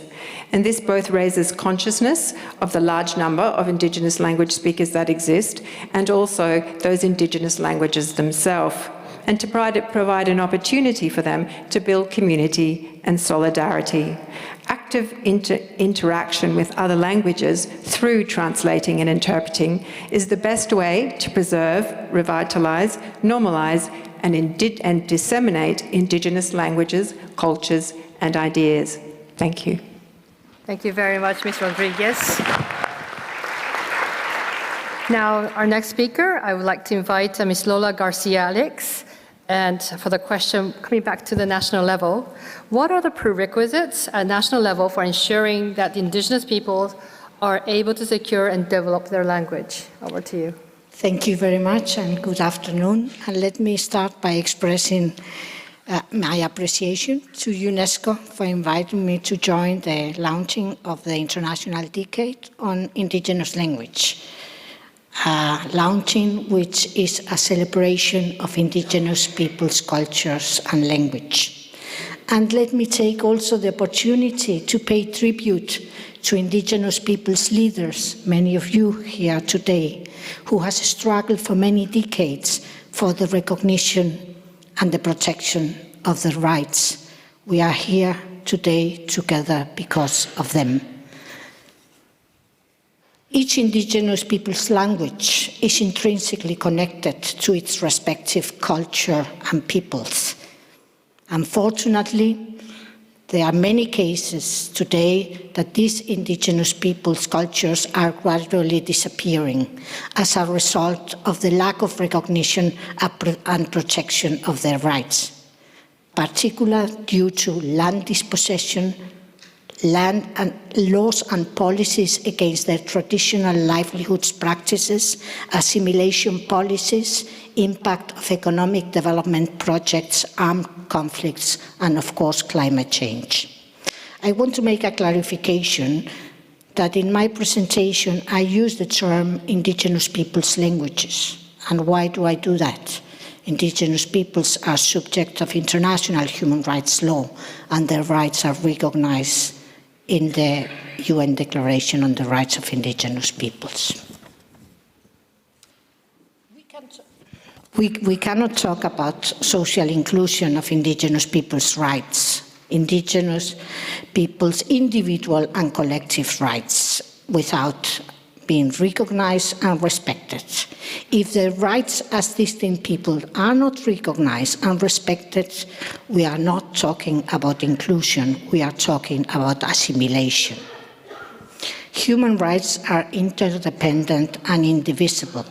This means that when one right is violated, there is a ripple effect on the fulfillment of the other rights. For example, once Indigenous people's rights to land and territories are not recognized or violated, respected or protected, their rights related to their cultural integrity, including linguistic rights, could not be fulfilled. Recognizing correlation among rights is crucial towards ending social exclusion of Indigenous peoples and halting disappearance of their languages. This approach has several key aspects, including that Indigenous languages are of crucial importance for the realization of all their individual and collective rights, and that language policy, as any other policy that impacts Indigenous peoples' lives and future, must be developed not only with the participation, consultation, and free, prior, and informed consent, but by Indigenous peoples themselves.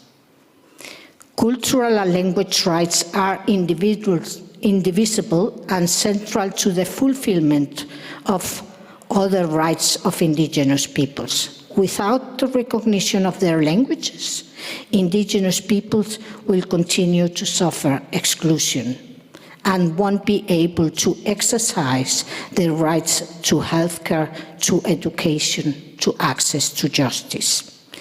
Implementation of language rights requires, among other, recognition to indigenous people's own governing institutions, customs and customary law. When we talk about indigenous knowledge, the centrality of language rights cannot be overemphasized, given the reliance of indigenous societies on their knowledge, which is passed from one generation to another through oral tradition, with indigenous language being the conveyor belt. I want to finalize by saying that I appreciated very much the action plan presented today, but I also want to note the enormous work that the UN system, particularly the UN mechanisms dealing with the implementation of indigenous peoples' rights, regarding the rights of indigenous peoples to language. The expert mechanism on the rights of indigenous peoples, the UN Permanent Forum on Indigenous Issues, many of the UN special procedures, the treaty bodies, they are an enormous body of recommendations. I really hope for the international decade really to put a lot of these recommendations made by the UN system into practice, and that the decade serves to bridge the gap between the good intentions and the reality of indigenous peoples in the ground. Thank you very much. Thank you very much, Ms. Garcia-Alix. A lot of pressure on us. So finally, and of course not the least, thank you for your patience as well. I'd like to invite Mr. Carson Kiburo, and we cannot leave this session without hearing the voices and perspective of the youth. So my question to you, Carson, is what is the importance of safeguarding indigenous languages as a living heritage for youth? Thank you, Ms. Katsuna. I would like to also begin by passing my gratitude to UNESCO for funding my participation here. So I must begin by appreciating the fact that, and you all might see this one, not just as my argument, that there's just a breadth of experience, concepts, ideas, relationships with the natural world and the spiritual world that doesn't exist and cannot be expressed in Western languages. Queuing in from my eldest brother here from Cameroon, when I was growing up, I used to be told that you must have an English name, you cannot continue speaking your mother tongue, and such, so many denigrating things. And this is the spiritual world that exists. I exist because of my ancestors here, to speak about the indigenous languages. And so we all accept that, without digressing from the question Ms. Katsuna asked me, all languages are repositories of culture, of a people's accumulated knowledge. Queuing again in from what Lola has just said, it's a people's accumulated knowledge. A people losing their cultural means that they lose their identity, and humanity loses essential knowledge. We all know that cultural appropriation and dominance of peoples by others is a human rights violation, as we see this from my region, that is the African Charter on Human and People's Rights. It's mentioned that. It is then, Ms. Katsuna, that it's vital, because without preserving these languages, that our identity, our ways of viewing the world and nature, we lose our entire ability to express our relationship with nature. Again, we had so many speakers today mentioning about the ecological biodiversity. We mentioned about climate change. It's kind of, we appropriate the existence of indigenous peoples and the indigeneity. And it is important to reiterate that it's indigenous peoples. So we all see that all these other languages, like the one that I'm using right now, we grew up with the pressure that you must speak good English, good French in school. But then we exist because we have knowledge that we want to pass down. And I don't want to call it the traditional. It is traditional in English culture. It is traditional to have something else in French culture, no disrespect. But also mine, it doesn't, it's not necessarily that it's local or traditional. It belongs to my people, the language. And our people are already losing ability to acknowledge the natural world. It is diluted into science means. Without language, without words, these things do not exist. And so the youth, young people, even younger than myself, are at crossroads, either to carry the torch of our ancestors or follow the paved road of the West. We need to create more paved roads, like the one that lead back to our practices, because we have something to offer the world, just like we are part of the humankind through the languages. And Ms. Katsuna, I do have something else to add if I do have one more minute. Yeah, thank you. About the best practices, faced with all these challenges and seeing that we are pressured to speak other languages and leave our own languages, of course losing our cultures. So my friends and I started an organization, it's called Jamia Asilia Center, just to revitalize our cultural practices, to revitalize our knowledge systems. And we have this big project to show that the youth can also lead the way and link between the ancestors' life ways, the living generation, and the future that comes through storytelling means on a set of cultural discussions.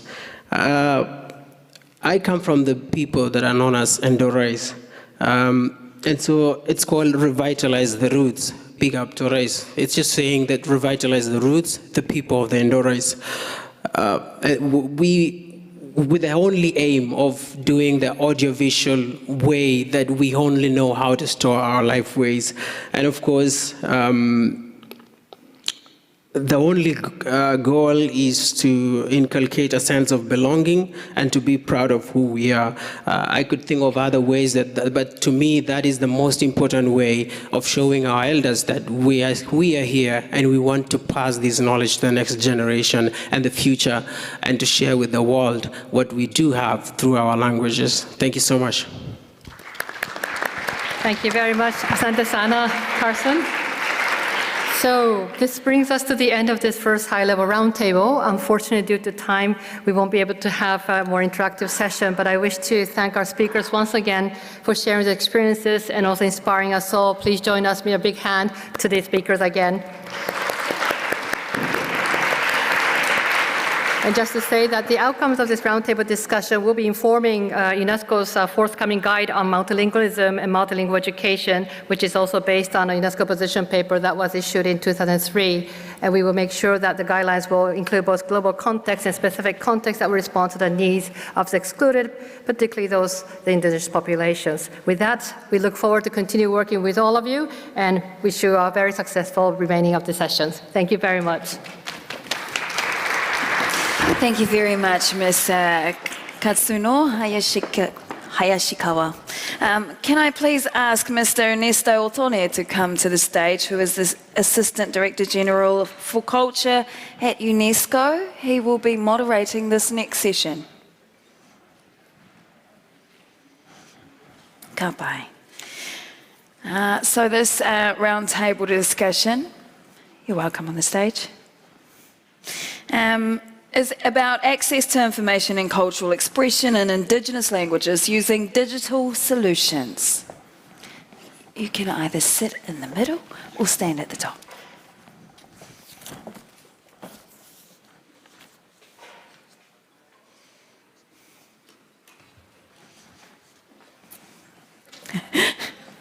It's awful to be in the middle of nothing. Would you like? Huh? No, it's okay. It's great. So, well, we're gonna invite our new panelists to come to join us on the stage. And for this, I wish to call to the stage. Let me. It's not so easy, huh? When you're in the.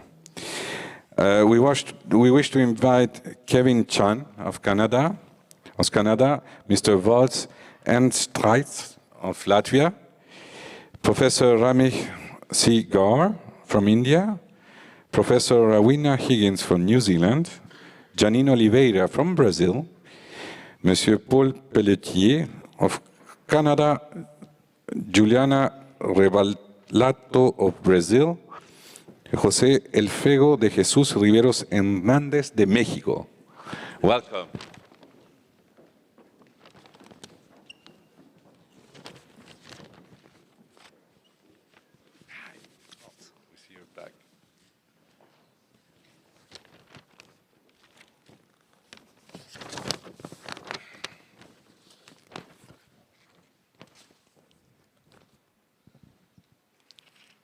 So as we are talking about languages, I will change from Spanish to English, so be prepared with your headphone. So buenas tardes a todos. Good afternoon to everybody, and welcome to all the participants who've come from far, far away to come and join us in this celebration.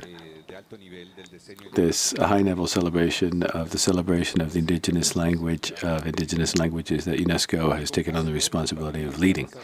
It's a pleasure for me to share this roundtable discussion with all of you and to hear the statements and testimonies of people from different continents and different public and private spheres who are committed to expanding access to information and access to information in indigenous languages using digital tools.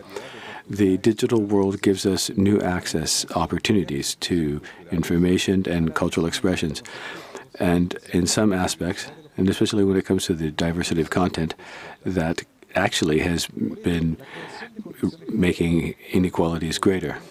So to have digital empowerment and freedom of expression and the development of communication, access to information and technology, especially language technology for cultural expressions in indigenous languages is one of the objectives of the plan of action for the decade.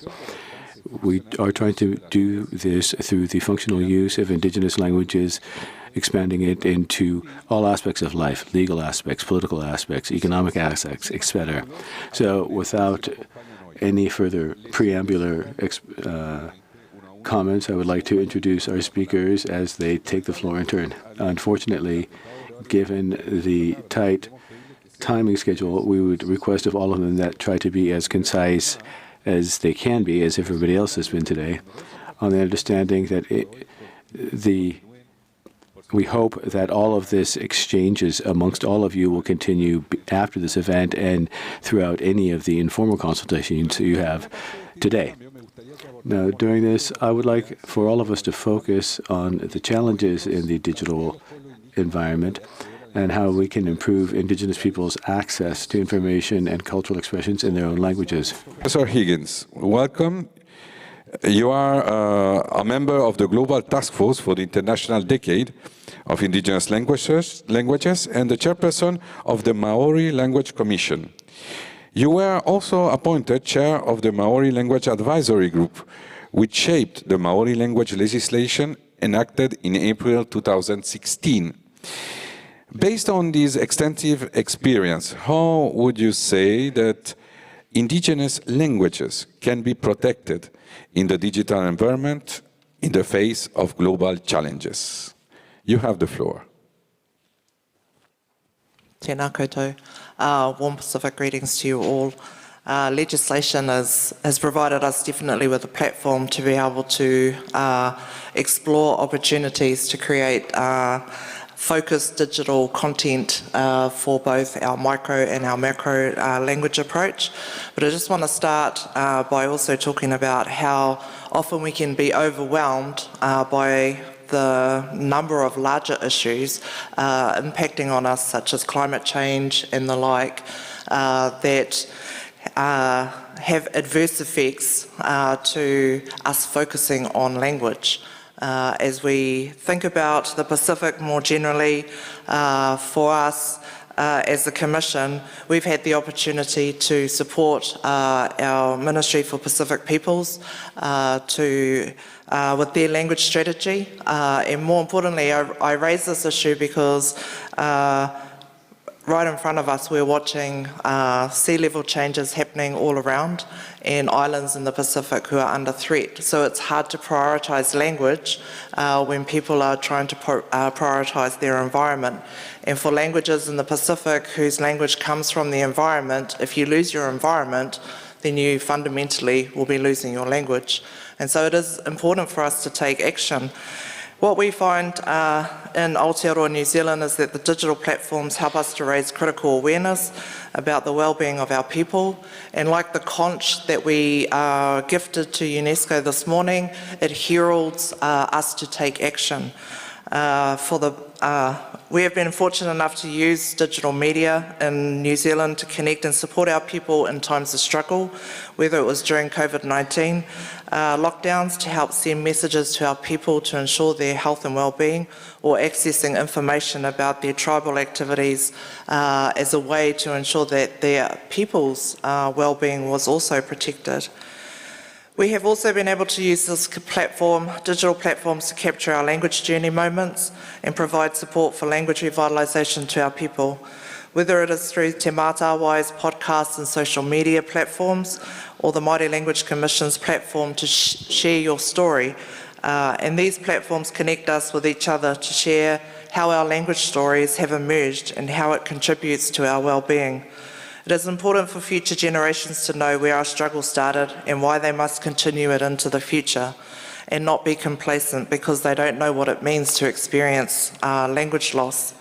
As we continue to grow new generations of native language speakers, we have to remember the struggle that brought us here. The Share Your Story platform of the Māori Language Commission encourages all our children and grandchildren to interview their parents and their elders to discuss what was the status of the language like 50 years ago, and what was that battle to get them where they are today, like then. So allowing the voices of our people to come through means the next generation don't take for granted how hard the struggle was for our elders and the responsibility they have for taking the language forward to their children too. We know these digital platforms work and they make a difference to language revitalisation.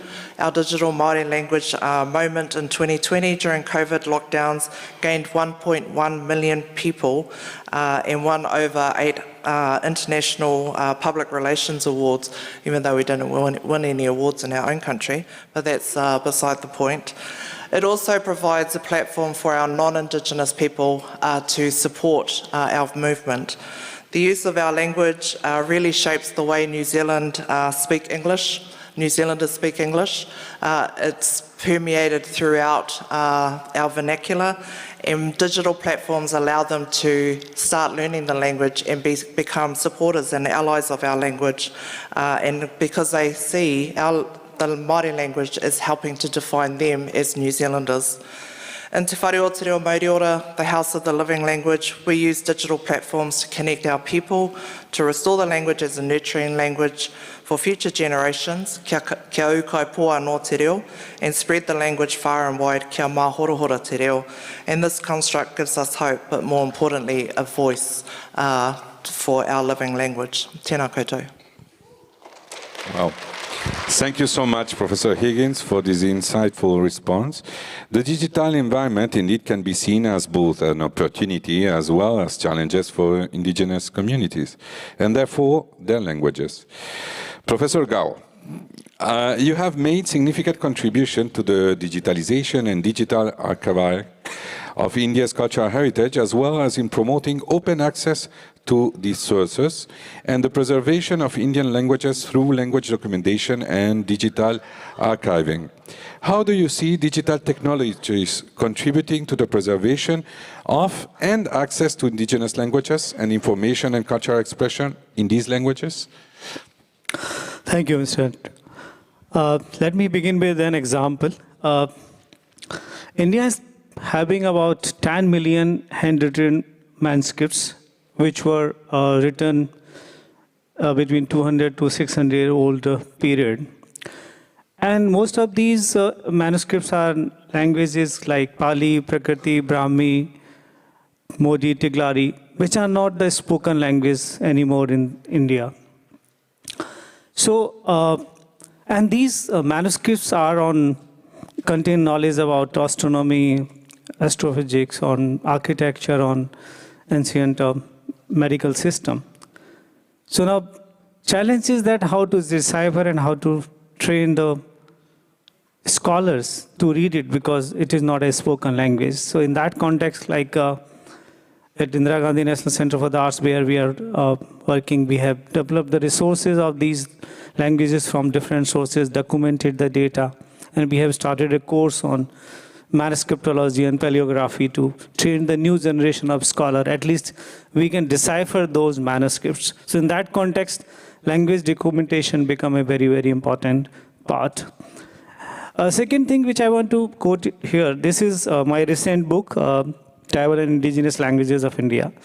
Let me clarify, India doesn't use the word indigenous, so I'm just trying to create a foundation for implementation of this global action plan. And based on this book, India is having about 1,754 languages. The data of about 1,754 languages is available in this book. And out of that, 900 languages are such that except name, there is no details available. So it means many of these languages might be extinct. So what I'm trying to justify with these two examples, a language can be kept alive till community is speaking. Once community stops speaking, language is going to be dying. But there is a one way of keeping these languages alive in form of documenting them, creating digital databases, digital archiving. And language documentation and digital archiving is the tool which help in creating a resource database. And in India, there are several universities which has created Center for Indian Endangered Languages. And in form of that, such databases have been created. We have been also collaborating with some international institution, like we have a collaboration with University of North Texas, where a database on South Asian languages is being created. So I strongly believe that even when we launched this language atlas, World Language Atlas today, we have seen that more than 1,000 languages are already we have lost. So language documentation and our digital archiving is the best way to at least keep the resources in form of audio, video, or text. So in future, if suppose somebody want to do some research work and somebody want to learn this language, it is possible through this language documentation and digital archiving. Thank you, Professor Gao, for sharing the opportunities that digital archiving and language documentation offer for the preservation and the access to indigenous languages.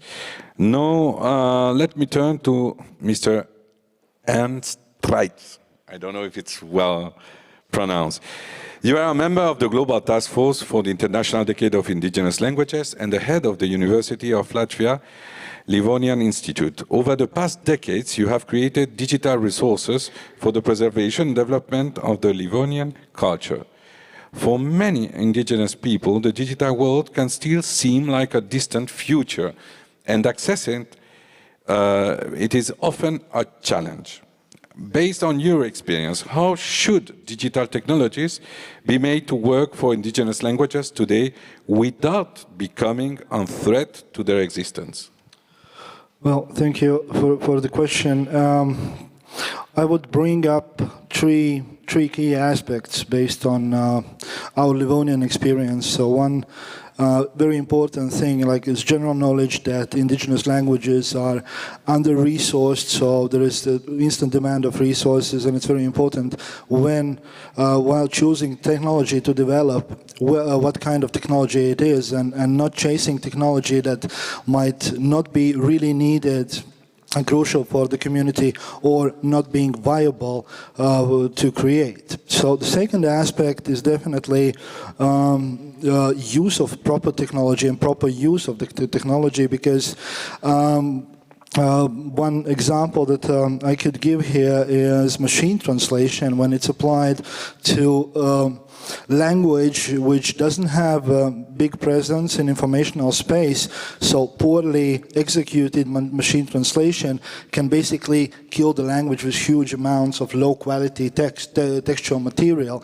and that's a dangerous part. So this is very very important. And then third aspect that that was reminded actually, or came to my mind listening earlier today, speech of representative of Russian Federation, was that also conventional situations, conventional threats are still defining pretty much the way what technologies do we choose and how we develop these.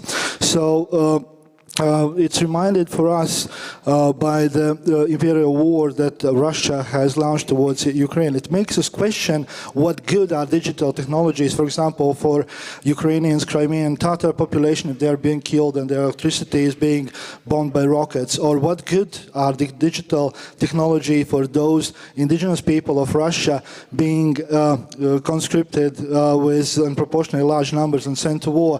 I know that there is a common declaration of 34 states on that common statement, but for me it's very personal because I am Livonian and war is the answer why there are so few of us left. War has killed our people, it has stripped us from our land, it has scattered us across the world, and when we develop our digital resources, what we do, we are trying to overcome the results of that war. So unless we commonly find a way how to stop wars involving indigenous population, indigenous people being killed in the wars, like the one Russia is waging currently in Ukraine, the great question will remain somewhere in the air. So what good are digital technologies if those who are supposed to use them are dead?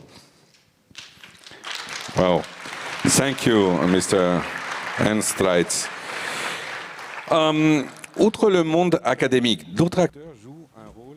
In the academic world, there are those who play a key role for the preservation of indigenous languages, and of course the public institutions are at the forefront of that.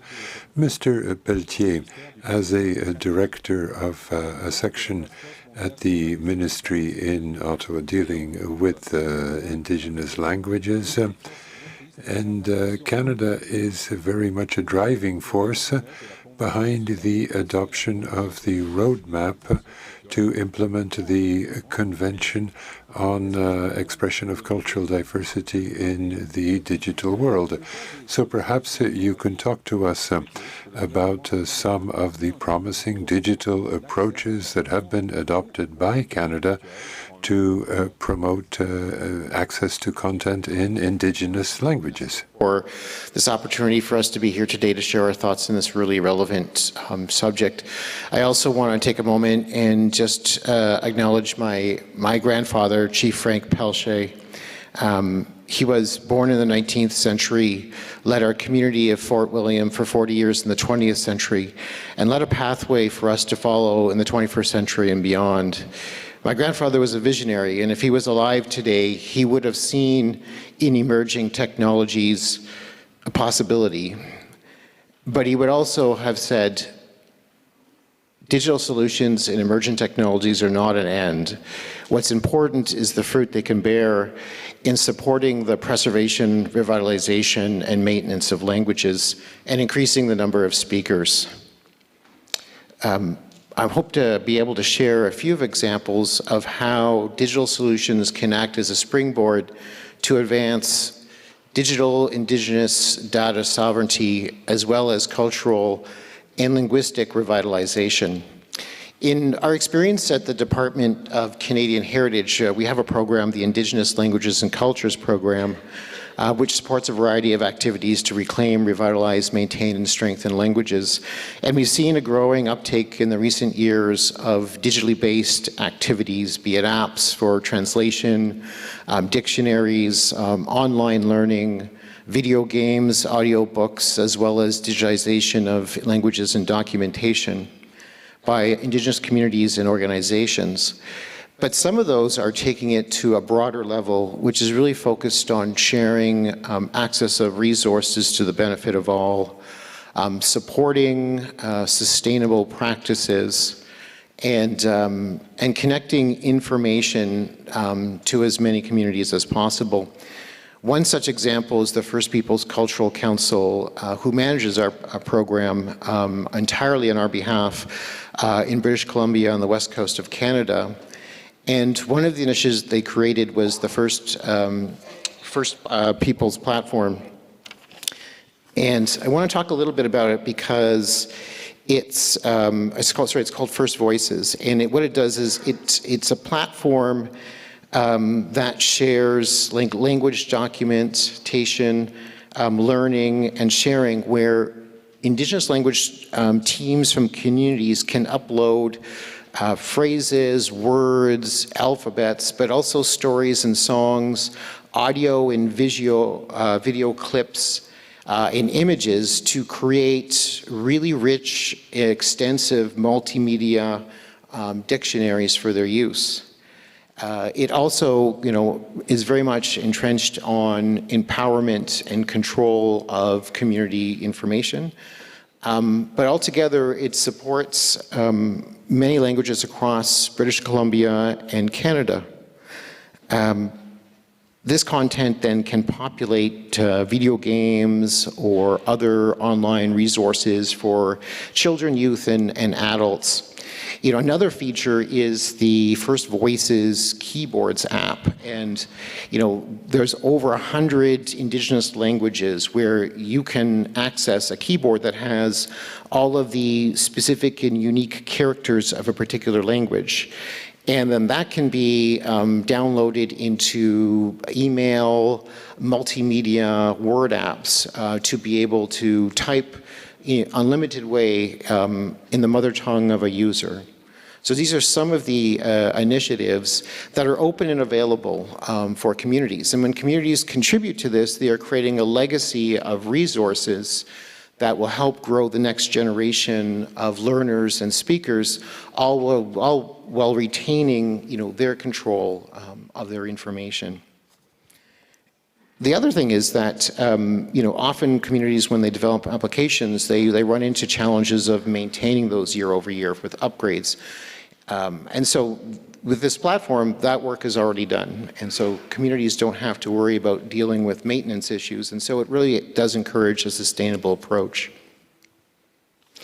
In Canada as well, the National Research Council of Canada launched the Language Technology Project, and it works in collaboration with Indigenous communities with the goal of autonomous data use and empowering communities through reading and text-based strategies and resources that again has a real sustainable base. So often they will develop tools and resources in one or two languages, but then can be built in such a way so that it can be customized to then build additional languages after that, to empower communities to be autonomous in how they proceed. One such example is a Mohawk language school in Ontario, where they have developed software to, on the Western dialect of Ganyan Kea, which is spoken in 6 nations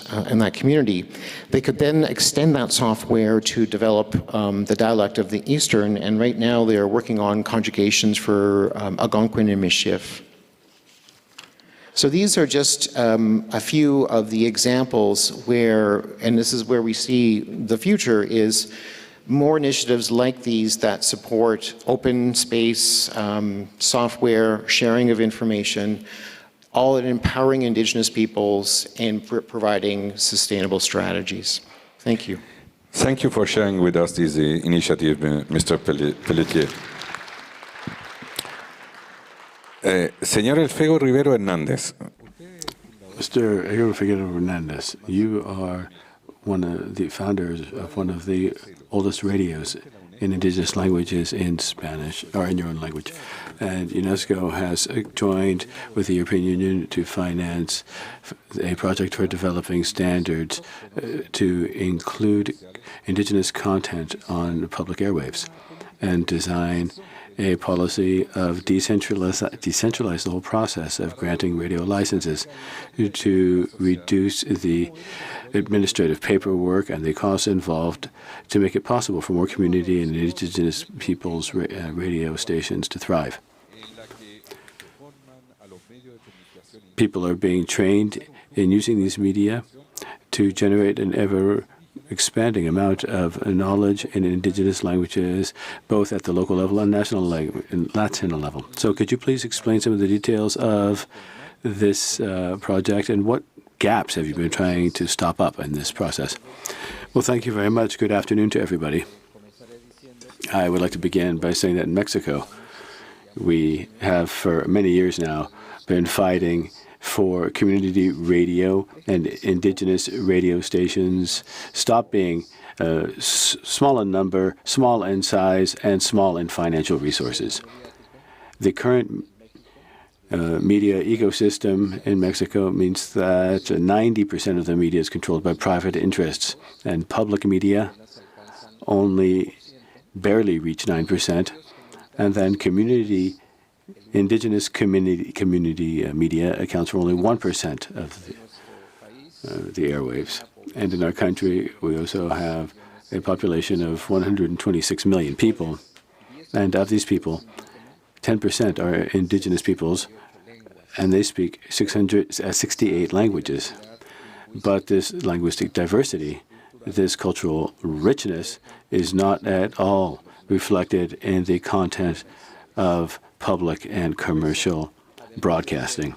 So, in addition to coming up with some recommendations for a new public policy in this area, we've also undertaken steps, organized actions, working together so that the indigenous communities can very soon have a voice and control over their own voices and their own images. This will empower them and make it possible for them to exercise their right to communicate. It will foster freedom of expression. And one of these actions actually is our virtual school. The virtual school is the outcome of a collaborative project bringing together indigenous community activists, civil society organizations, experts, the government as well, and the support from UNESCO and the European Union as well. The virtual school is the space that's enabled us to have a dialogue, to exchange experiences, and to get a positive feedback loop by sharing everyone's knowledge, so that more and more groups are empowered to set up and install and then operate their own indigenous community-based media outlets. So the virtual school is a way where we can provide training based on a model that focuses on sustainability, so that those who go through the school can go forward with a sense of security without, failures and roadblocks. And this is something that leaves so many people who are active in the grassroots in the communities start to feel great despair. And there's one sentence that I heard at this event that I think accurately reflects how one feels when community radio stations amongst indigenous groups fail. Because for many, many years, they fought against, of course, they were swimming upstream, but they fought against persecution at the hands of the state itself, despite the fact that there had been a law and a federal law for reforming telecommunications, and this was just 8 years ago. But the sentences that comes from one of the founders of Indigenous Radio, and he said, "We got involved with trying to do witchcraft, but we didn't know anything about herbs." Sort of a sorcerer's apprentice tale. So what the virtual school seeks to do is provide a methodology and tools so indigenous and community media outlets can build the 4 basic pillars of their own sustainability. What are those 4 main pillars that we try to build in the virtual school? First of all, legal security, certainty, financial certainty, technological certainty, and institutional certainty. Each one of these pillars has specific features, but these are the 4 legs of a table. That's what holds up the daily work of a local indigenous radio station needs. So the virtual school in Mexico is moving from the pilot phase to turning into a genuine platform. It will include videos, texts, infograms,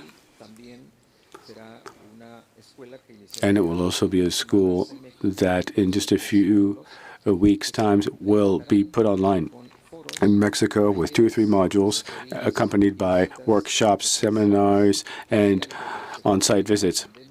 Now, we all know that the pandemic has given us opportunities that were unsuspected when it comes to having remote communication. But when you're out in remote rural areas, there are many people who would like to have a license to operate a radio, but they want to make sure that they're moving forward on solid ground so they don't wind up trying to be exercising witchcraft with no knowledge of herbs, right?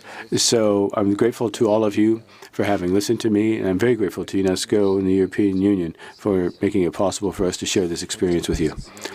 Thank you very much, Rivero Hernandez, Mr. Rivero Hernandez. Let's now move to another initiative that concerns media, but this time social media. Mr. Chen, you are the Global Policy Director at Meta Facebook in Canada. Since July this year,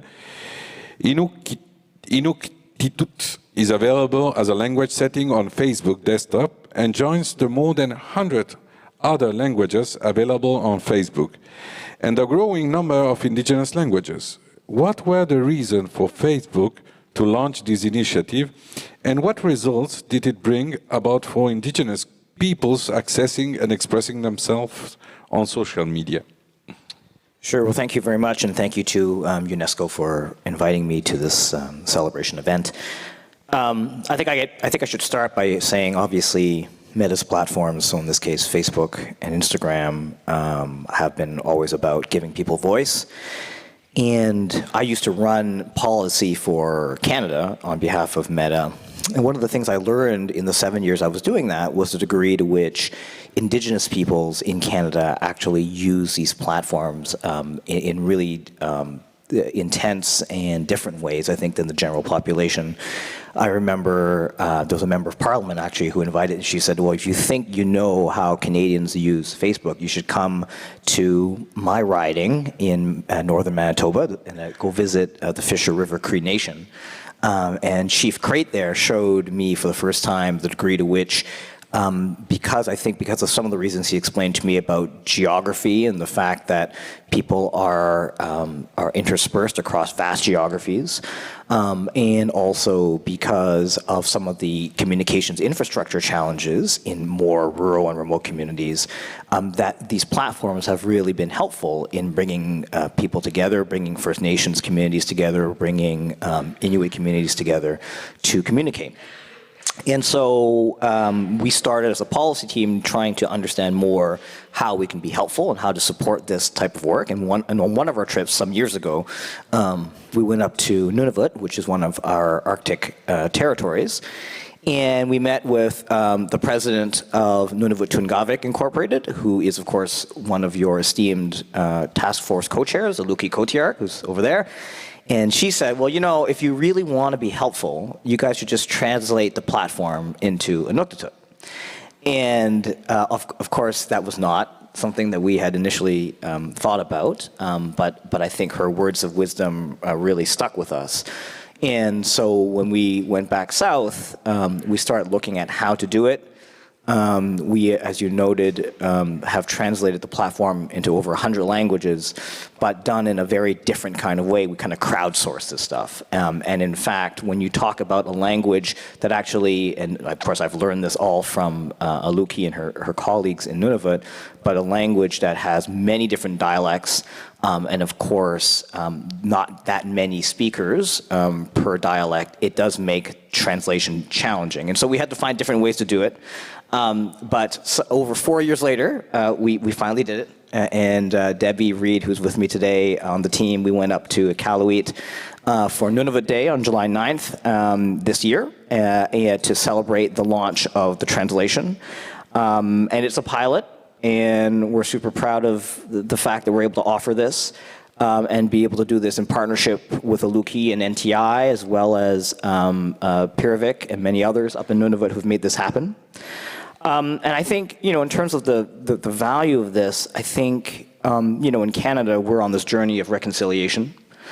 And one of the important things that I've learned through this journey is the degree to which we have to be able to reflect people's realities when we talk about these online platforms. So it's one thing to be able to provide a platform for voice and to have people tell their stories from their perspective, but to have the platform interface reflective of their cultural and linguistic reality is just a very important thing to be able to do.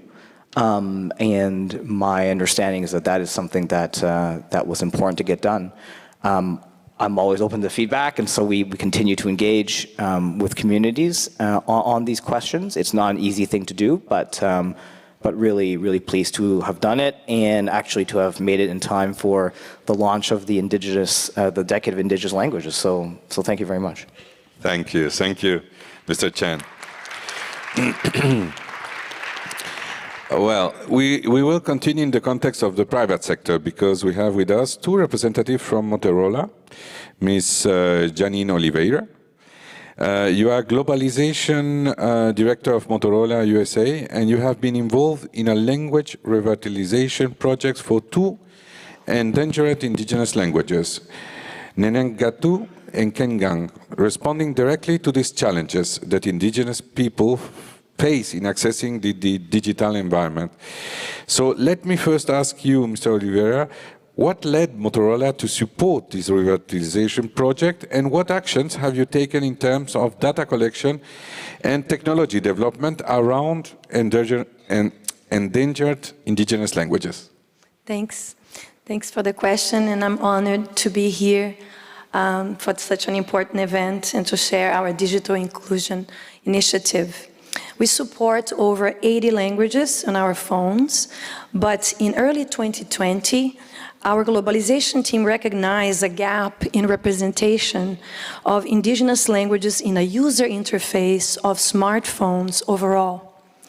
In Brazil, there are over 150 indigenous languages, and 135 of these indigenous languages are in the Amazon, and none of them had been localized or translated in mobile user interface. Many of the indigenous communities today are interacting with smartphones, and research can be done with the communities instead of about the communities. So what problems were we trying to solve? From a mobile user experience perspective, Brazilian, Latin American indigenous languages did not exist. Indigenous communities could not navigate their phones using their native languages. Over 90% of indigenous communities that we worked with are using smartphones. We believe that the survival of indigenous languages is essential for the survival of indigenous culture and heritage, and the integration of native language in the written form through digital world is a powerful vehicle for that preservation. Our engineering contributions on endangered indigenous languages resulted in the release of Nhegatu from Amazon and Kangang from the south of Brazil in early 2021, and Cherokee from the United States earlier this year on all of our global phones. The work was complex and rewarding. We worked with the indigenous language speakers to compile non-existing content for the Common Locale Data Repository, or CLDR, which is part of Unicode, which contains necessary language-specific formatting data, such as datetime formats, measuring units, and other important indigenous language data. Together, we developed non-existing keyboards, which allowed indigenous communities to type their native languages for the first time. Now, with thousands of indigenous languages in the world, we cannot do this work alone. Our goal is to inspire others in the industry so that we can multiply the impact on endangered indigenous languages revitalization efforts. On that front, today, as part of this initiative, we have over 600,000 endangered indigenous words from the Amazon, south of Brazil and North America, and this corpus is shared as open source in our Motorola.com and can be downloaded by scholars, developers, and educators who are working in machine translations, voice technology, and towards the cause of endangered indigenous revitalization. So the Lenovo Research and Development Team in Brazil has worked with Motorola Globalization Team and native linguists, and from 2023, our PC products will also include Kangang and Ingagatu. And finally, Motorola and the Lenovo Foundation, in collaboration with UNESCO New Delhi office, is in the planning phase to develop a set of guidelines or blueprint, sharing our linguistic and technological experiences on digitalization of endangered indigenous languages. This is in line with our shared vision for digital inclusion of indigenous communities, and we hope to continue our collaboration with indigenous communities in other regions of the world and to strengthen and promote the peoples and their endangered languages. Thank you. Thank you, Ms. Oliveira. And perhaps your colleague, Juliana Revalato, who is Globalization Manager and Head Linguistic at Motorola, and who has also been very involved in this project, can tell us more about how Motorola has ensured the inclusion of indigenous peoples in the revitalization project and what impact has been achieved for indigenous languages. Thank you. It's an honor to be here to share Motorola's experience towards endangered indigenous language celebration and promotion. One cannot talk about people without talking about language as one of the core building blocks of any society. Language is a vital part of human connection, and although all species have their way of communicating, humans are the only ones that have mastered cognitive language communication. Languages allow us to share our ideas, thoughts, and feelings with others. And we understand language constitutes the role that it presents itself to us, and it constitutes us in relation to it, making its preservation and revitalization essential to the rights of indigenous peoples. At Motorola, our journey to integrate endangered indigenous languages in our smartphones started when we added support to Ingagatu, an Amazon language that up until then had no representation in digital technology. There was no shortage of practical and logistical challenges, and COVID-19 restrictions added to them. I'm a non-indigenous person, and it's common to see ourselves in our comfort zone of not doing much except following the news. However, to work with the Ingagatu, to work with the Kangang, and later on with the Cherokee, gave me the opportunity to see how one must develop cross-cultural understanding, new perspectives, and help acknowledge historical pain. Having language revitalization as the shared purpose to build on a relationship, we engaged with indigenous communities through scholars of universities in the United States and with Vilmar D'Angelis from Brazil, who has done extensive anthropological and linguistic work with the indigenous communities through the University of Campinas in São Paulo. That was done to verify acceptance of the initiative, as well as to share our technical knowledge on tools, processes, and localization best practices to ensure that there could be an expertise carried on by the speakers of these languages onwards. All the while being respectful to the people's boundaries on what relates to their way of living and trying at all times to find a balance between what a linguistic inclusion process requires and a language revitalization strategy should care for its peoples. Among the languages and the people I worked and am working with, I can feel their pride, their great reception for the initiative, and most importantly, their care for the maintenance of their own culture and heritage. Although there's a lot in common among languages, each one is unique, both in its structure and in the way it reflects the culture that speaks it. We learned through the interactions with scholars, translators, and speakers of the Amazon, for example, that Ingagatu had a specific particularity. Because of the more recent interaction with other local languages, such as Aruac in the upper part of Rio Negro, the language has evolved and distinct orthographies are now seen. There are 4 dialects of Ingagatu with strong presence in the Amazon. And because the translation team that we recruited to work on our initiative had speakers of some of them, they had to be mindful of those differences and reflect about their own orthographic rules. From such rich discussions, speakers of Nhangatu initiated a movement in favor of establishing a community of researchers and publishers who target some form of unification of the language, if at all possible, through the formation of an Academy of the Nhangatu language. In addition, Motorola and Lenovo Foundation recently entered in a partnership with UNESCO office in Brazil to engage in more studies and activities that contribute to the Decade Global Action Plan through the availability of open data of the studies carried out by us in order to empower and bring the world awareness of actions needed for the survival of endangered languages. Other nice outcomes came to our attention, such as an increasing number of enthusiasts about learning the Nhangatu language through other means of the internet, and even university programs being considered aiming translation theory and practice education for indigenous people and languages. The use of smartphones and computers can broaden access to the digital world. It can be a tool used by teachers and scholars precisely because of its potential to strengthening the powerful and positive image of a language.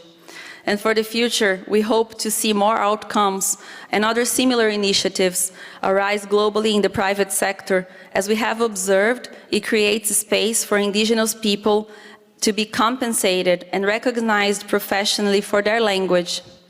Thank you. Thank you so much. Thank you so much. They are telling me that we are out of time. But before closing this panel, I would like really in one sentence or one concept, go each by each and one after the other. If you could give us a message, concrete message or concept that you want to bring to this launch of this Indigenous Languages Decade. So if you allow me, Professor Rowena Higgins, what you would say that is the biggest challenge that we are facing? I think there are a number of challenges. I think all of us are on a different trajectory when it comes to language revitalisation, but ultimately, unless we nurture our next generation for the language and also encourage others to use the language, in the digital space, it's about being able to connect and use the language as a living language. And whilst we have to use it as a preserver of language, we can't just leave it there so that nobody actually speaks it. And so preservation is one thing and archiving, the other is around actually getting our people to use that language. That's great. The same thing for you, Professor Gower. What you would say? If we have to preserve our cultural diversity, we have to preserve linguistic diversity. And digital technologies are available. And the biggest challenge is that like if I see from my perspective of India, there are more than 1,000 languages we don't have OCR available. So the contents available in these languages, only the few scholars can read it. So it is the time that all stakeholders should come together and work, because this cultural diversity belongs to humanity, and in the sake of humanity, we should work together. And there is a need to work together, all linguists, companies like Motorola, to first develop the OCRs and then make it machine readable. So it is easy to decipher in common languages being used by the people. So that's my message to them. Very well. Yeah. Thank you. Mr. Waltz? Well, I think there is one biggest challenge for us all. Programmer that works for us says, and I kept him asking regularly, can you do this, can you do that? And he said, well, everything is possible. You only need to have two answers. You have to give two yeses to whatever problem and whatever thing that you want to do. And the first yes that you have to give is, do you really need it? So I think that this is the challenge for every single indigenous language, is that we have to answer. And I do hope that this decade will contribute for all of us giving the proper answer, which would be yes. And then second yes is actually, do you have resources to do it? And that's the question of technicalities. So I do hope that first yes will be for everyone, at least after this decade. Thanks. We believe that it's a yes, I can assure you. Mr. Chan, the same question. I mean, I think one of the things that's important to stress is that everybody can and should make a difference. And so I think my experience has taught me that you don't need to be obviously an indigenous or part of the government or a government to care about the issue and making, showing allyship and doing in your own small way what you can as a private actor can have an impact. And so I hope that this decade will be about spreading the word and ensuring that many more people also see, join cause in this very worthy pursuit. Monsieur Pelletier? Yeah, in the context of access to information and cultural expression in indigenous languages using digital solutions, I think we have to learn to work well together. For governments, that means whole of government approaches to access to information, not siloed approaches. There's a role for every department and ministry and leveraging the work of each other and learning from that and having sustainable approaches. It also means sharing information and resources and connecting communities so that no community has to start at step one. There are resources there, and how do we connect that? That's great. Señor Rivero Hernández. Mr. Rivero Hernandez, how could you, what would be your takeaway from this conversation? Just give us in a nutshell what you think is the key message that you want to take away from this conversation. Well, beyond the virtual school I was telling you about a few moments ago, South-South cooperation has been very important, very relevant in Mexico. We've been working with our counterparts in places like Colombia, Brazil, and Argentina.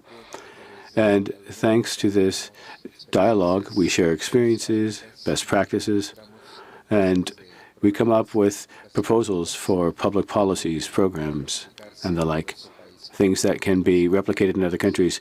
For example, regulating advertising, how to ensure that indigenous and community media can be connected, how can we make sure that these media outlets are sustainable, and how can they make sure that they develop their own content and how their content on their own platforms can seep into mainstream media.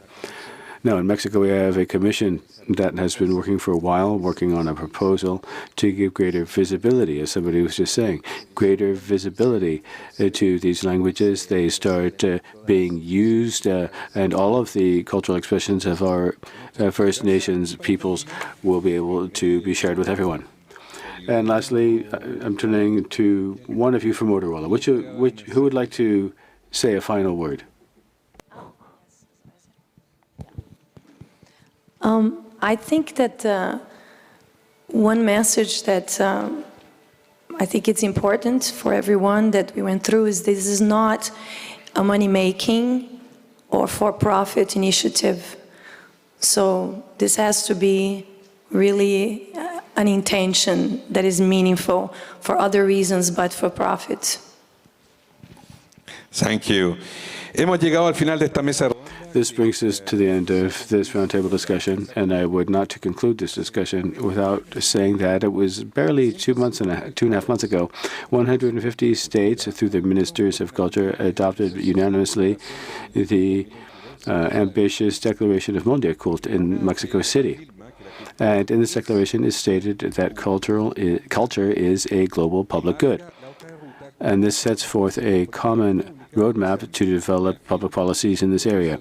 And it states that the member states are committed to fostering an environment in which there is respect for and full enjoyment of all human rights, and in particular cultural rights, both individual and collective, in all areas of culture, including in the digital environment. I'm here quoting the declaration in order to narrow the inequality gap, and in particular for indigenous peoples.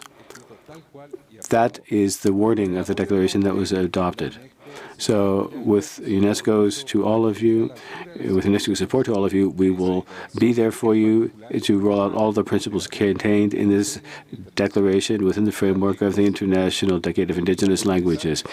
I would like to express my sincere gratitude to each and every one of our panelists for the great diversity and the richness of their testimonies. Thank you very much. Muchas gracias. Thank you very much for moderating this panel session, this roundtable discussion, Mr. Ernesto Orton.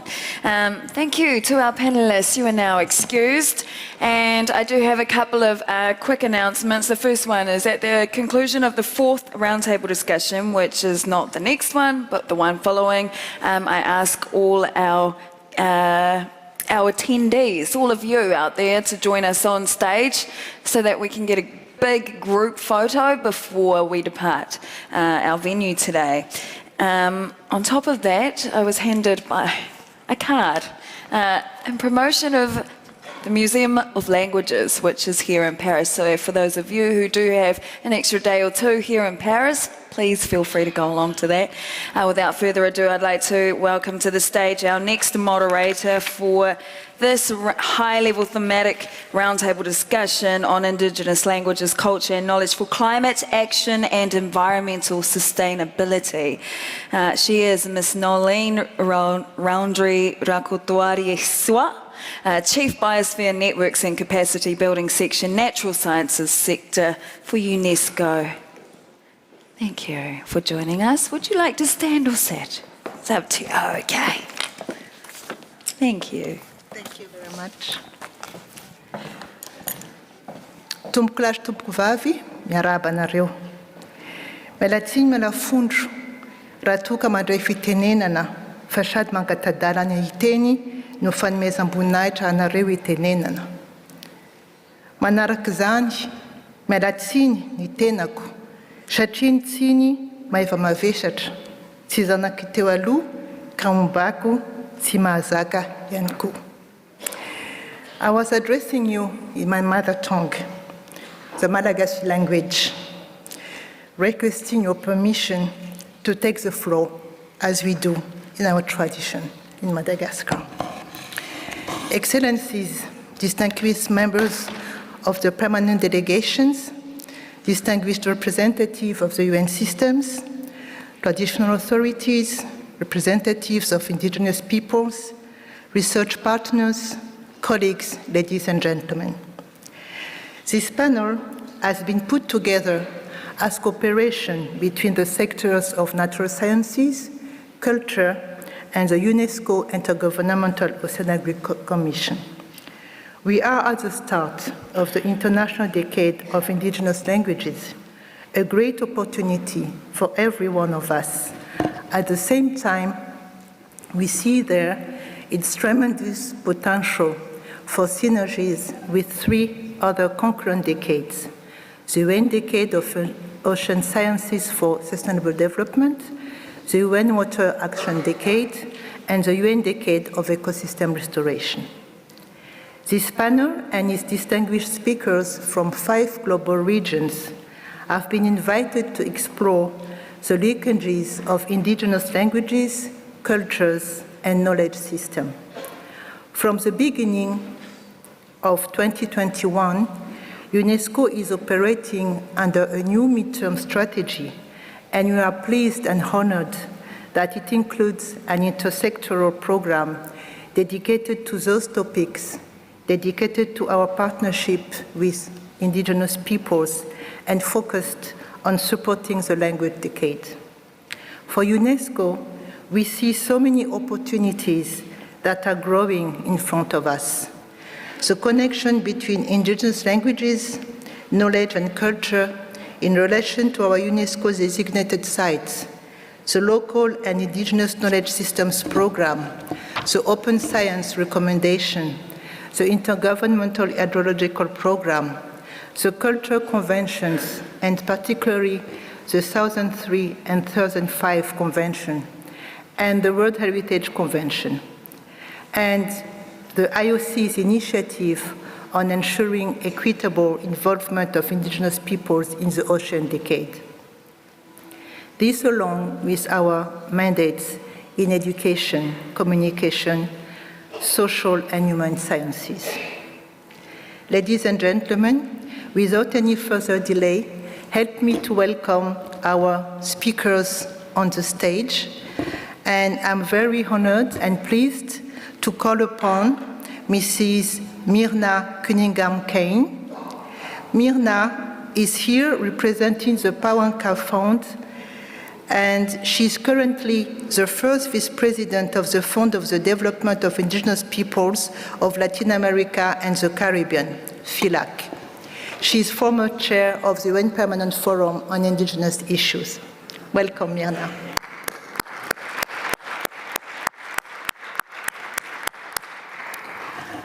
The next speaker is Monsieur Richard Ejinagossi Kishtabish. Richard est le président. He is the chairperson of the National Commission of Canada for UNESCO, and he's also chair of the Minwashiv Foundation, and he is a traditional chief of the Anishinaabe peoples of Canada. Please come up to the podium.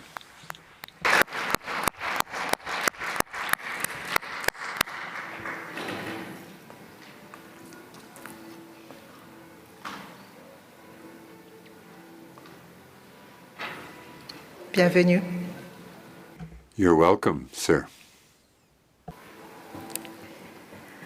Our two next speakers are from New Zealand, from Aotearoa.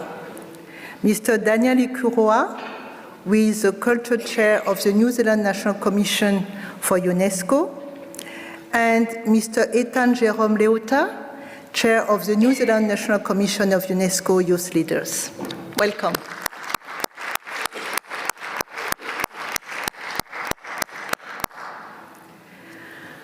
Our next speaker comes from Tanzania, Mrs. Nailejilejapi Tipap from the Maasai. She is a gender and public relations coordinator, and she is belonging to the Pastoralist Indigenous NGO Forum. Welcome, Nailejilejapi.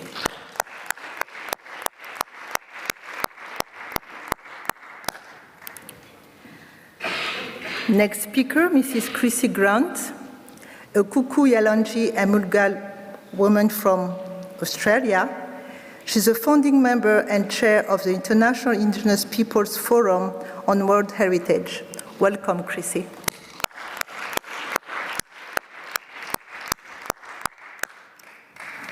And last but not least, Mr. Noor from the United Nations Environmental Programme, World Conservation Monitoring Center. Noor.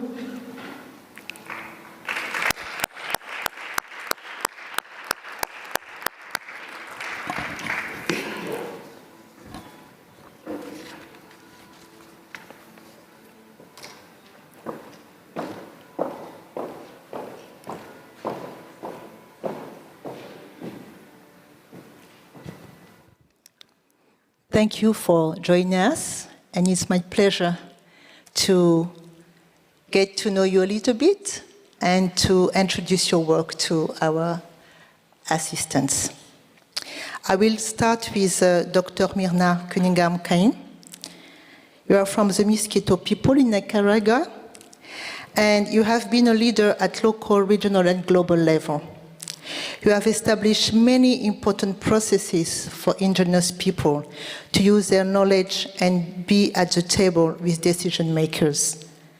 Can you share your thoughts and vision on how you see the International Decade for Indigenous Knowledge helping to connect indigenous knowledge with environmental sustainability and the growing impacts of climate change? Thank you very much, and thank you for inviting me to be part of this panel discussion. I bring greetings from my people, the Mosquito indigenous peoples from Nicaragua, that have lived a process that is unique. We have 35 years of implementing a special autonomy law that recognizes our collective and individual rights, in which language and the recognition of diversity of culture has played an important role. And maybe if I start from my experience, the first step was the recognition of the national state of our rights as indigenous peoples. And granting us the right of self-determination, of autonomy, gave us the platform for the development of our languages. We created our own education system. We created our own universities. We created our own territories that are governed by territorial governments. And part of their role is to protect their resources. So the territories have developed a law that establishes that everything that happens in their territories should be discussed and should be approved by them. They have also implemented different mechanisms to protect their natural resources.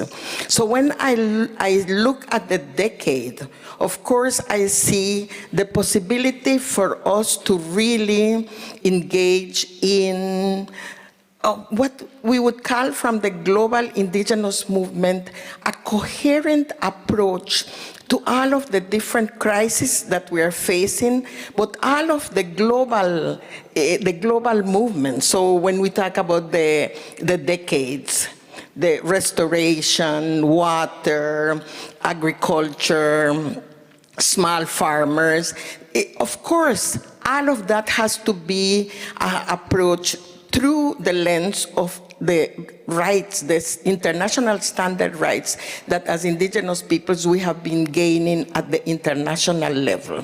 And that means that the most important tool is to implement mechanisms of real participation of indigenous peoples.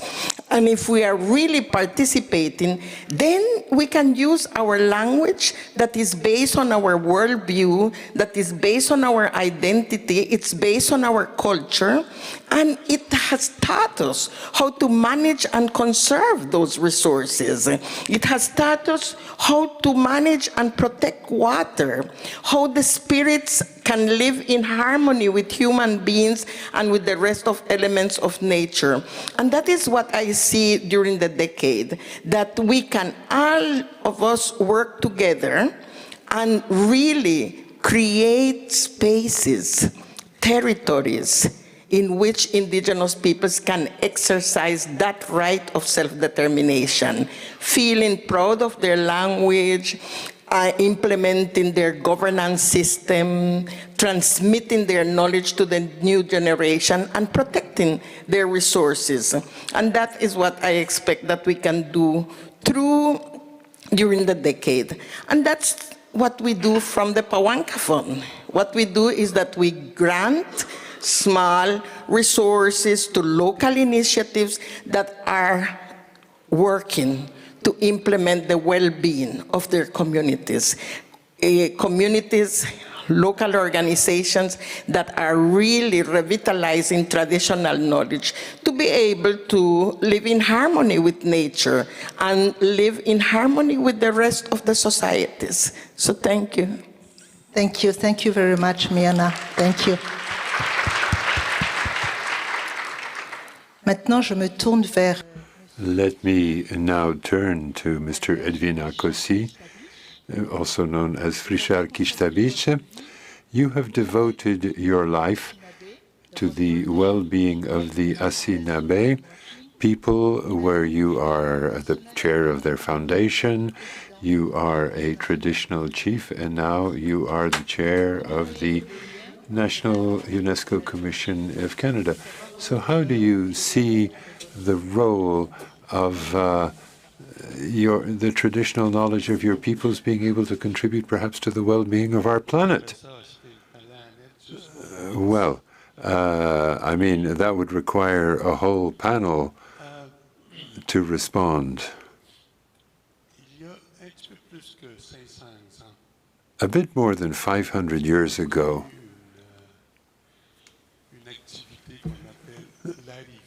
we experienced something, a phenomenon that we refer to as the arrival. The arrival. Before this turbulent phenomenon, right across the territories of North and South America, we, the First Nations, had our place, and we managed those spaces, those areas, as we had been instructed by our ancestors to maintain spaces, land, areas, to remain clean and to be able to sustain our peoples. And we transmitted that concept. We tried to transmit that concept to those who had arrived. And we've tried to convince them that we even tried out our way of living together with the arrivals.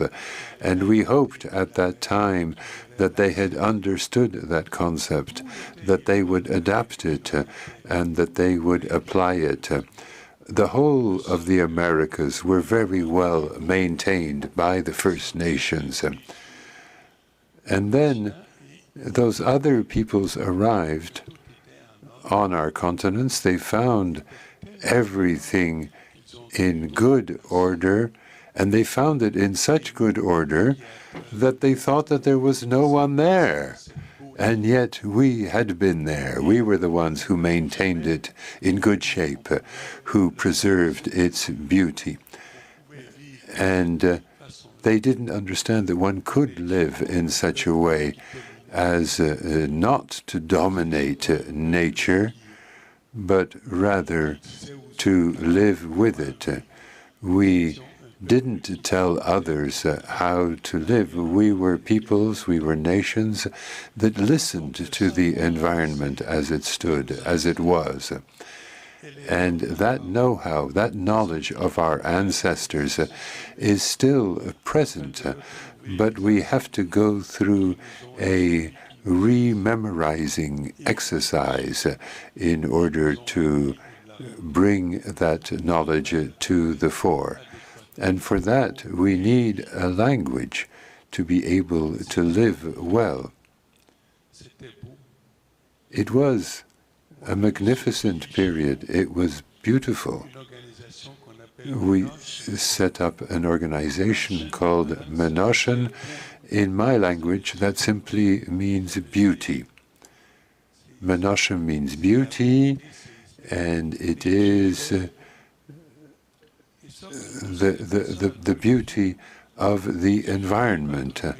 And when you say that to yourself every day, when you say to your environment, you are beautiful, then you find a way of preserving the quality of life.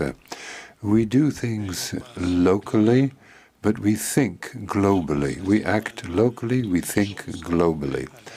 And I think that everything that we do in our homes, we do with full consciousness of the fact that it can have an impact on the planet. We can't end up telling everyone how they should live. We can't hope to convince other people to live the same way.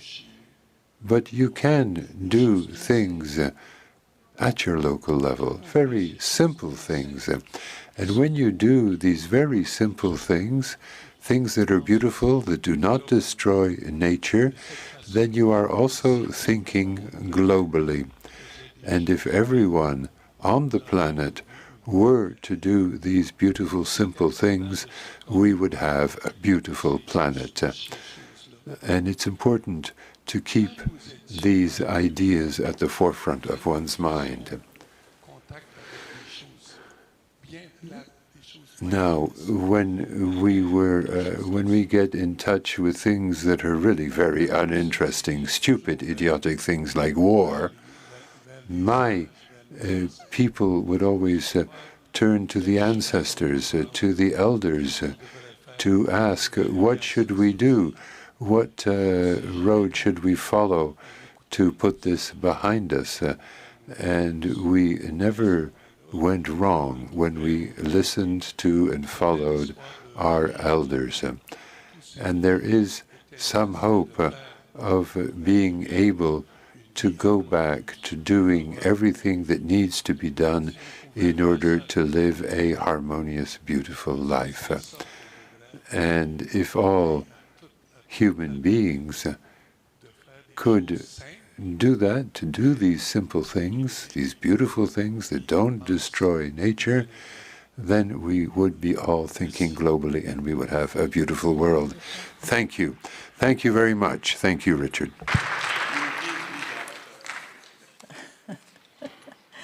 Thank you, Richard. Richard told a lot about simplicity.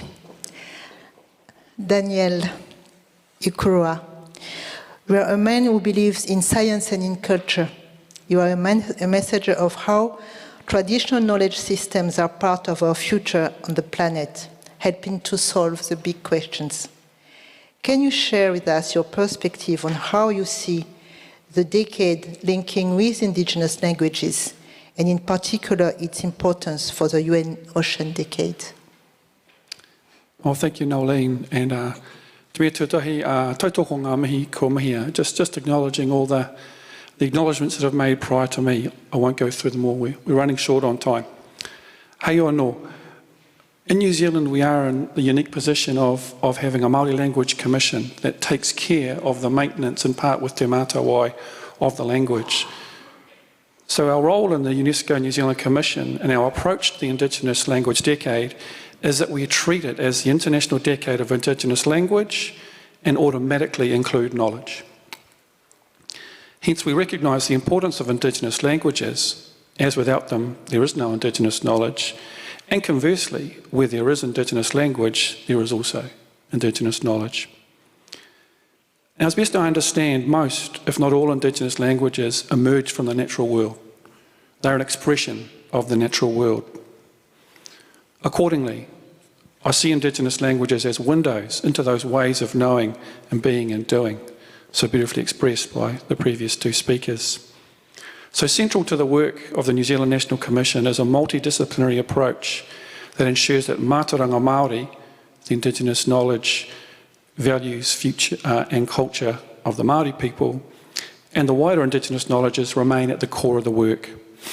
For example, one of the first things we did for the Decade of Oceans for Sustainable Development was establish the Aotearoa New Zealand Decade Committee to engage national stakeholders with the decade, facilitate contributions and promote this decade in New Zealand. Membership was drawn from across communities, ocean science, humanities, Indigenous knowledges and government representatives. And thus our approach to the decade draws from the knowledges, practices, values and worldviews of the Indigenous peoples of New Zealand and the Pacific, with whom we hold a strong relationship. Weaving knowledge systems together in Aotearoa New Zealand has not only generated a distinctive approach to how we undertake science and research, for example, who initiates the research and who benefits. It also informs and influences how we collaborate with one another. For example, who legitimises this work, who is represented, who is not represented, who is accountable, and how we communicate our findings. The combined contributions of the multiple knowledge systems provides the potential for holistic decision-making that can enhance the practice of intergenerational sustainability for the benefit of our future generations, and find solutions for problems associated with exploiting and managing the oceans that cannot be provided by any knowledge system in isolation. And I'll repeat that, that cannot be provided by any single knowledge system in isolation.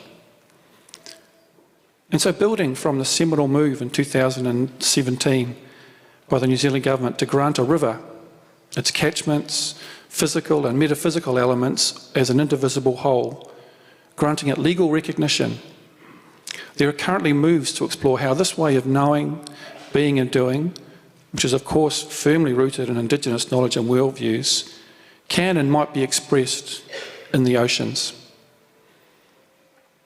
This is in fact not new for us. There is a widely used name, Te Moana Nui a Kiwa, the Great Ocean of Kiwa, for what was latterly called the Pacific Ocean, perhaps by some of those arrivals that Richard was talking about. Te Moana Nui a Kiwa is the physical ocean. Kiwa's partner is Hine Moana. She is the personification of the ocean. If, like me, you believe that Indigenous knowledge has much to offer the decade of oceans for sustainable development, then the ongoing preservation and use of Indigenous language is critical. And in closing, I would remind us that we are all Indigenous to the planet. Nō reira, kia ora mai tātou. Thank you. Thank you very much, Dan. Myrna and Dan, and also Richard, you talk about participation, you talk about involving stakeholders. And there is one category of stakeholders that are key, and it is the youth. And you are very pleased to have with us Etan Jerome Leota. You are the Maori Youth Chair of the New Zealand National Commission. You are passionate about issues of identifying language and culture. How do you see youth in Aotearoa, New Zealand, and in the Pacific region, drawing on their languages and culture to cope with the many environmental challenges being faced by the Pacific at this time? Awa tēnā koe Nolene, tēnā koutou o te whare. Firstly, I just wanted to acknowledge all the rangatahi, the youth who are here at this event. In my view, we are the next generation, so it's important that we have a perspective, we have a view, and that we make a contribution in both the Oceans Decade that my colleague Dan talks about, and especially the Indigenous decade of Indigenous languages. So kia kaha, rangatahi mā, youth, we have a place, we have a voice, and we need to exercise it. So I appreciate the opportunity today to share a youth perspective from Aotearoa. Pacific youth are reflecting on past cultural customs and traditions to inform appropriate solutions to mitigate environmental challenges that are evolving and changing every day. Secondly, from a holistic perspective, we allow the environment to inform us of what approach is appropriate with mitigation, rather than imposing additional pressures on our taiao. As more youth are seeking higher education in the Pacific, we draw from our knowledge in the Western science space, but we interweave our cultural traditions, our tikanga, to ensure that there are no competing interests between the two opposing worldviews. For me personally, restoring the health and well-being of our environment and being an advocate on its behalf should be paramount and is paramount over any other competing interests. And as I draw my small contribution to a close, I draw on a traditional whakatauki or proverb from Whanganui, a river tribe of Aotearoa. Ko au te awa, ko te awa ko au. I am the river, and the river is me. This proverb reminds me, as a river tribal member myself, that my river is a living being. It's my cultural identity, and it will always inform me on what solutions are the best at that given time. Nō reira, tēnā koutou katoa. Thank you. Thank you, Eta. Thank you very much. When you talk about language, we talk about our mother tongue, our mother language. So it's my pleasure to introduce to you Mrs. Nailejileji Tipap. Nailejileji, you have played a key role in putting women's knowledge on the map in Africa. You have worked with links on researching pastoralist knowledge of weather and climate in Tanzania, and in doing so, you have raised many issues about how gender roles are changing. tell us what you see as important for the success of the decade. How can such a decade touch the lives of rural women pastoralists in Africa? Thank you so much, and thank you, UNESCO, for this opportunity and for us indigenous people to gather together today here and share different experiences from different regions in the world. First of all, we need to appreciate the indigenous knowledge that we uphold and even the indigenous language that we keep having to date. Women have a key roles in preserving, promoting, and protecting the indigenous language that we uphold today.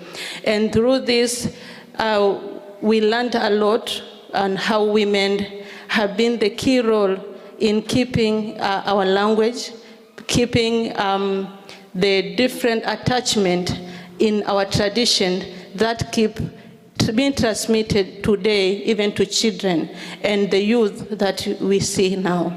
Because the first person that speaks to a child is the woman. The first person to teach a child is the woman. And through this, we see the key role that women work today in continuing transmitting the indigenous knowledge to their children.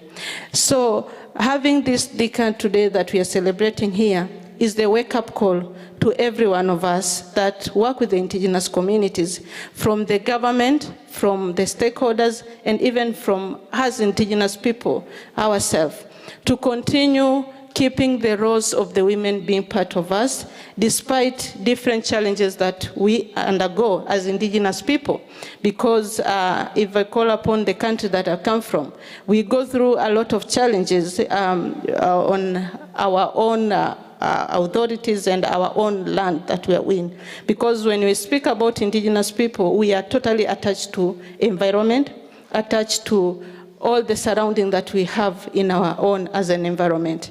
Because as I grow up, everything that's attached to me is what surrounds me. And we go through different challenges that we see, like conserving the ecosystem that we have is like a curse, which is not a curse. It's something that we need to keep with it because it's our livelihood. But it's different from the others who do not understand the livelihood that we live upon it. So this decade is a wake-up call for today an indigenous women living at the rural area to keep being appreciated and be part of different negotiation and decision making in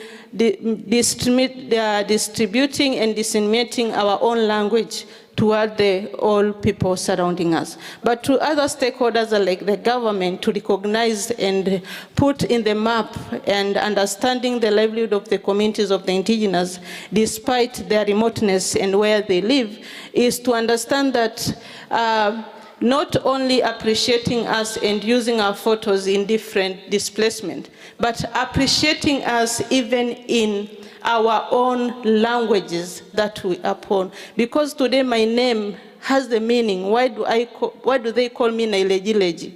It has a meaning. But why today a person with a different name with a big language is being appreciated because the name starts with a certain language? No, our own language means a lot to us, and everything in it may be small but means a lot. So and rural women today living in the remote areas, this is a sign of them be promoted and then be appreciated in what they uphold on. Thank you so much.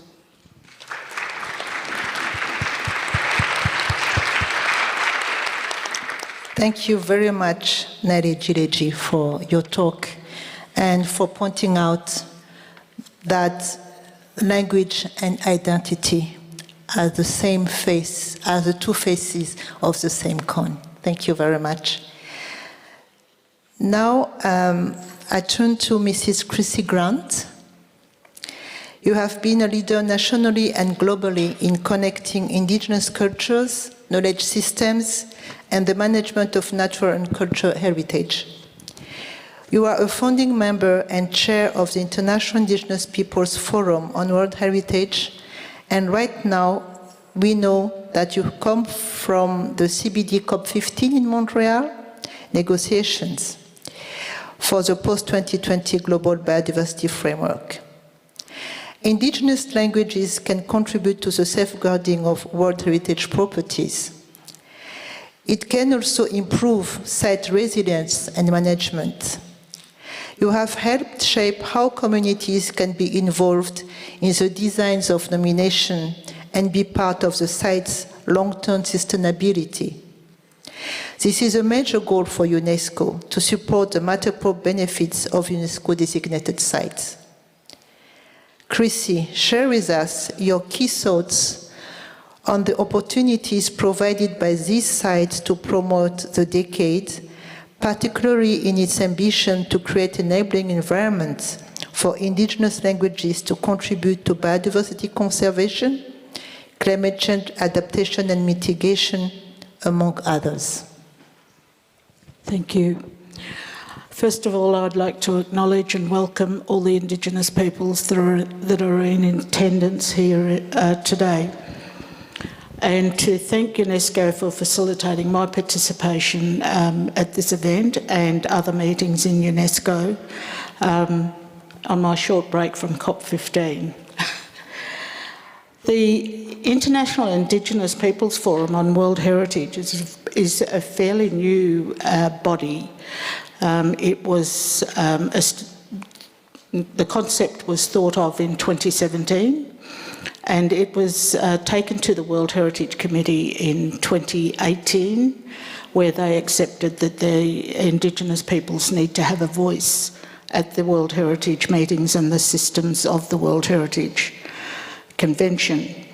And so in 2019 was our very first face-to-face meeting with the World Heritage Committee meeting, and we act as a voice for Indigenous peoples to bring their concerns to the World Heritage Committee and the Centre and other people that work with them in the World Heritage systems. Today we've heard how the loss of language can be the loss of identity and human rights. And there are a lot of breaches, I would put it lightly, of human rights within the system of World Heritage nominations, assessments and management. And with more than 8,000 languages that will be registered on the World Atlas of Languages, it's really a sad indication that there are so many Indigenous languages that were spoken before and are now endangered. So language is being revived and embedded in schools across the globe, and not only in World Heritage properties either. And this is, you know, sort of where language is also a part of our well-being, our worthiness related to traditional knowledge and how they work on our traditional lands and waters. In Australia, we call it caring for country. We care for country and country cares for us. Indigenous languages need to be recognised and acknowledged as a sign of respect that it is part of our cultural heritage values. In 2019, at the last face-to-face World Heritage Committee meeting, the Indigenous Forum held a side event, a couple of side events, but one of them was about languages and how that was very important for the Indigenous peoples in the assessment, the nomination and management of the values listed for the World Heritage OUVs. And that's outstanding universal values, sorry. And it's important to listen and to hear what Indigenous peoples are saying about acknowledging their languages. It's important for us to take notice and to hear and take that action to address the issues that they raise. So language, traditional knowledge and the authority to speak for their territorial lands and waters, to acknowledge and respect Indigenous languages across the biodiversity and environment. In the Indigenous forums, we certainly promote the use of language and the interpretation of that language, and we'll be urging Indigenous peoples to incorporate this level of information as their cultural value, to have it incorporated in the nomination for World Heritage listing, and consequently their participation in managing those values. So in order for this to happen, we are organising with the steering committee of the Indigenous Forum to have a look at one of the primary issues that is coming up constantly is the divide between nature and culture. So when the convention was written in 1972, it didn't allow for the holistic view of a landscape that had cultural values on top of the natural values. So this is the sorts of things that we will be taking and hopefully starting the discussion and having the people who need to be there, such as advisory bodies, and that's IUCN, ICOMOS and ICROM, at the table to be able to try and close this divide between nature and culture, because for Indigenous peoples it is certainly not a separate nature value or a separate Indigenous cultural value. If you look at a landscape, it has law, it has song, dance, art, ceremonies, it has all of that is embedded within that landscape, and that's the cultural values that need to be recognised as well as the natural values on top of it. So thank you. Thank you. Thank you very much, and to pointing out that there are room for improvement in the conventions when we take on board Indigenous knowledge and the culture. Thank you very much. I turn to Mr. Noor. The distinguished members of this panel are speaking about their work and vision for connecting Indigenous knowledge, culture and languages with environmental and climate actions.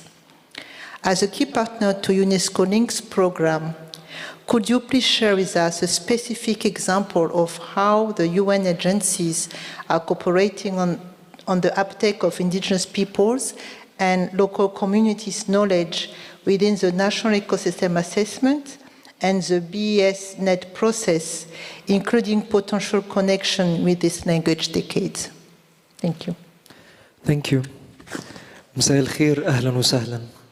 I'd like to take this opportunity to recognize all of the Indigenous leaders and representatives with us in this room, as well as everyone who could not be with us today, everyone who is with us today, and all of those who have come before us.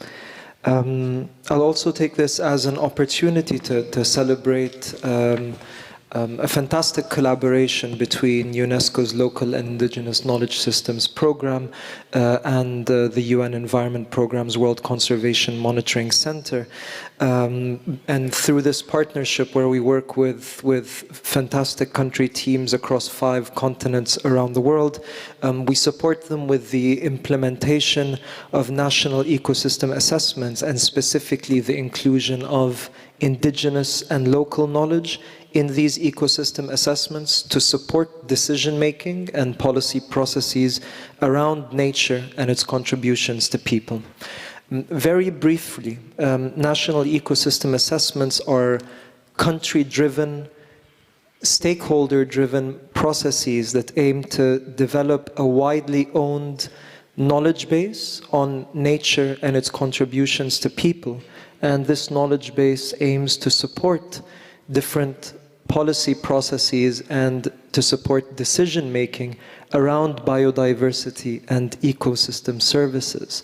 And any knowledge base that aims to support sustainable decision-making and sustainable policy processes must and will draw on indigenous and local knowledge in order to ensure an inclusive and fair and equitable approach. So through the National Ecosystem Assessment process, we're very lucky to work in close collaboration with our colleagues at UNESCO Links, as well as our colleagues in UNDP under the framework of the Biodiversity and Ecosystem Services Network to develop resources and to capture lessons learned and to learn from our country partners who are implementing these national ecosystem assessments around the world, and specifically in how they are working to include indigenous peoples, local communities, and their knowledge in these assessments for us to better understand different trends in nature, different dependencies on nature, and to make sure that the full value of nature can be effectively included and accounted for in different decision-making processes across different sectors and different levels.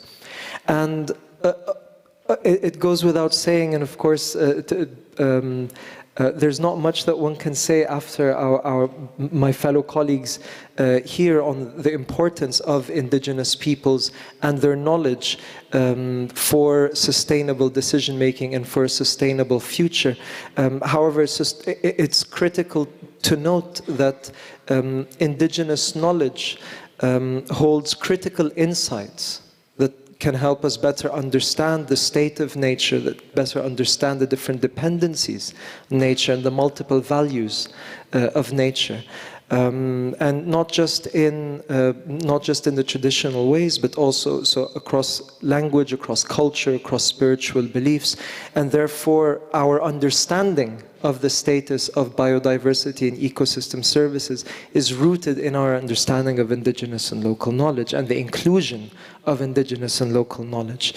And as you can imagine, assessments that include working with multiple knowledge systems, that this can be quite tricky, this can be quite challenging, which is why we are very lucky, again, through this collaboration and through our work with partners across 5 continents, of which we have, and I would like to recognize 3 of our country partners from the Dominican Republic, Malawi, and Bosnia and Herzegovina here today, that are leading work using the multiple evidence-based approach, which is a methodological framework to work with different knowledge systems and to, rather than integrate different knowledge systems, we include different knowledge systems and weave them in such a way that maintains the integrity of each of these knowledge systems for a more holistic and inclusive understanding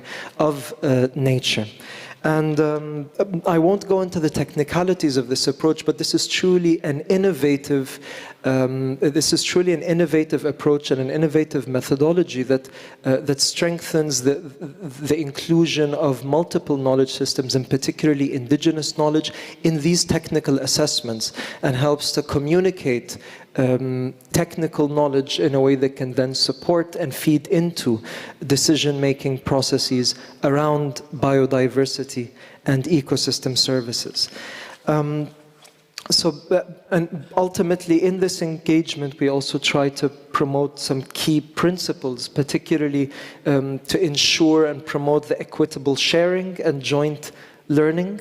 And one of our distinguished colleagues yesterday during the 20th anniversary celebration of Links mentioned the importance of approaching joint learning with a blank page. And another speaker spoke about the importance of that when you integrate something, one thing becomes more dominant over the other, and that's why we really emphasize the importance of inclusion as opposed to integration. So there are several principles, and especially ensuring the free and prior and informed consent of knowledge holders who are contributing to these different processes.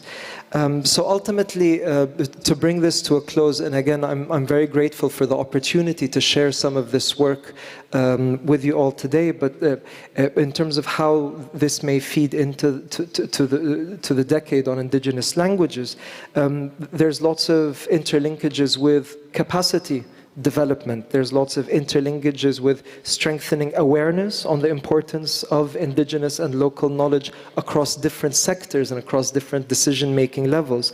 And finally, as well, on highlighting the support for the recognition and the protection of the rights, the cultures, and the languages of indigenous peoples through these processes. So once again, thank you very much for this opportunity.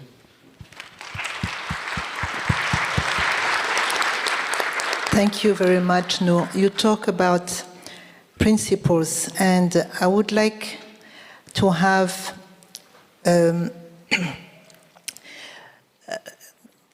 share of ideas from our distinguished panelists before we close this session. I would like each of you to give us one keyword or one sentence which would be your advice or your message to the United Nations and to UNESCO to make this decade a success and not another decade. So what would be your keywords to help us, to help all of us to make it a success?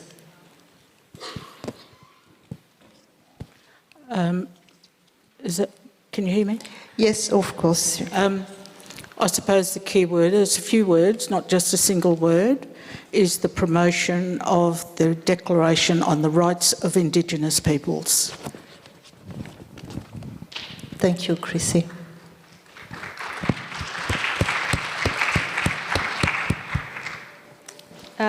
For me, my keywords is to continue documenting more of the indigenous knowledge with the inclusion of women in everything that we do, for them also their voices to be heard.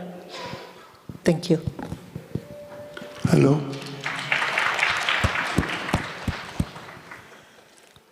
I would ask each of you to pronounce my name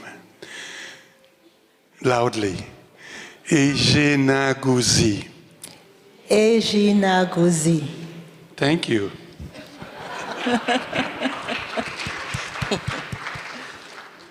We cannot revitalize language if we do not empower indigenous peoples. Empowerment is what we need during this decade.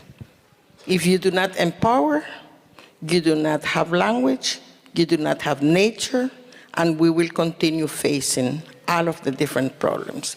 So let's work together to empower indigenous peoples. Thank you, Myrna. Thank you. I'd start with a quick response and completely in agreement with your point, Chrissy. I would add that I think free, prior and informed consent is the absolute minimum. That's the entry point. We can only go up from there. My message would be simply, be a good ancestor. Thank you. Thank you, Dan. I think for me, my key message would just be as Indigenous peoples, we have the solutions to mitigating the environmental challenges we face today, but allow the environment to inform the solutions that you choose. Kia ora. Thank you, Ethan. No? Thank you very much. I think everything has truly been said, but the one word I can say is gratitude. So gratitude for the opportunity to continue speaking, to continue collaborating, and to continue weaving. So gratitude. Thank you. Thank you very much. And just to tell you a secret, Ejinagozi means celui qui raconte. Donc on espère. The one who tells stories. So we hope that we will continue through our languages to tell our stories, to tell our lives, and to share those stories with others to enrich them. So thank you all for your contributions, and may the decade be a success. Roundreader Kotoroas Arisoa, the Chief Biosphere Networks and Capacity Building for the Natural Sciences sector at UNESCO. And to our panelists, thank you. Thank you very much. I want to extend the thank yous to you guys out there, to our attendees, thank you for your resilience, thank you for your attention, your commitment to today's event. It has been quite a full program, and we are drawing to the end, nearer to the end actually. We've got our last high-level thematic roundtable discussion next. So, without further ado, please come to the stage, Mr. Firmin Edouard Matoko, the Assistant Director General for Priority Africa and External Relations of UNESCO, to moderate this. I do want to mention the fact that it's now 6 p.m, so if our panellists and our moderator could please, I don't mean to rush because I know we've travelled from afar and there have been quite some extensive discussions held on the stage throughout the day, so by all means, have a robust discussion, but succinct is best. Make the point, bold statement, and we'll all remember it when we walk away. So without further ado, well, that's the whole point. We want to remember the key messages that come out from each of these discussions. Over to you. Merci. Bonsoir tout le monde. Thank you very much. Good evening, everyone. On the stage now. No, it's up to you to bring them on. To call them. Yeah, unless you want me to. Our panelists for this discussion, please join them. All on the same boat. So, please, should I identify the panelists or I think if they can make their way to the stages, and you can introduce each individually as they take their seats. Panelists for this discussion, please make your way to the stage. We have very little time. We have an extensive 1-hour cultural performances after this and a closing ceremony. So I do please urge you to come to the stage. And Mr. Firmin Matoko can get this session underway.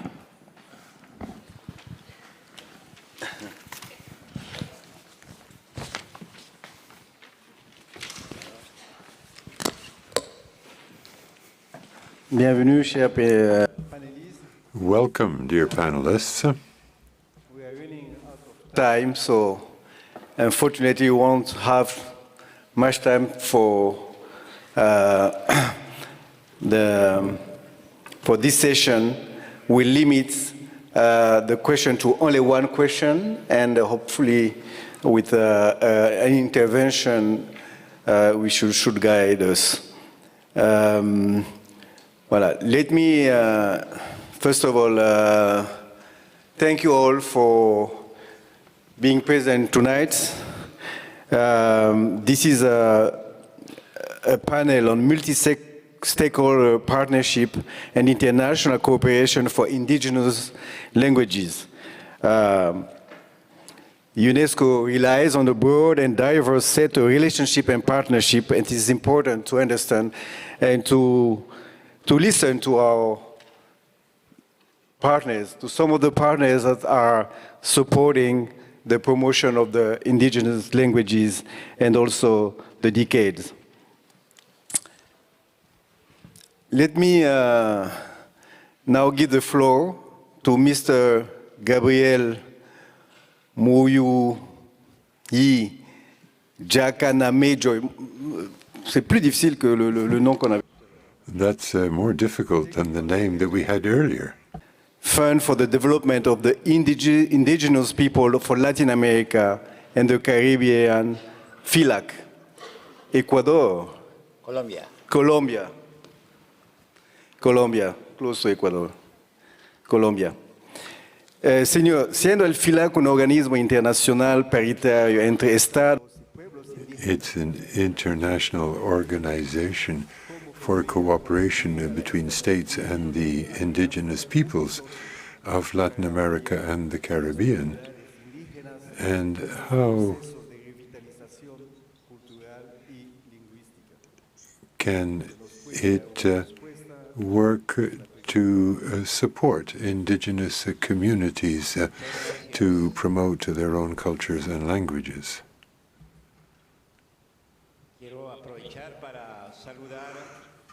Well, I would like to start by welcoming all of those who are present in the meeting room at this point.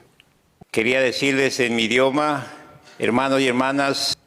And I was just saying in my own language that I greet all of you warmly and sincerely. I am Garimun Hakamarejoy.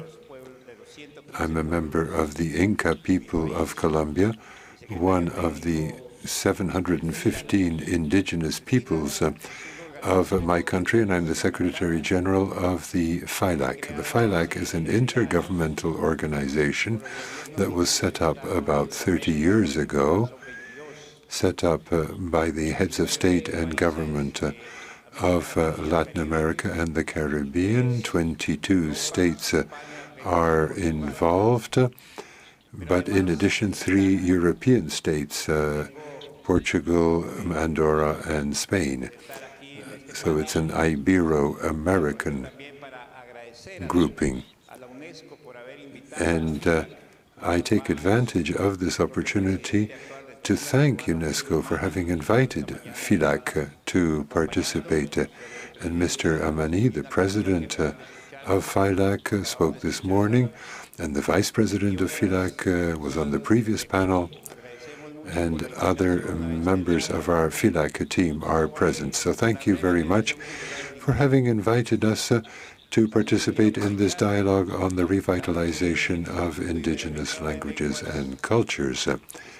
Now, the Ibero-American Institute of Languages is something that is part and parcel of the FILAC. We are responsible for their secretariat. So FILAC is an intergovernmental organization, and it's a parity institution with representatives of all stakeholders. So it's an unique international organization in the world. There is no other organization in any other region of the world that has this kind of parity representation as we do from the whole Ibero-American region. Because our governing bodies, in fact, include both representatives of governments and representatives of the indigenous peoples living in each of the participating states. And this parity representation facilitates our work, and I think that that is a seminal contribution that we can make to the international decade. The parity representation facilitates a cultural dialogue. We need to talk about traditional knowledge, but also scientific knowledge.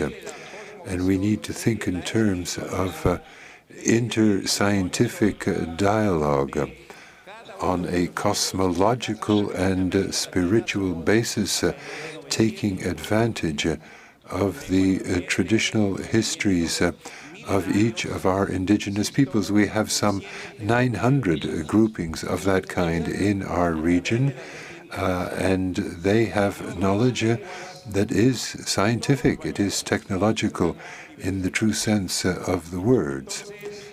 And they express that knowledge in their own languages and their variants, which are rich in number and complexity. So in the 30 years of the existence of our organization, we have worked to become a platform for cooperation, for consensus, for exchange, for dialogue. And we want to take advantage of the experience of all members by contributing to the decade, ensuring exchanges between indigenous peoples, but also between indigenous peoples and others. Sometimes they are living in societies that don't recognize the use of their language as a cultural right, which must be accepted. So our FILAC platform is, I think, a good example for the rest of the world. It is an intercultural forum for horizontal dialogue. But I'd also take advantage of this opportunity to hark back to a panel discussion that we had yesterday, where we presented the Ibero-American Institute for Indigenous Languages, an institution that was set up by Ibero-American heads of state and government, and it too is that kind of platform for cooperation, for genuine dialogue. If we don't provide the political and technical support to our indigenous peoples, it won't be possible to have this horizontal, intercultural, and inter-scientific dialogue. So I thank you for your attention, and I offer you what we have to offer as a contribution to the decade. Thank you. Now, let me give the floor to Mr. Sergio Buniac, President Motorola and Senior Vice President Lenovo. What motivated Motorola to engage in initiatives to revitalize endangered indigenous languages? Thank you. Thank you. Hello, everyone. Big pleasure to be here. Well, our company, our mission is to bring smarter technology for all.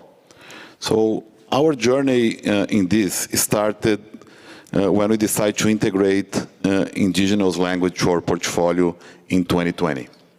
In 2021, with support of the Lenovo Foundation, we launched the first phase of our indigenous language revitalization project. Working directly with local professors, linguistic experts, and indigenous people, we added 2 endangered indigenous languages to our devices: Kangang, from the south of Brazil, and Nhangatu, spoken in the Amazon, becoming the first mobile phone manufacturer to fully support an indigenous language spoken in the Amazon. Not less important, we are proud to share that we have open-sourced the language data. This year, we also add support of Cherokee languages on Motorola devices, so that Cherokee citizens will have access to fully localized mobile phone user interface for the first time ever.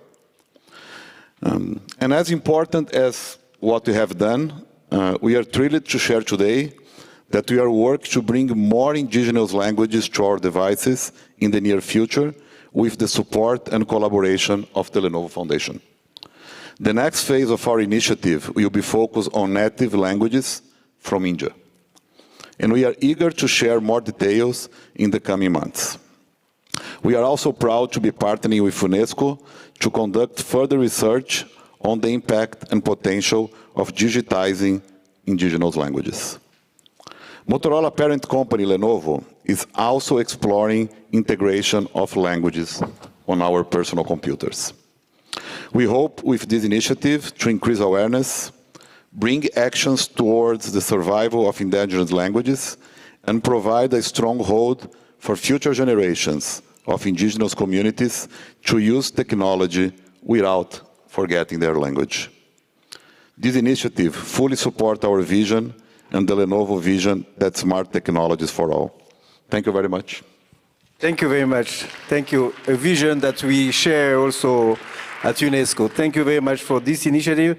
Let me now give the floor to Ms. Anna Friedman, founder and CEO, Planet World and Museum of Language Arts. No need to ask you a question. You just can go ahead. Well, I'm just happy to be here. Thank you to UNESCO. At first, when I was invited, I thought there'd been some mistake because I have founded a museum of language in Washington, D.C., but really my rationale for doing so was to promote literacy in the United States. Because research has shown that readers are more likely to be volunteers, to be active in their communities, and to vote. So it seems that a literate population is the foundation of a strong democracy, and I was worried about the strength of our democracy in the United States and was trying to find a solution, find some way to promote literacy.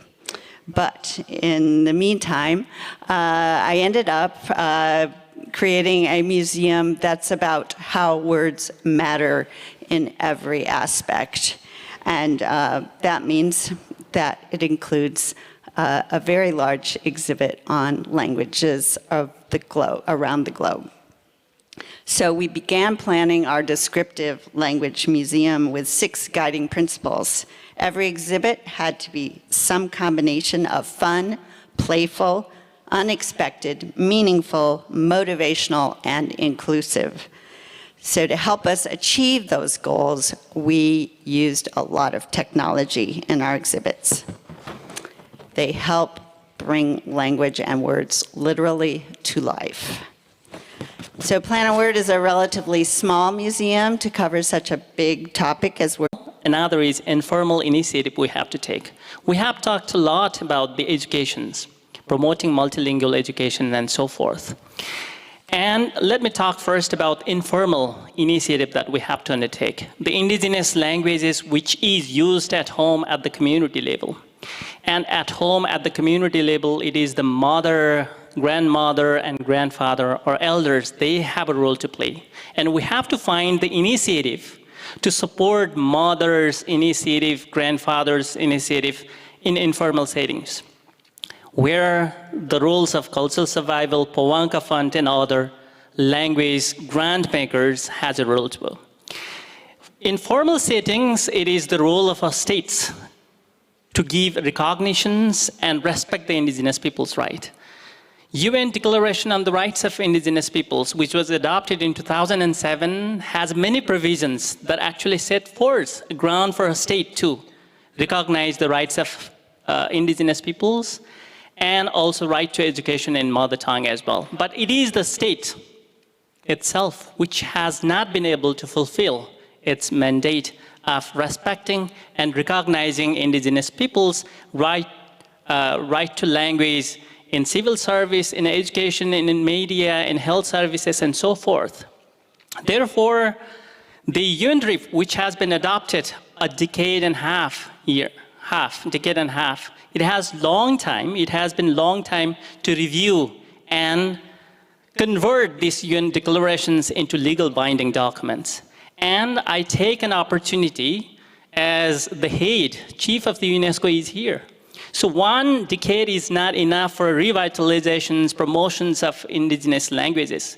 So many years we have to work, many decades we have to work it, and 1 decade is not enough. And to make that many decades to work, revitalizing, promoting of indigenous languages, we have to make a state accountable. Towards this, I urge UNESCO, take this 1 decade as an opportunity to negotiate with the states and come up with some of the legal bindings so that indigenous community can make state accountable to revitalize and promote their languages. Thank you. Thank you very much. Thank you very much, Kumar. Thank you. Now I'll give the floor to Ms. Fiona Romeo, Senior Manager, GLAM and Culture, Wikipedia Foundation, please. Hello. So the Wikimedia Foundation is a non-profit organization that stewards Wikipedia and other free knowledge projects. Wikipedia is an online encyclopedia that is written and maintained by a community of volunteers. Now, we often talk about Wikipedia as if it is one discrete thing, but there are actually more than 300 language versions of Wikipedia. And when I say that, I don't mean that it's been translated, the interface and the content, into more than 300 languages, but that each language version has its own policies, its own communities, and makes its own decisions about the concepts, histories, biographies, and other content that they consider to be important and want to reflect in their encyclopedia.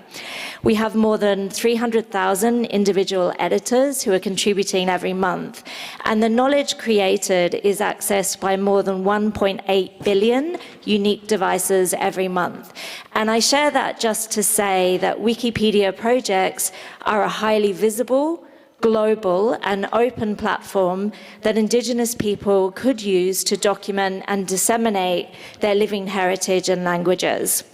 And I'm just going to share two brief examples of projects where we've done that. So last year, we worked with UNESCO Bangkok to train Indigenous youth in Cambodia in both documentary filmmaking, but also Wikimedia contribution. The youths contributed their photographs and documentary films to our open access media repository, Wikimedia Commons. These files were then used to illustrate Wikipedia articles about their language and community. And those images that they submitted have been viewed more than 500,000 times in the first year alone. So raising a lot of awareness about those languages and culture. Our communities in Nigeria and Colombia have organized their own projects to document their Indigenous languages too. Even more than documentation though, Wikimedia platforms can also be a place for Indigenous people to actually continue learning, teaching and transmitting their languages to current and future generations. So for example, over the last couple of years, we funded our Balinese language community to digitize and transcribe endangered lontar or palm leaf manuscripts. This led to more than 3,000 culturally relevant texts in the Balinese language being made available online and in an open access scholarly catalogue. This resource is already being used in university programs where young people are learning to type in their own script. In addition to funding the cataloguing digitization, this project required some technical development, similar to things you've heard about earlier today, such as a custom keyboard. We're also using those transcribed manuscripts to train an optical character recognition model for the language, which will make it quicker to transcribe manuscripts at scale. And we're actually experimenting with a few different languages to see if we can improve that automatic text recognition. So just skipping ahead because we're short on time, I would just say the Wikimedia movement is driven by the vision of a world in which every single human being can freely share in the sum of all knowledge. And this to me seems very aligned with the leaving no one behind, no one outside idea which motivates the International Decade of Indigenous Languages. Finally, I just want to say that as a grant-making organization, the Wikimedia Foundation wants to support more Indigenous-led institutions and groups to join our movement and share their knowledge and really use and revitalize their languages on the internet through our projects where that's helpful. So please be in touch if you can imagine us doing something together for the International Decade of Indigenous Languages. Thank you. Thank you very much. Thank you very much for this offer. And finally, this speaker, the interpreters are going off duty as we announced. Have a good evening and a successful decade. Bujun Dinoy Maganatug, Tanshikia, Anin. I greet you with the indigenous languages of my ancestors, with Anishinaabe, Cree, and Michif. I am a proud member of the Turtle Mountain Chippewa of North Dakota, Turtle Island. And I greet you all with a warm heart as relatives.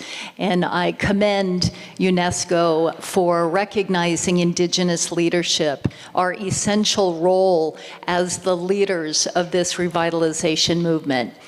And multi-stakeholder partnerships can happen and should happen when Indigenous leaders are setting the agenda, when Indigenous priorities are determining how we will restore our languages. For us, our languages are medicine. Our languages are tied to our deepest cosmological relationships, and they are tied to our landscapes. So I'm very in favor of technology and all of the digital tools, but the primary way we learn language is on our land. It's in our landscapes, with our elders, with our children, multi-generationally, interculturally, and interspecies with our plant and animal relatives. I'm so happy to be here today representing the Pawanka Fund with Dr. Myrna Cunningham. We are a global indigenous fund with partnerships with Cultural Survival, two of my distinguished co-speakers here, Avesh and Dev. We invest in indigenous grassroots leaders who are teaching their languages, sometimes one word at a time. They are investing in women's leadership in their communities. And these multi-stakeholders relationships can happen when there are long-term commitments, not token relationships, when the power is shared equitably, when benefits are shared equitably, when there's true reciprocity, respect, relevance, and responsibility. And it's so exciting that there is an opportunity for this decade to invest greater in the leaders of our indigenous movement for language revitalization. Two examples of some of the groups we've funded is IDILs, the Advocates for Indigenous California Language Survival. Many California indigenous nations have only 5 or 10 speakers left. And they have a program called Breath of Life, Silent No More. And they match language speakers, the last fluent speakers, with language learners and with linguists for a 1 to 2 year process, for a deep, intimate relationship to maintain that voice and to maintain those languages. And they're having wonderful impact. We've also supported the First Peoples Cultural Council in Canada, who's doing extraordinary work with First Voices and the Atlases. So please use your positionality, your power, your privilege to support the reinvestment. It's all about empowerment, as Myrna Cunningham said, and it's about supporting indigenous leaders at the grassroots level in partnership with many of the companies and organizations here. I commend Motorola, who are really working in alliance and reciprocity. So thank you for listening and thank you for being here. Let's remember the grammar of animacy, that we live in an animate living world, as indigenous peoples remind us, and with our languages, our world is a little less alive. So thank you for listening, and let's celebrate this evening. Chimigwech. Chimikwech. Thank you. Thank you. Thank you all for participating in this panel. Unfortunately, we are running out of time. It would have been more interesting listening again to you. But before we go to the closing ceremony, I would like to remember that UNESCO will continue to encourage international cooperation and strengthen partnership to stimulate research, innovation, policies at the local, national, regional, and global level to support indigenous languages. And hopefully we can have another decade, or 2 decades, or 3 decades. We look forward to continuing working with you in close cooperation to make this a truly transformative decade of action for indigenous languages. Let's work together. Thank you very much again for your participation. Thank you.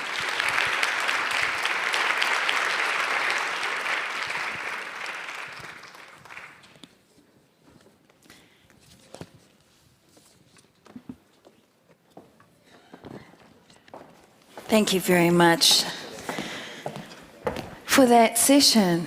As he mentioned, as Mr. Fuman Matoko mentioned, it is now time for the closing ceremony. So he will remain on stage and conduct this part. And there are 2 other people that will join him on stage. Over to you. Thank you again. Miss Aluki Kotierk. She's President, Nunavut Tungavik Incorporated, Canada, and co-chair of the Global Task Force for Making a Decade of Action for Indigenous Languages. Welcome. Thank you. For closing words from Indigenous representative, please, you have the floor.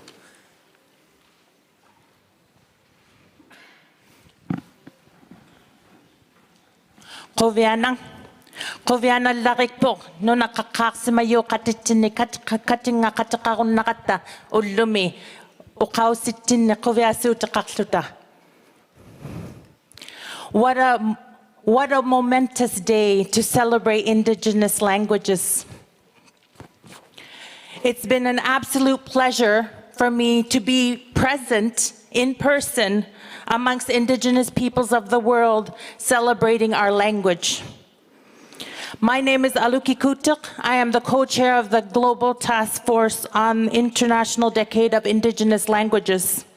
I am also the president of Nunavut Tungavik Incorporated, and I am elected to represent Inuit from Nunavut and safeguard Inuit rights affirmed by Section 35 of the Canadian Constitution, including the obligations and objectives of the Nunavut Agreement and those affirmed by the United Nations Declaration on the Rights of Indigenous Peoples.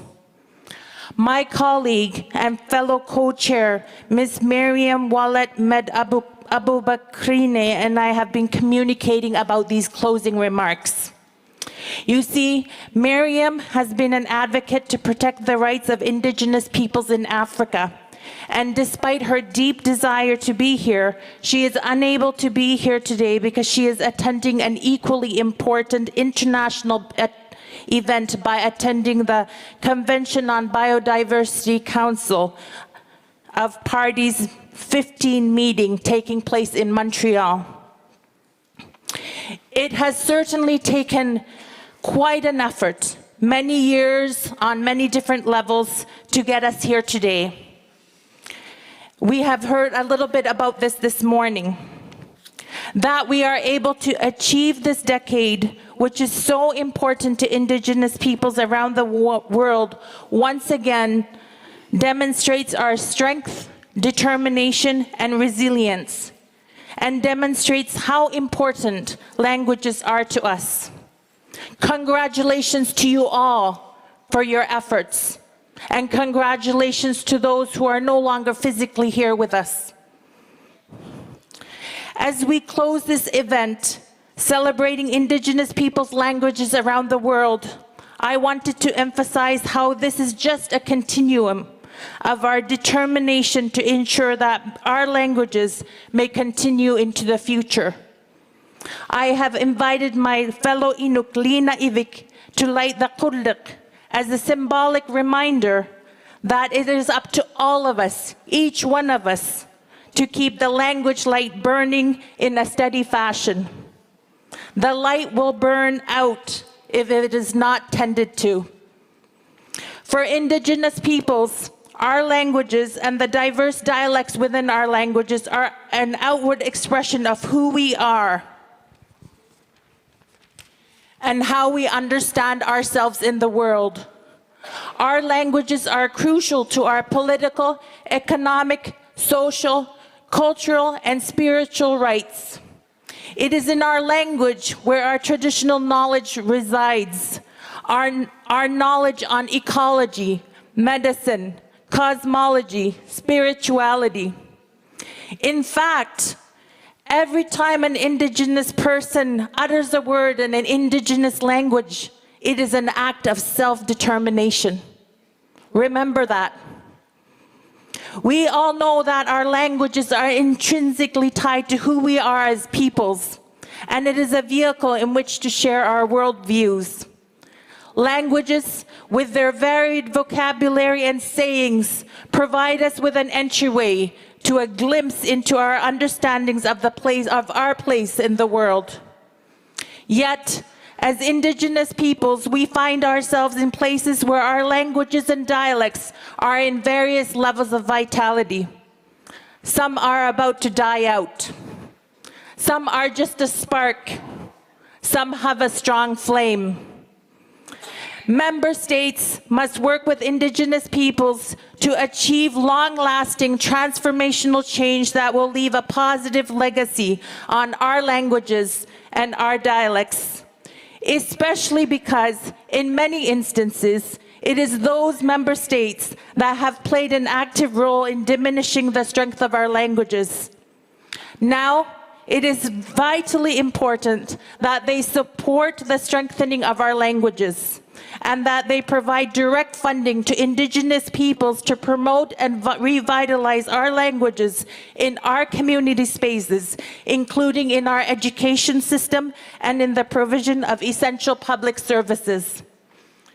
The United Nations Declarations on the Rights of Indigenous Peoples is an international instrument which affirms minimum standards of treatments for Indigenous peoples.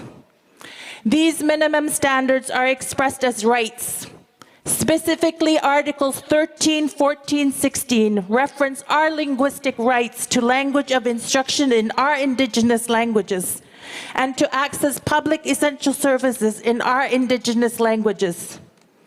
In fact, our languages, our linguistic diversity should be mainstreamed into all efforts to create a more just and sustainable future. The knowledge held in our mother tongues offer a unique opportunity to contribute to sustainable development, biodiversity, conservation, and in finding our way forward in the face of global climate change. Without our knowledge, without our languages, solving the most pressing challenges the world faces today will be difficult, if not impossible. There is no doubt that there are many brilliant ideas in this room alone of how we can continue to keep the language light, steady, and strong. We all have the ability to spark excitement, commitment, dreams, and aspirations. This is what drives so many of us. This decade is an opportunity to bring further focus, attention, and action to support and resource Indigenous peoples' languages. We want and expect our languages to remain strong for future generations. In closing, throughout this decade, we look forward to our continued journey of language support, revitalization, and strengthening. May each of us do our part to strengthen the language light. May all of us, Indigenous peoples, governments, academia, United Nations programs and agencies, the philanthropic community, work together to implement the Global Action Plan so that our languages and our communities may thrive, so that every child can speak, play, and work in their own Indigenous language. As we begin this decade, let us work together to establish transparent accountability mechanisms on the implementation of the International Decade of Indigenous Languages and provide ongoing updates on the implementation of the Global Action Plan. To the United Nations Permanent Forum on Indigenous Issues, at the expert mechanism on the rights of Indigenous peoples annual sessions, and for the annual reports of the United Nations Special Rapporteur on the rights of Indigenous peoples. Let us ensure that direct funding for language revitalization is made available to Indigenous peoples, and let us work together to ensure that this decade can culminate in a convention on Indigenous peoples. In Inuktitut, maybe it is similar to other Indigenous peoples' languages spoken here. There is no real word for goodbye. Instead, we say words like Tavawati, here you are. Takurarivugud, until we see each other. Kanoy kunangiputin, my wish for you is that you may remain well. With that in mind, I end with Takurarivugud. Until our paths meet again.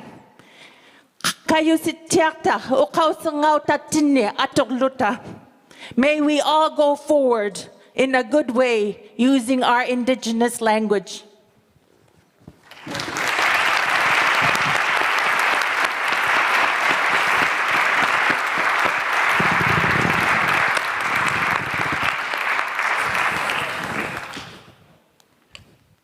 Thank you very much. So we are now at the end of this ceremony, I guess. Thank you very much. I have the pleasure to call on stage Ms. Audrey Azoulay, Director General of UNESCO, for the closing remarks from UNESCO. Madame Azoulay.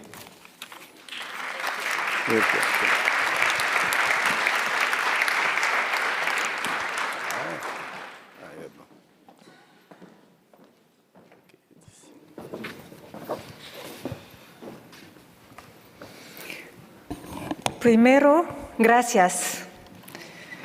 Gracias a todos y todas presentes que se encuentran con nosotros para proteger y celebrar las lenguas indígenas. Gracias a todos, todas los que hoy han compartido su historia, sus ambiciones, sus dificultades, sus éxitos también, y que han trazado un rumbo para el futuro. Aquí, en París, en la UNESCO, los hemos escuchado. Este diseño marca una victoria en la larga lucha de los pueblos indígenas por el reconocimiento de sus derechos, sus culturas y en particular sus lenguas, que encarnan la diversidad y la riqueza humana.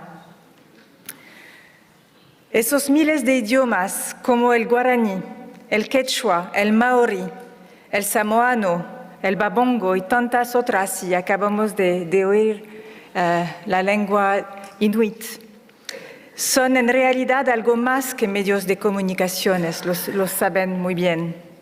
Son recolectores de símbolos, culturas, tradiciones, como las danzas maoríes que ustedes han podido deleitar esta mañana, o la de los artistas que están preparando por acá. Sus léxicos son portadores de universos simbólicos, tejidos a lo largo del tiempo, que son otras tantas maneras de contar y de ver el mundo. Y hoy se encuentran en peligro y su pérdida sería una pérdida para todos. Parce que nous avons besoin de ces visions du monde face à tous les grands enjeux du XXIe siècle. Cela a été rappelé aujourd'hui et encore en cette fin de journée. Toutes ces langues portent une vision avec un potentiel immense pour refonder notre rapport au vivant. Ce ne sont pas des langues du passé, ce sont des langues du présent et j'espère que ce seront les langues de notre futur. Je pense à la langue Lakota en Amérique du Nord et dans cette langue, le mot Witakuye Oyasi Ine signifie « tout est lié », reflétant notre interdépendance avec la nature, avec les éléments, avec la terre.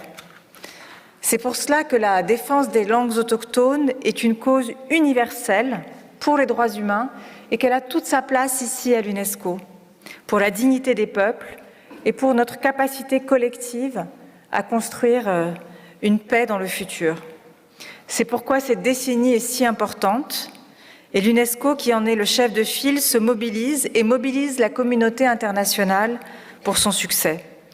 Et ici même, cette décennie et cette cause infusent toutes nos actions, tous nos programmes, tous les secteurs de notre mandat. Bien sûr, la culture, les patrimoines culturels, matériels et immatériels, mais aussi les sites protégés où nous devons entendre mieux et plus la voix des peuples autochtones, comme nous le faisons dans les réserves de biosphère également. Cela concerne notre travail sur les sciences des océans, sur l'éducation, évidemment, et cela a été rappelé. L'eau, nous avions à l'UNESCO, il y a quelques jours, un grand sommet sur la gestion des eaux, notamment des eaux souterraines, et nous voyons à quel point nous avons besoin des connaissances qui sont celles portées par les peuples autochtones. Dear friends, hundreds of initiatives have already been deployed this year. We must continue and reinforce these efforts. To contribute to this, we are launching a new fund for the decade in early 2023. It will allow us to support projects carried out with, for and by indigenous groups to revive their languages and to keep them alive. And we call upon all our member states and partners to support and contribute. It will allow us to take action on one of the urgent issues you mentioned today, the possibility for indigenous children to learn in their mother tongue. It will also allow us to work to reinforce the presence of these languages online, as you called for, to improve access to information for all. And lastly, you underline the need to better integrate indigenous wisdom in public policy, in the creation and diffusion of knowledge. And for this, we have a pioneer program in UNESCO on which we can build, the LINKS program dedicated to indigenous knowledge. The fate of indigenous people, the fate of our planet, the fate of humanity are all intricately linked. This is also the message I will carry out to Canada, to Montreal, later this week for the COP15, to ensure the voices of indigenous people are heard. This is notably what we're doing in Canada, in one of our biosphere protected area, which is called Tsatoué Biosphere Reserve, the first in the world designed and managed entirely by an indigenous community. And I would like to close on that. Throughout this decade, it will be conducted, our actions, our work will be conducted not only for, but also with and by indigenous people, as you have so importantly underlined in the conclusion.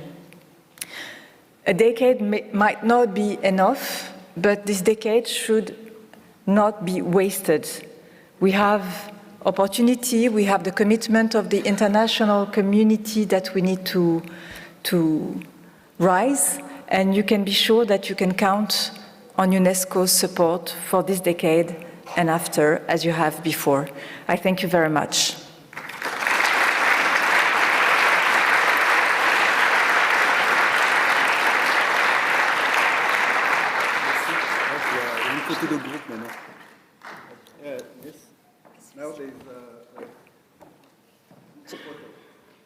Prends un micro si tu veux.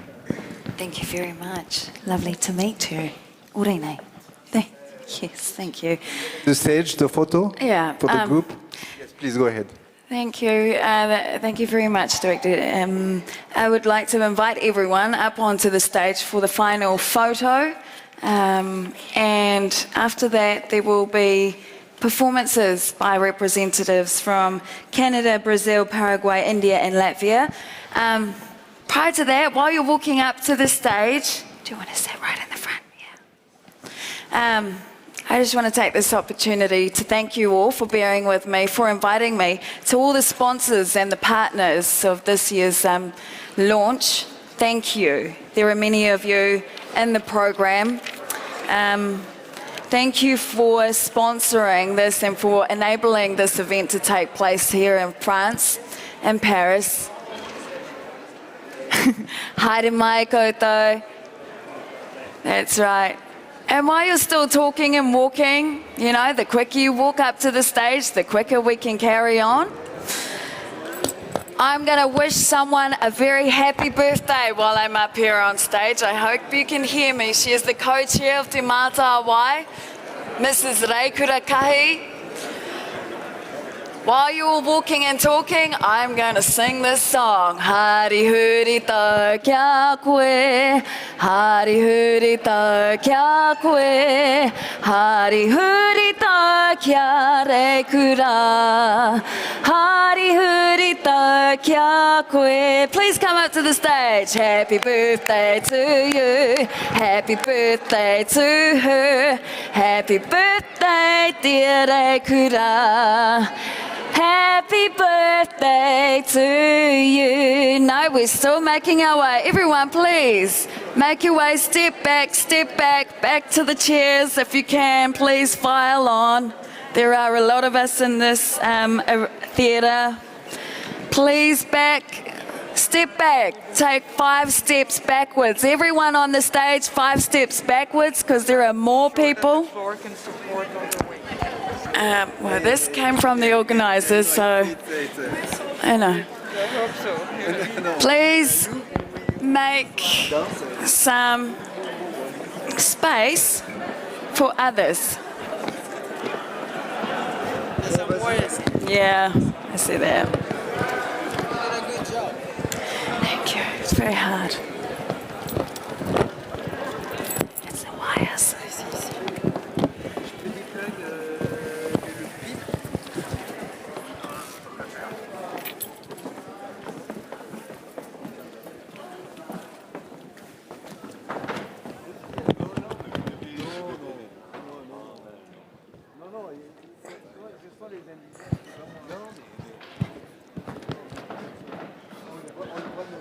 Eh ben, quel bon foutage de gueule.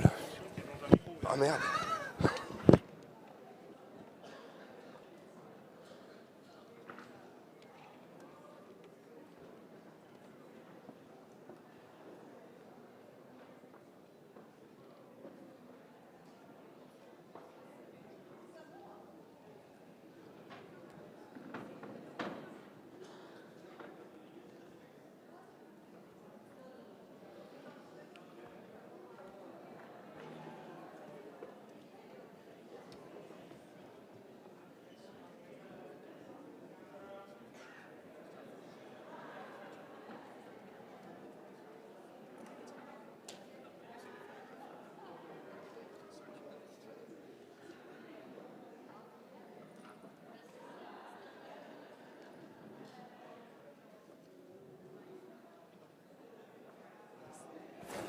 Tell the photographers to wave out.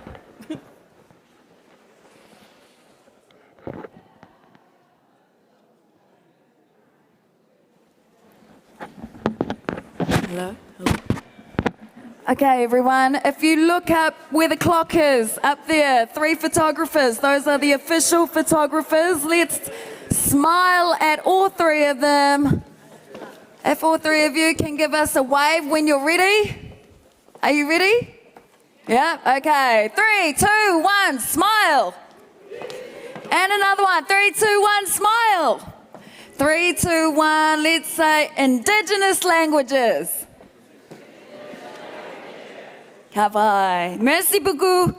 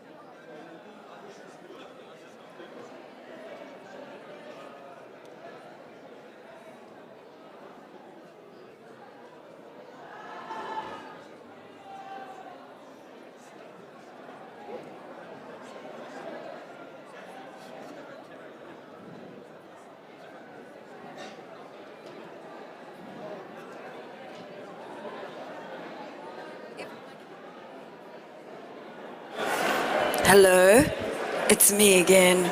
Not Adele, but Aldine. Hello, everyone on the stage.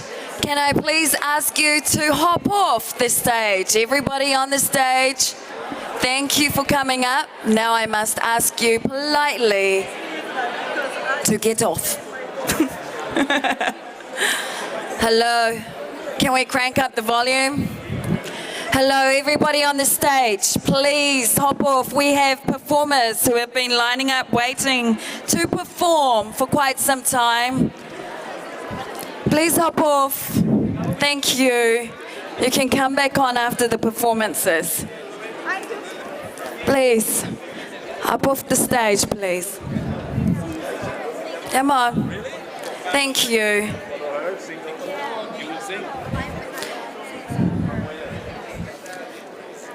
Hello, can I ask you to please hop off the stage? Hop off the stage. Thank you.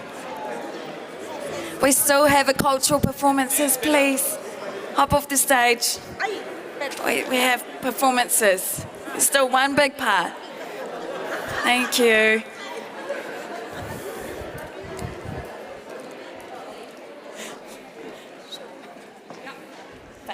Have faded. Faded a long time ago. All right, there you go. Stage managers, it's all yours.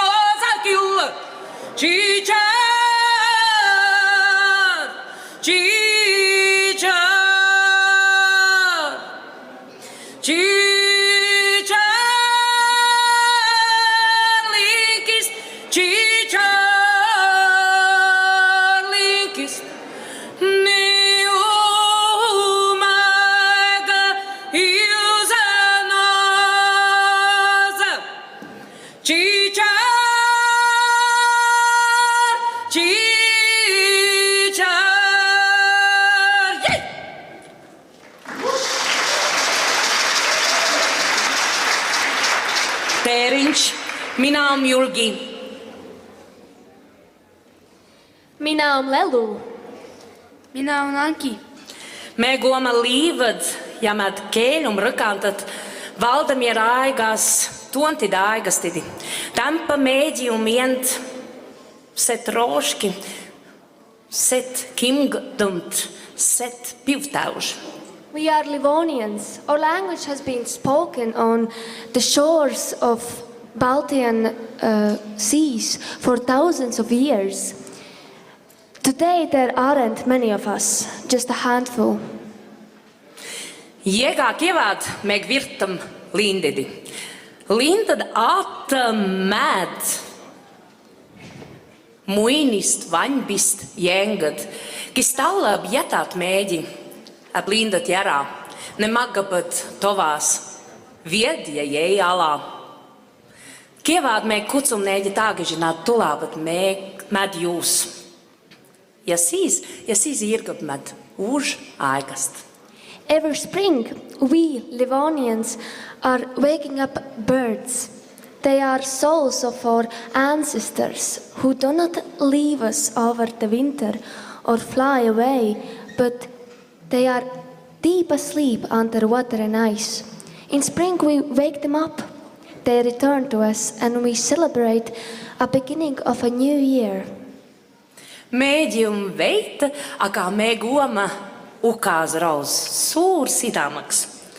Ja tämpäisiä aikastakin irkandaks meik tarmam, las kievad jau uus aika irgaks amat muinist kielden, volknes suurtaga piskist, nõrka aga vish. There aren't many of us Livonians, but we are strong people with big hearts and proud people too. And today is a beginning of a new decade.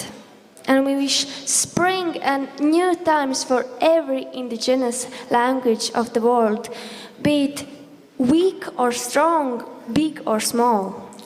Meik tarmab las teik amat virktabad siela oleks, mis meik loolisma. Iitskups med liindadaks.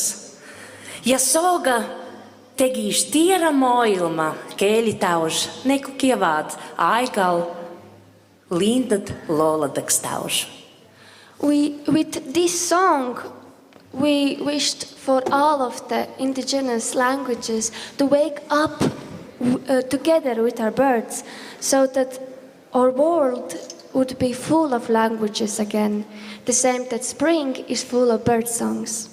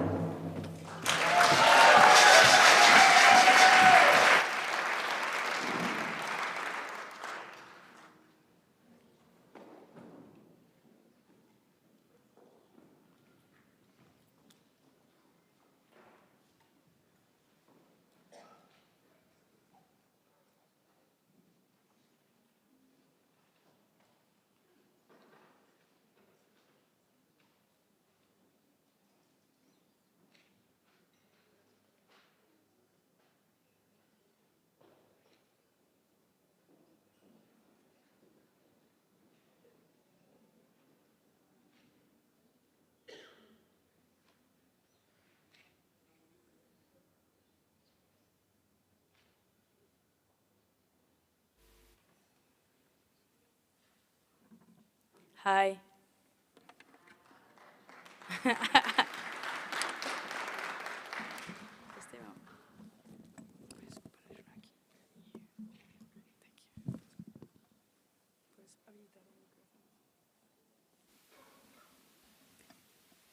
Hi, I'm from Paraguay. My name is Bianca Urqueda. I am indigenous and del pueblo Nivaclé. Mi lengua es el idioma Nivaclé. Ahí está Linda, un fuerte aplauso para ella. Acá tengo el micrófono. Okay. Acá estoy. Ella va a traducir un poco porque my English is no good. Okay. Tengo 23 años y soy de la comunidad indígena Nivaclé. I'm 23 years old and I'm from Nivaclé community.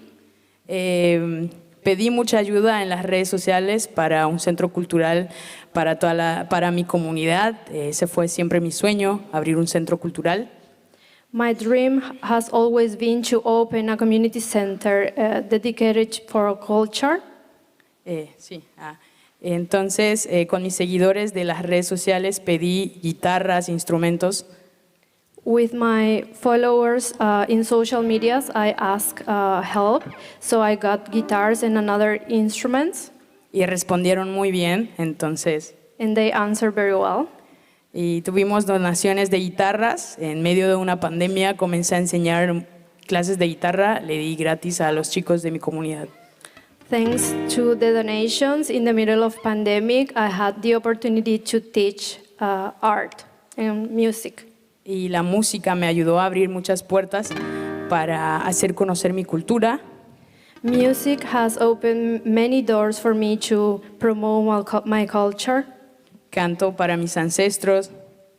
I sing for my ancestors. Agradecerlos. Thank them. Agradecer a mi familia. Thank to my family.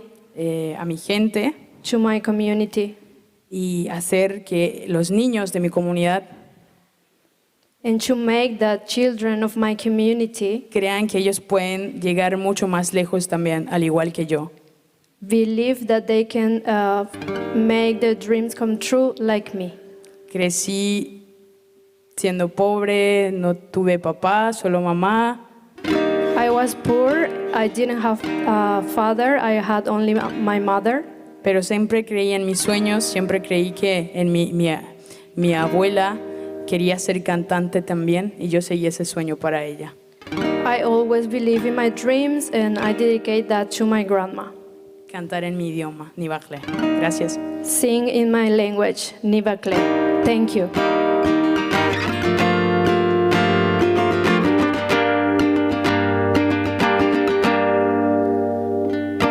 Veleshkun qamfaqamti toheme khakpoyich ampaka khobale ampaka nauhi yena ishate chitsi yohantar veletin ikhpeichai ampaka khobale khchiko yan khamimi khenta khan seche pratim veleti ampa khchiko yantar mimi yakhna khan tabaqluay khuna stiltatyam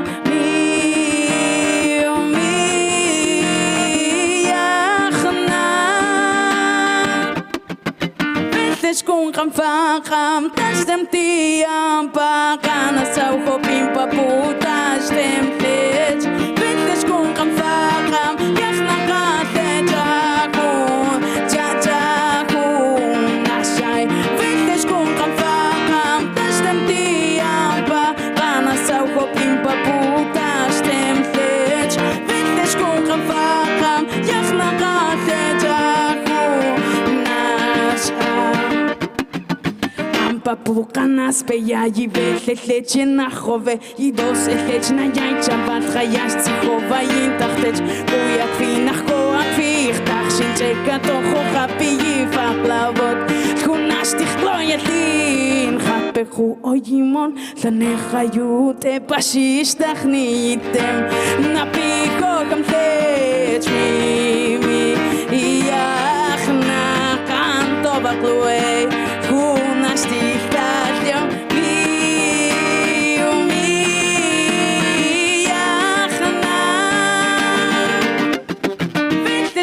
fakam Testem tiam pakana Sau hopim paputa Stem sech Vintes kun kan fakam Yach nachaleja Hu Nash Chiko yan khamimi Khanta khan Sech pratim veletiam pa Chiko yan tach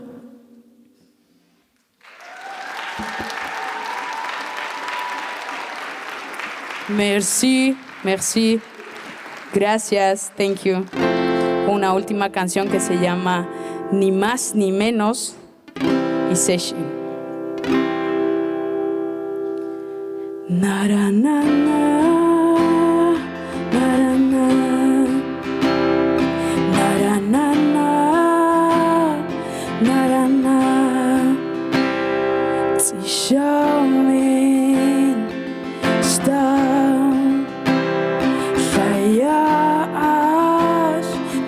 Ti isens da Ti shamesh Ti ka'ach Na pinavo Sta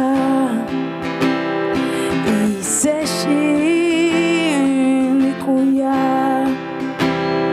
Ka'ach na lavi Im sta Ti shamesh Ti shamesh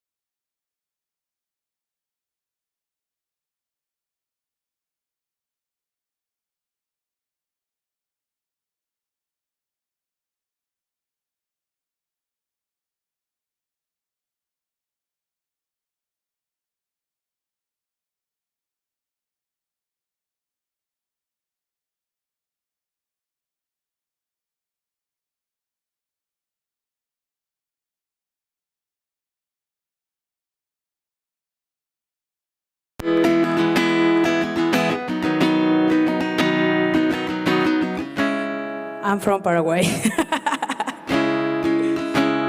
Esto escribí para my mom y para todas las mujeres, women que están hoy aquí. Es for you, for you, for you.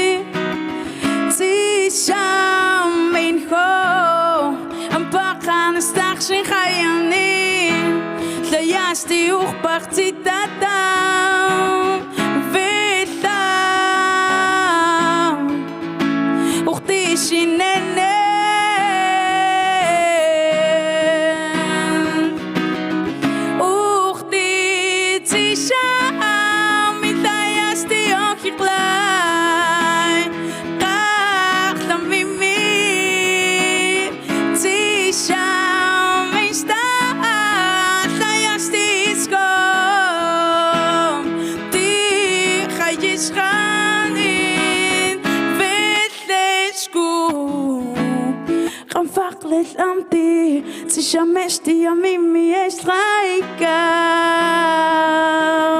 Sayash Tibeta is shane veta ni bachti vani yidam Beta auch pacientias,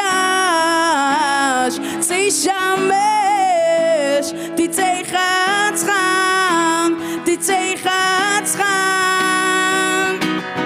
Och dit is jam, ik da erst die ook je klein, kracht dan mimi, ze jam is da erst die scope, die ga je schaan in, ze james, die kracht jam, la mimi.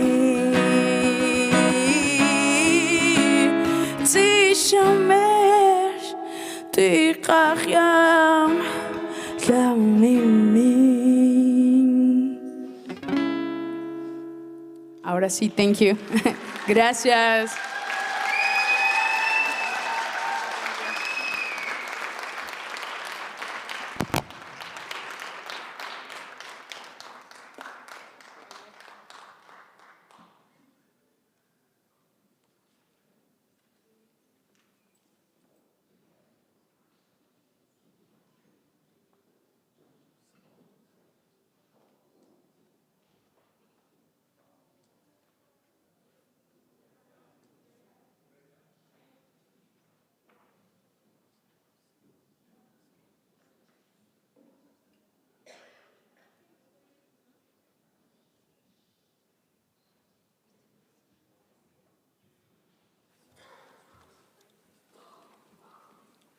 Porangapituna, Cianamita. Boa noite a todos e a todas. Com essa canção que vou cantar agora, eu saudo as mulheres.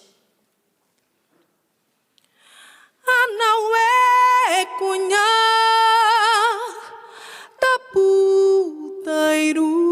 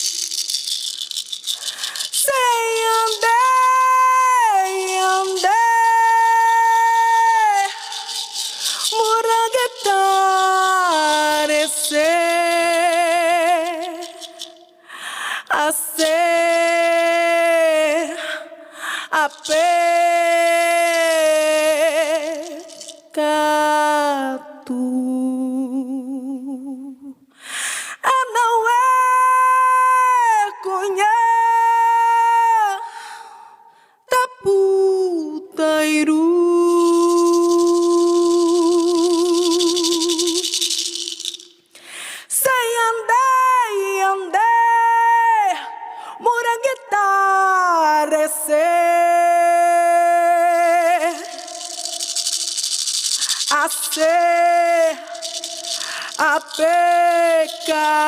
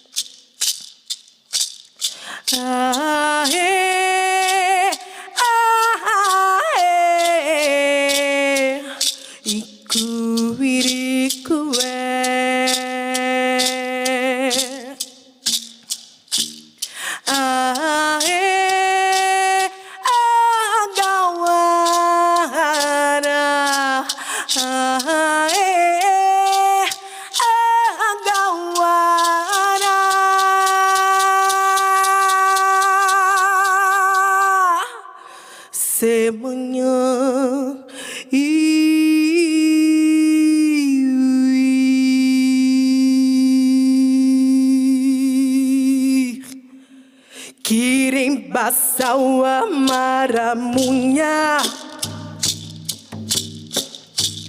Teta maita seuka Kirimba sawa maramunya Tamaita sehuka. Oh, agawara. Oh, agawara. Sebunya iwi.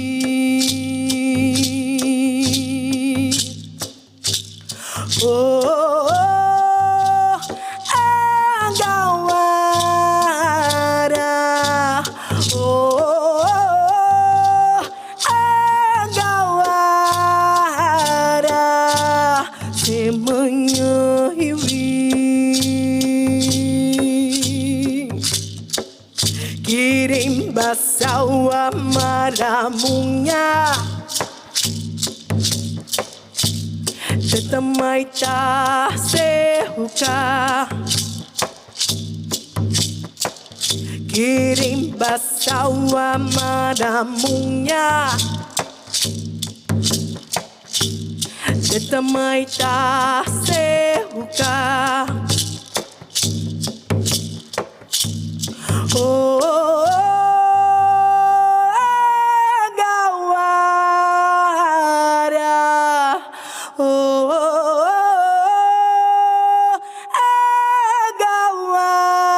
agawara.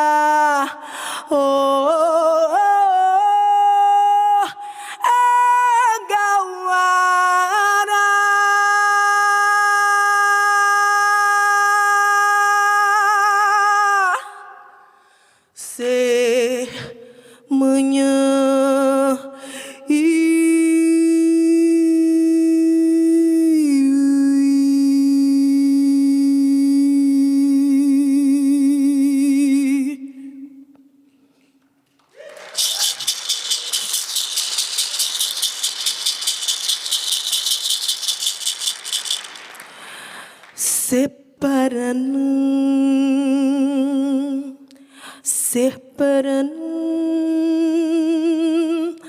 Separanam tapajós,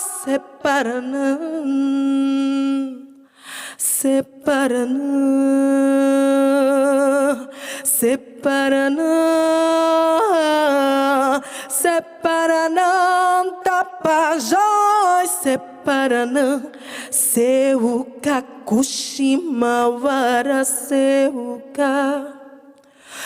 Kushimawara, Kushimawara, Kushimawara ike. Kushimawara, Kushimawara, Kushimawara ike. Separanam, separanam, separanam, tapajós, separanam, separanam, separanam, separanam, tapajós. Separanam.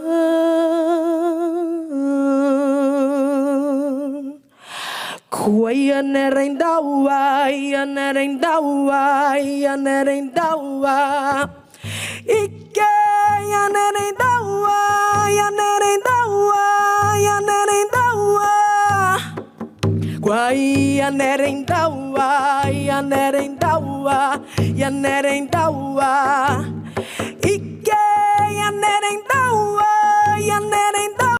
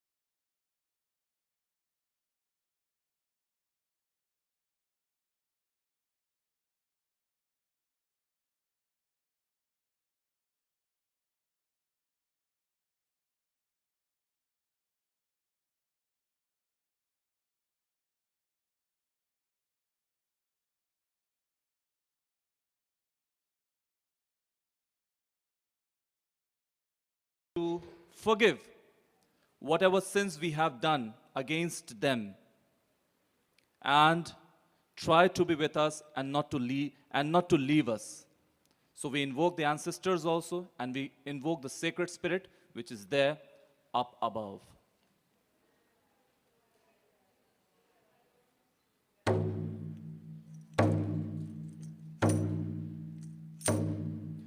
Hey, mere khanta bangayo, निंघय नामे पवित्र मानाने कम हे मेरे खांता बंगायो. हे मेरे खांता बंगायो, नामे निंघे पवित्र मानाने कन हे मेरे खांता बंगायो. इच्छा एका से मेरे खानु मानी ओरे धर्मे बंगायो. निंगे इच्छा एका से मेरे खानु मानी ओरे धर्मे बंगायो. अन्नेम के खिलनो मानाने कन्हे मेरे खांता बंगायो.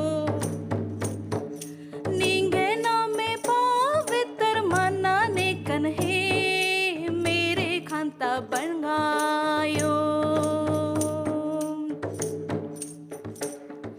मंडी माचिया गुनाई मैनोड़ा ओरे धर्मे बंगायो. मंडी माचिया गुनाई मैनोड़ा ओरे धर्मे बंगायो.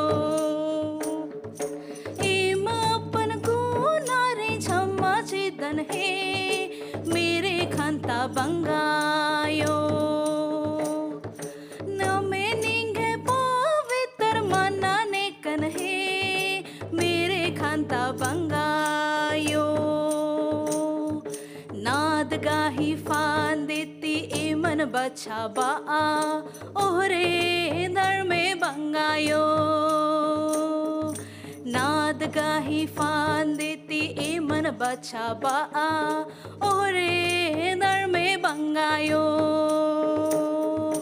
अन्नेम के खिलनो मानाने कन्हे मेरे खांता बंगायो.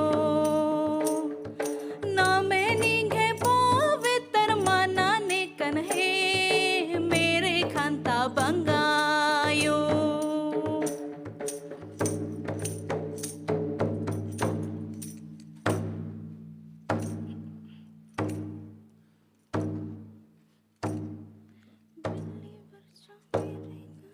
बिल्ली बर्चा मेरे खांती पुन्ना बिल्ली बर्चा. बिल्ली बर्चा मेरे खांती पुन्ना बिल्ली बर्चा. एरा नम्मे एड़पानु एरा नम्मे पातानु एरा नम्मे राजिनु बिल्ली लागेरा लागी. एरा नम्मे एड़पानु एरा नम्मे पातानु एरा नम्मे राजिनु बिल्ली लागेरा लागी.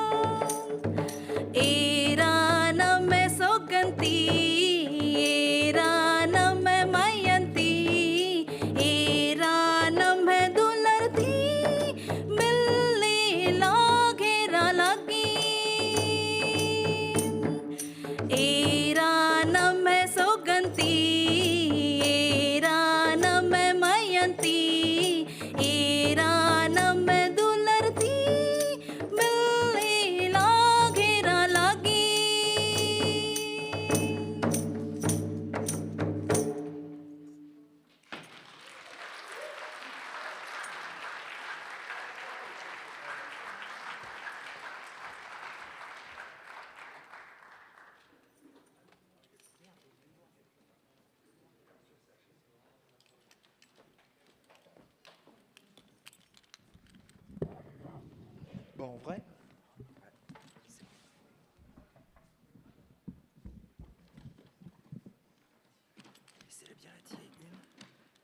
And it's still Julian, that's up there.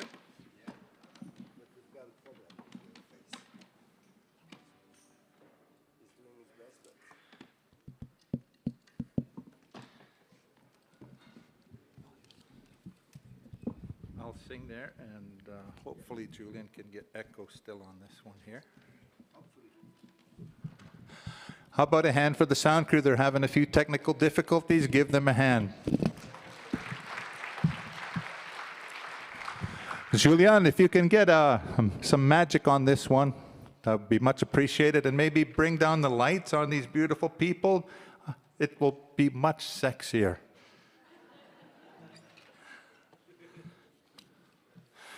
Tansen duti mak ha. Tapui miu nauk si kahkio. Wah wah. Here's a song about cultural survival, so I called it Cultural Survival. Napoleon is back in France. Except this time he's big and brown, and he speaks Cree. Is guitar coming through?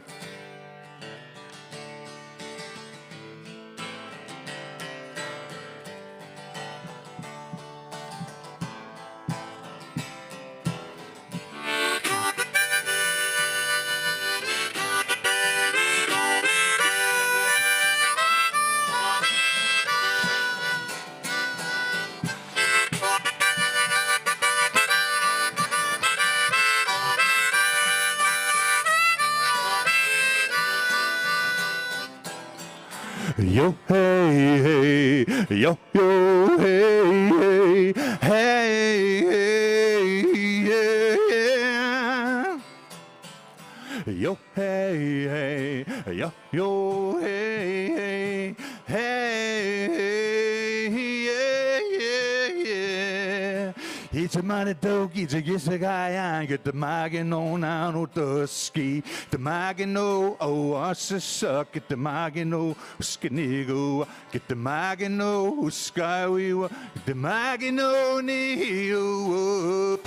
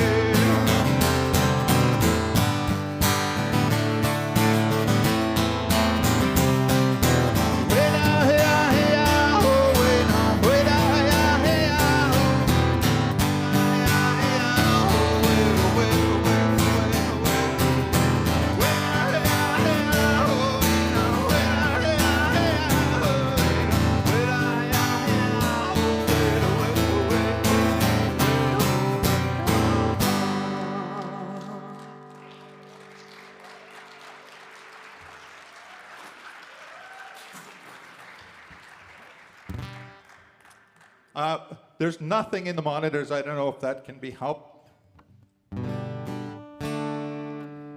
Here's one that has a standard kind of a double beat that comes from the prairies. Our style, we have a traditional game called hand games where all the drummers are in a row. And it can be very mesmerizing when they're all going ta-dunk, ta-dunk, ta-dunk, and the fires are going. And so this song is based on that rhythm.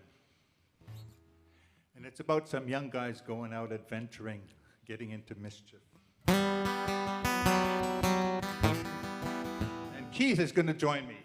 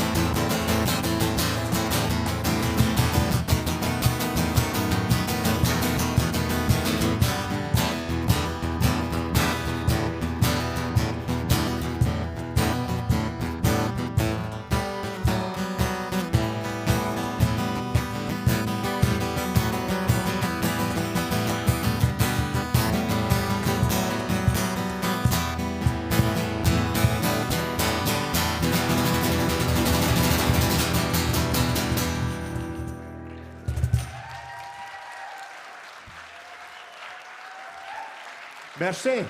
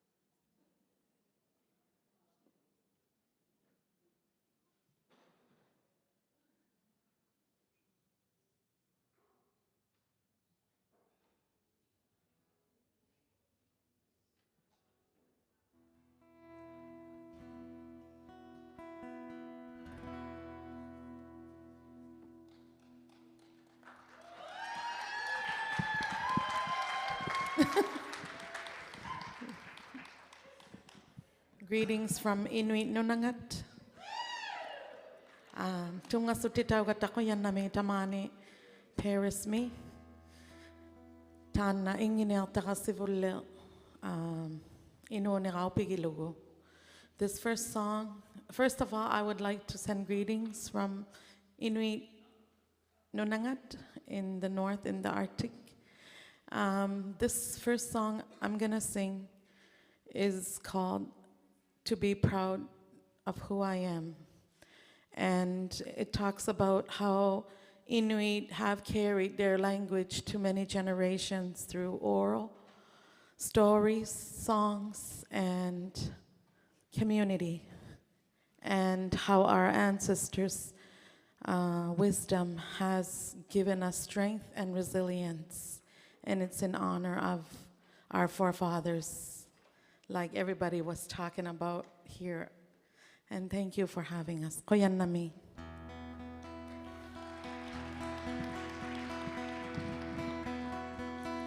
Nanama atatama ukau tuigu singing atatangata ino singing titakau itu.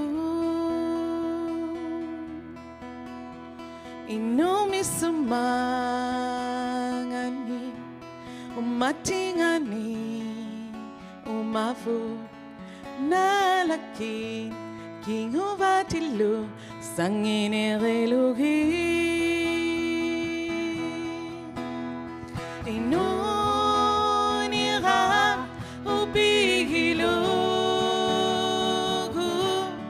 iluni. Inunakunga ilikusira tagusotinya para tunganamiku inukatinu inukatiti kamagikin ikayong mata inosumi sila tuningin anatuiluti ilini avatini kamateri utapamata tuniyati inukatino binyamiti solo ilino inunira ubigilugu iluni inunapunga ilikusira takusautina para tunganamiku inukatino. Sing with me, ayaya. Can you do that?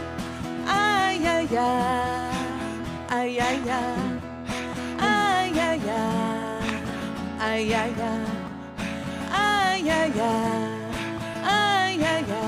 Sanginerilugi. Again. Ay, ay, ay. Ay, ay, ay. Ay, ay, ay. Ay, ay, ay. Ay, ay, ay. Ay, ay, ay. Sanginerilugi.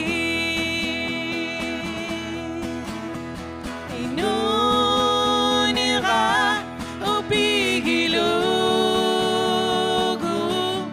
iluni inunapunga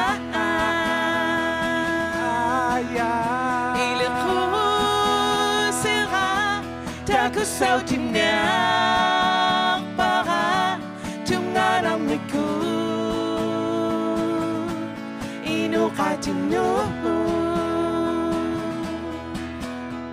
ananama atatama ukau juigu singing atatangata inu singing titakau itu.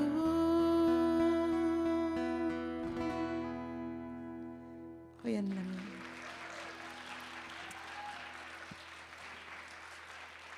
My next song is a very traditional song. It's a song that was created in Pond Inlet, where it's 24-hour darkness in the winter, and it goes -60 sometimes. And this song is a song of a man who was dying from hypothermia. And in order for him to keep himself awake, he sang to himself. And he kept being awake, like he didn't go into unconsciousness singing the song. So I'm just going to end with this song. Khiyuyavin, khiyuyavin, ichimana, khiyuyavin, khiyuyavatsinarivirima, ayayaya. Khiyuyavin, khiyuyavin, ichimana, khiyuyavin, khiyuyavatsinarivirima, ayayaya.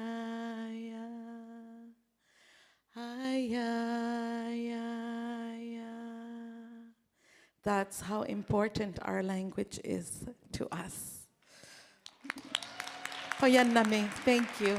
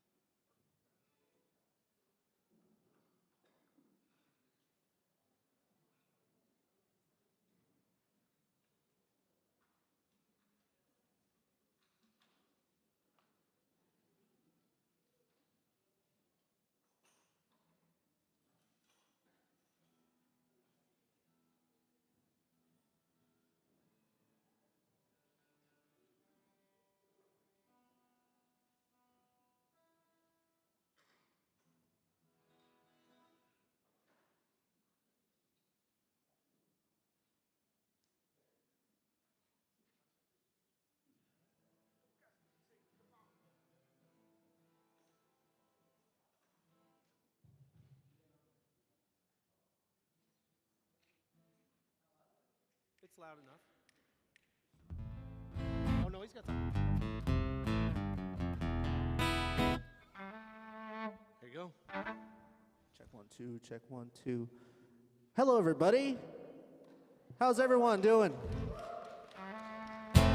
We, Madel Otio, IDIL Morgan Tony, Wamacook First Nation Galeowi. Hello, everybody. My name is Morgan Tony. I'm from Wamacook First Nation, Cape Breton, Nova Scotia, Canada. We're so happy to be here in Paris and playing here today. We're going to play a very important song to the Mi'kmaq people. And this song has been played for over 500 years where I come from. And today, we got a little surprise for you. I want to call up my two great friends from Eskasoni First Nation, Carol Ann Johnson and Tom Johnson, to come on up to the stage. And they're going to dance to Gojo for you. This song is, the words are so old that the elders don't even know the direct translation of the lyrics. Carol Ann Johnson and Tom Johnson, everybody. Nabigachi testament sukwachi, trobigachi testament sukwachi. Nabigachi testament sukwachi, trobigachi testament sukwachi. Now Chitaskido, Giza was stereo, Chitaskido, Giza was stereo, Chitaskido, Giza was stereo, Chitaskido, Giza was stereo. Go Jua, Hina, go Jua, Hina, go Jua, Hina, get one, Hina, get one, Hina, get one, Hina, get one, Hina, go Jua, Hina.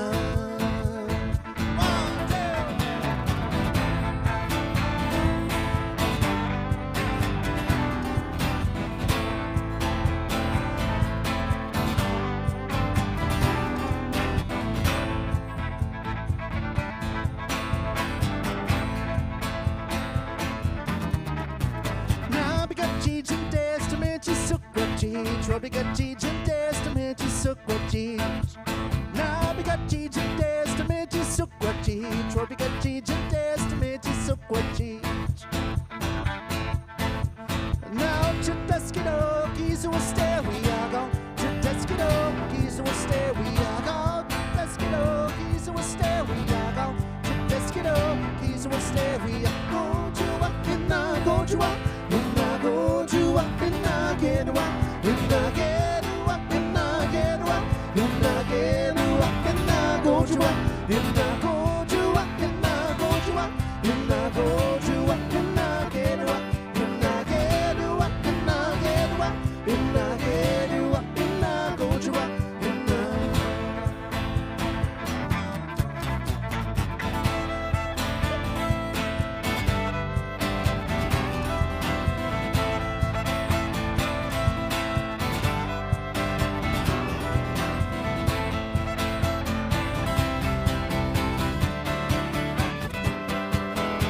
Put your hands together, help us out.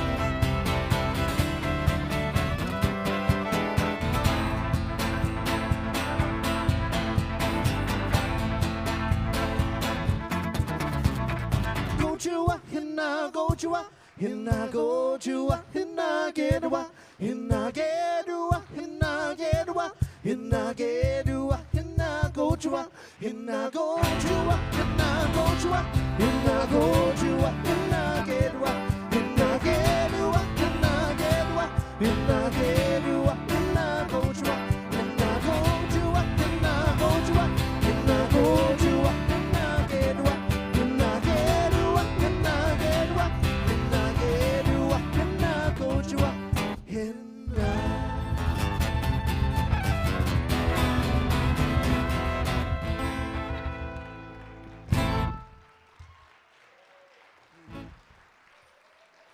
Well, Aliok, thank you all so much. So, we just got here 2 days ago, and today we made some great friends backstage. And we're going to call up some dancers. We're going to play a little I hear them all coming up now. Give a huge round of applause for all our dancers here, everybody. So this is jigging, right? This is jigging. This is jigging. We're going to take a little trip down the Red River.